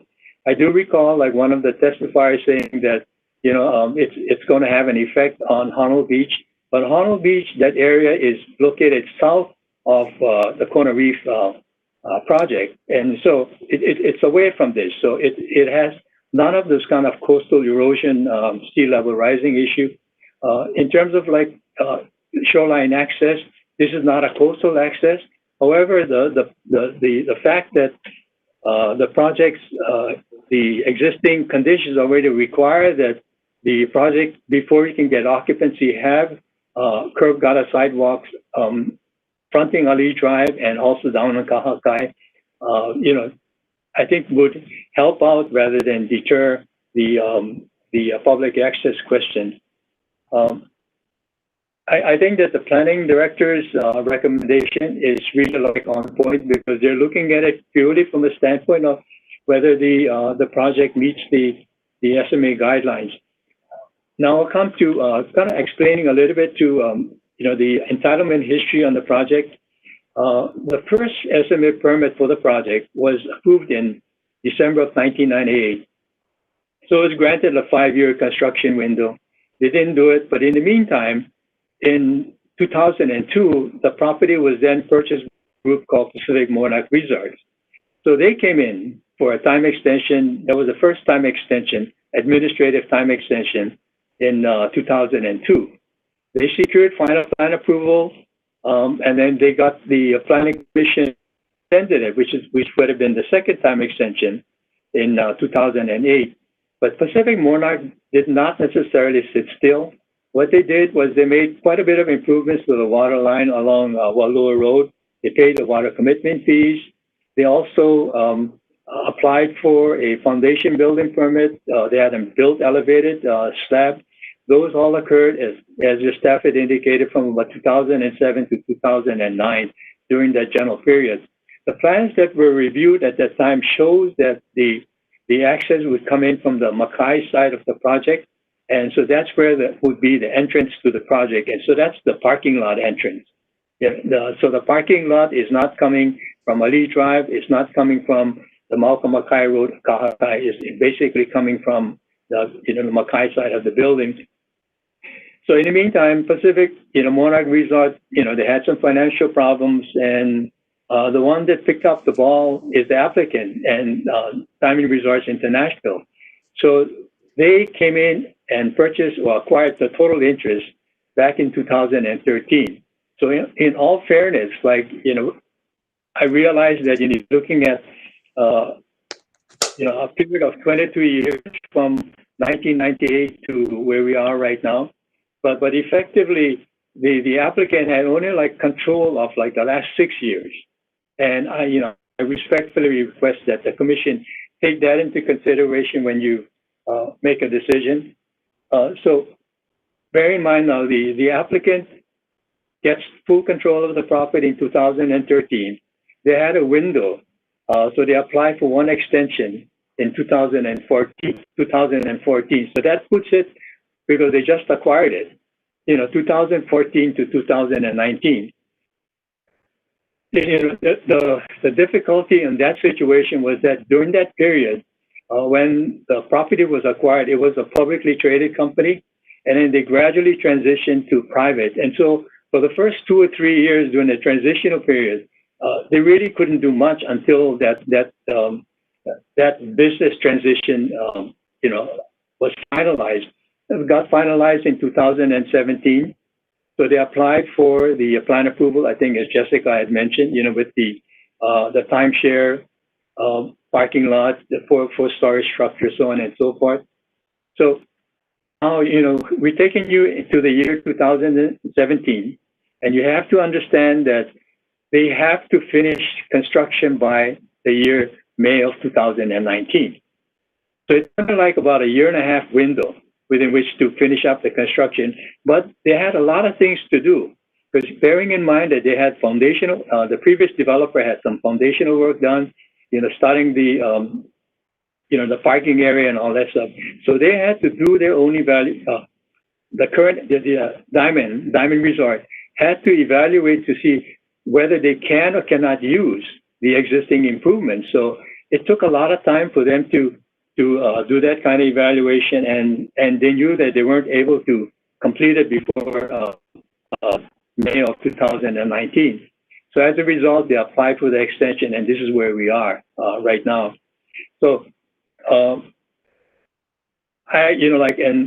think that Kim and Evan, the applicant's attorney can attest to the fact that the developer is, ready, willing, and able to do the development. They've spent over $30 million over the last 10 years, within the state of Hawaii.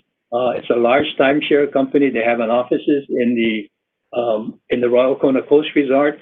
And obviously, if you have only about a 1.5 year window before it expires, they can't really do much. So what they were doing was they were kind of holding off pending the outcome of any, this time extension request.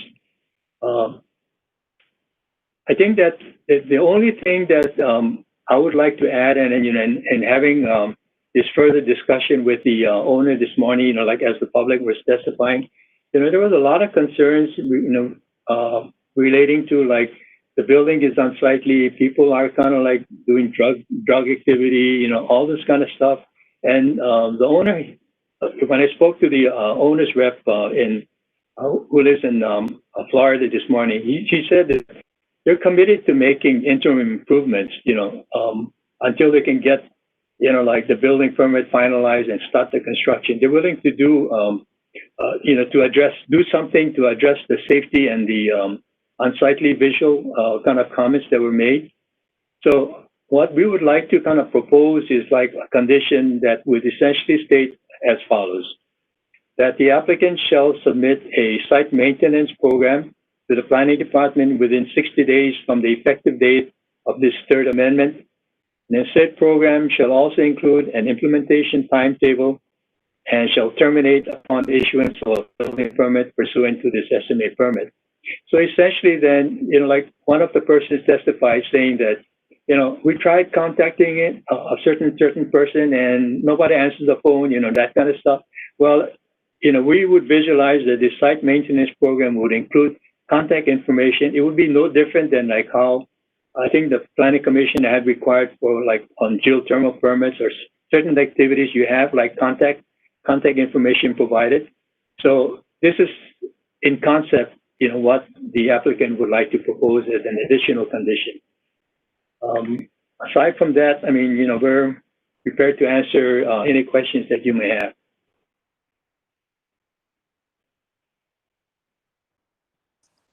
Thank you, Sid. Do you have anything to add to what else that maintenance program would consist of besides contact information?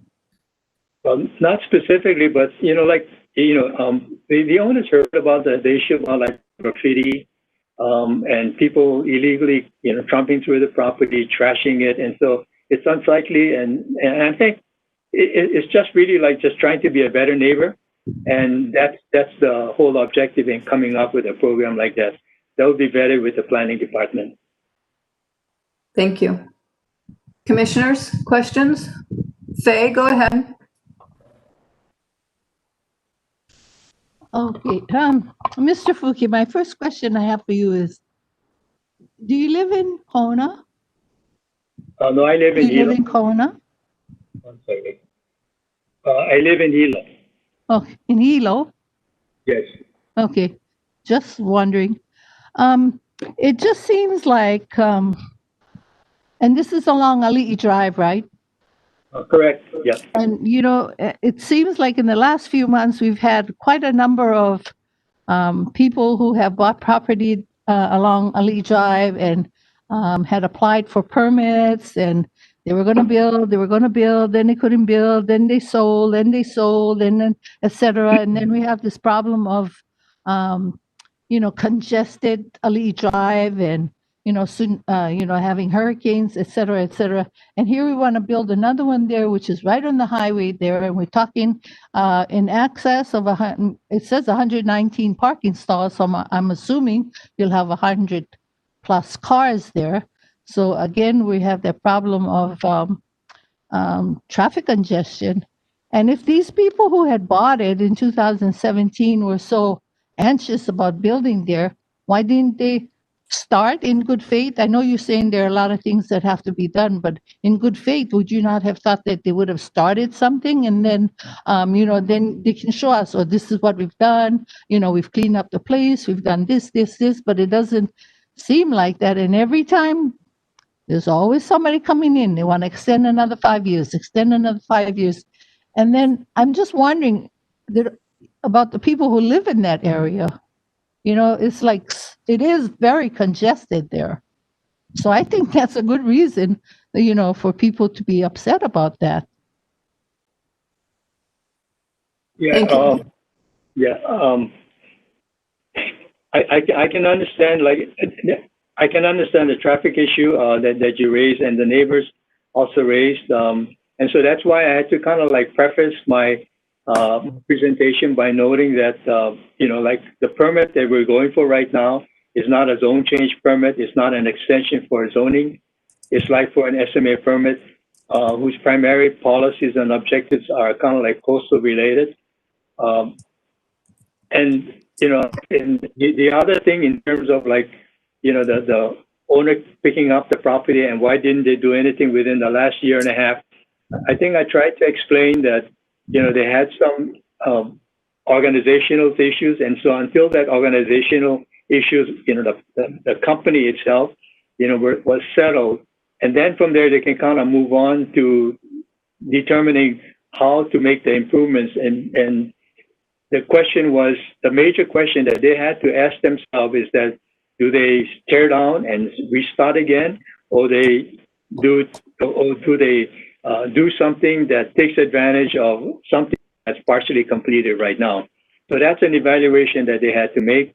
And at the same time, they were faced with the deadline of having the SMA condition stating that you had to be done by 2019.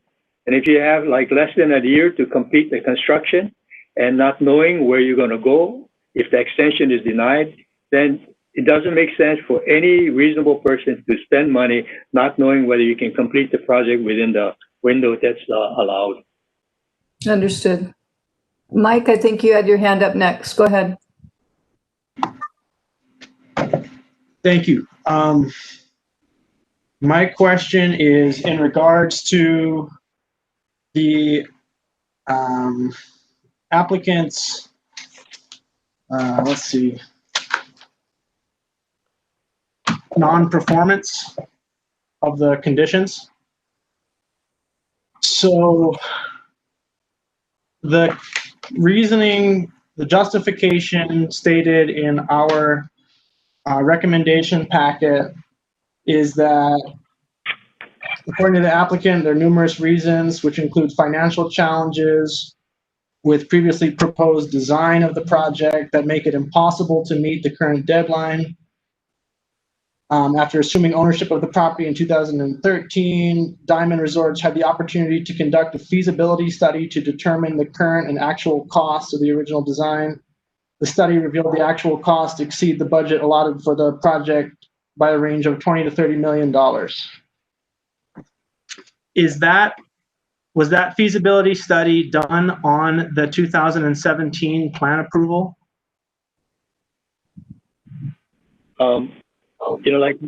Commissioner, can I'm not aware of that feasibility study per se, so can I defer that question to the applicant's attorney who are based on Oahu right now?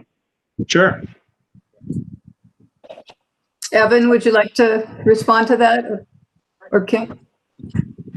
Aloha, Chair, thank you. So from my understanding, the feasibility study was conducted prior to the 2017 plan approval, but they were still, and they currently are still revisiting the design.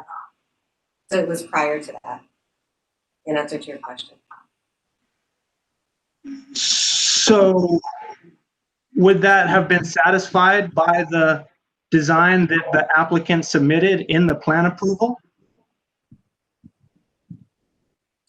Would that have been satisfied? Right. Their concern was, hold on 1 second. Their concern was that the permitted project was too expensive. And if that feasibility study was done prior to the 2017 plan approval, one would assume that the project that they submitted for plan approval would be a project that they could afford to build. Right. So I'm assuming it was done before, but I need to confirm. But they were looking for financing options during that entire time. So I believe that that's completely material in the justification for non-performance, in that either they submitted a plan approval application for a project, and then when they got that plan approval back, they realized, wow, we can't afford that. Which means they designed a project that they can't afford, which is no one's fault but their own. Well, they didn't design it, they inherited the project. So they did the feasibility project once they acquired the project. So the plan approval that was submitted in 2017 was submitted by the current applicant, correct? Correct. But so again, the design has changed from the applicant, the previous plan approval by the previous applicant, to the current plan approval by the current applicant, correct? Yes. Okay, so the applicant submitted plans for their construction, and those plans were approved by the county. The discussion at hand is whether it's the applicant's fault, whether they could afford those plans or not. And my contention is that they've either redesigned that application and submitted a plan that they can afford, or they've designed something that they can't afford. In either case, in my opinion, that's the applicant's fault as a developer. if I can kind of add to that, am I mute? No, you're good, Sid. Go ahead. If I can add to that, like Commissioner Vitusek, plan approval, they did retain the services of an architect.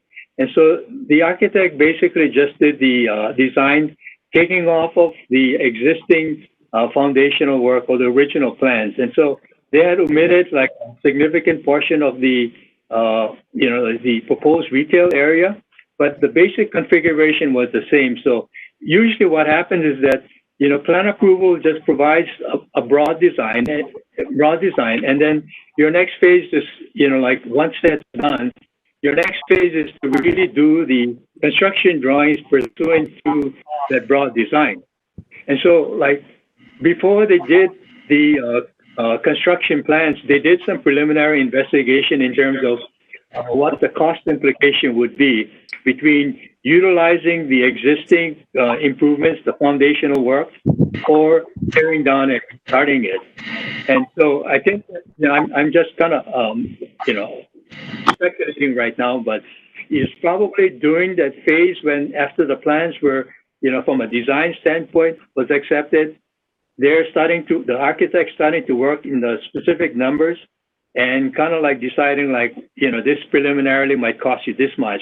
I think it's no different than any person doing like a residential home. You kind of something, this is what you kind of want. And as you go through the process, you realize that, wow, this is too expensive. It's kind of over budget. So then you got to kind of scale back. And I think this is kind of like where they were.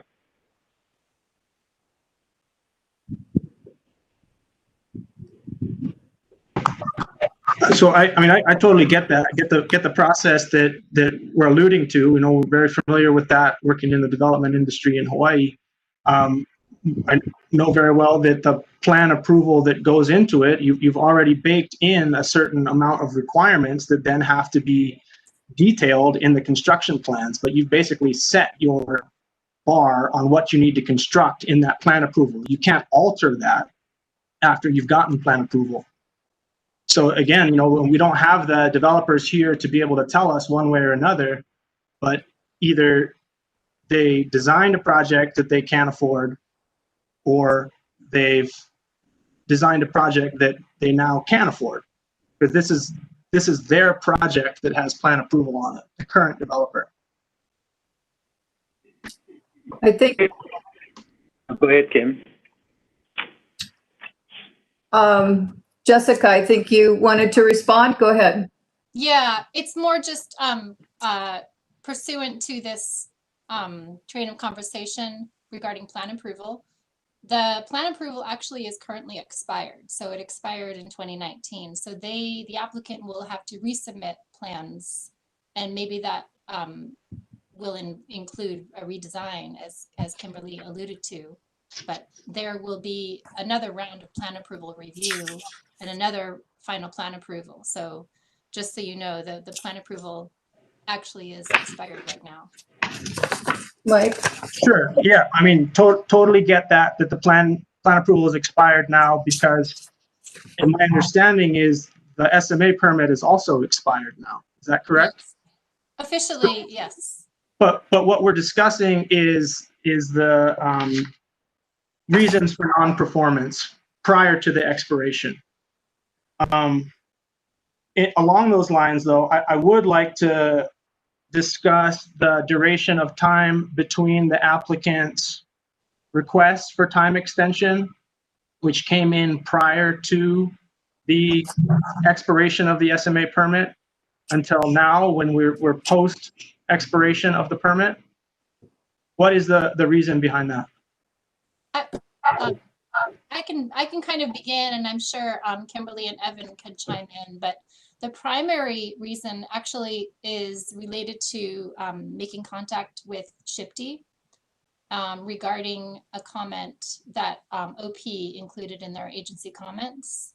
And there was a series of months, and I'll let the applicant's agent address this more, where they multiple times tried to make contact with SHPD. We, as the county planning department, reached out to SHPD to try and receive more comments regarding this project, but we were almost entirely unsuccessful in being able to contact them. Kimberly, go ahead, Kim. Thank you, Chair. Yes, we applied in November of 2018. We're proceeding with the process. And there was a lava tube found on the property prior to Diamond Resorts acquiring it. And based on the information we had, they removed things and it was filled. And, I think it was in 2008 Planning Commission minutes, it was determined by the planning director that there were no concerns. So, this process kept evolving. We thought that was sufficient, but then in working with Jessica, the planning department, and I appreciate this concern, they wanted us to get a direct written confirmation as to Shifty's perspective from Shifty. So we proceeded to do that. So we had to pause the timeline, which created another really long delay for the developer. We tried to reach Shifty many times. We were unsuccessful, as Jessica mentioned. So finally we coordinated with, I think it's Jessica and Jeff, and because they were working with Shifty on a number of other projects, including ours, with regard to these kinds of delays. And finally, we were able to get a letter this year. The letter was dated March 2019, but we got it this year. So from that point, we worked with Jessica to continue this process.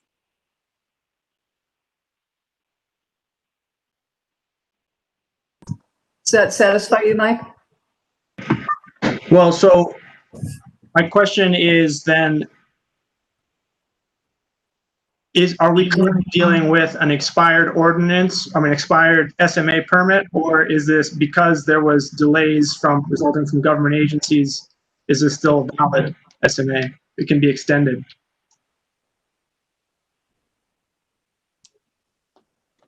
We might need Jeff or Michael Yee to weigh in, but this has been postponed, so we've been considering it still as a current application. I'm not sure that totally addresses your question, Mike. So we're treating it as if it's not expired because of the delay between the application and hearing back from Historic Preservation Division. My understanding was that the application for a time extension was timely filed. It's just that the disposition of it is is past the deadline. Jeff, did you want to weigh in? Sure. I think Jessica had talked about, as well as the applicant, when this came in, it came in prior to quite a distance before the expiration, and we had realized that there was this issue that was being brought up regarding a lava tube. And it was concerning to us, and we wanted to make sure that there was some sort of response from Shifty. And the applicant was ready to proceed, but we had asked them to put the brakes on. We had made a number of attempts to reach Shifty and request a comment letter. They had made a number of requests. We had finally received a comment letter, and basically they said that they had no objections, go forward. And it was like, okay. And that was that. And that's our Planning Department Exhibit 14. Mike? So that letter from SHPD that reviews the time extension, that's the only thing that they provided in order to give any documentation that condition 5 had been adhered to in the treatment of the lava tube? That's exactly what we asked for. We were saying, look, our condition is very explicit. It says when you come across these things, you need to stop, you need to contact Shifty and us, and you need to you cannot proceed until that's resolved. And we wanted some sort of response from Shifty that they had done that, and because we had nothing in our files. Yeah. Again, Shipty, the only thing we got from them was that March 14th letter. which says that they're not reviewing it because it's a paper transaction and they will review it if there's ground disturbance. We wanted something specific to the lava tube. That's what we wanted.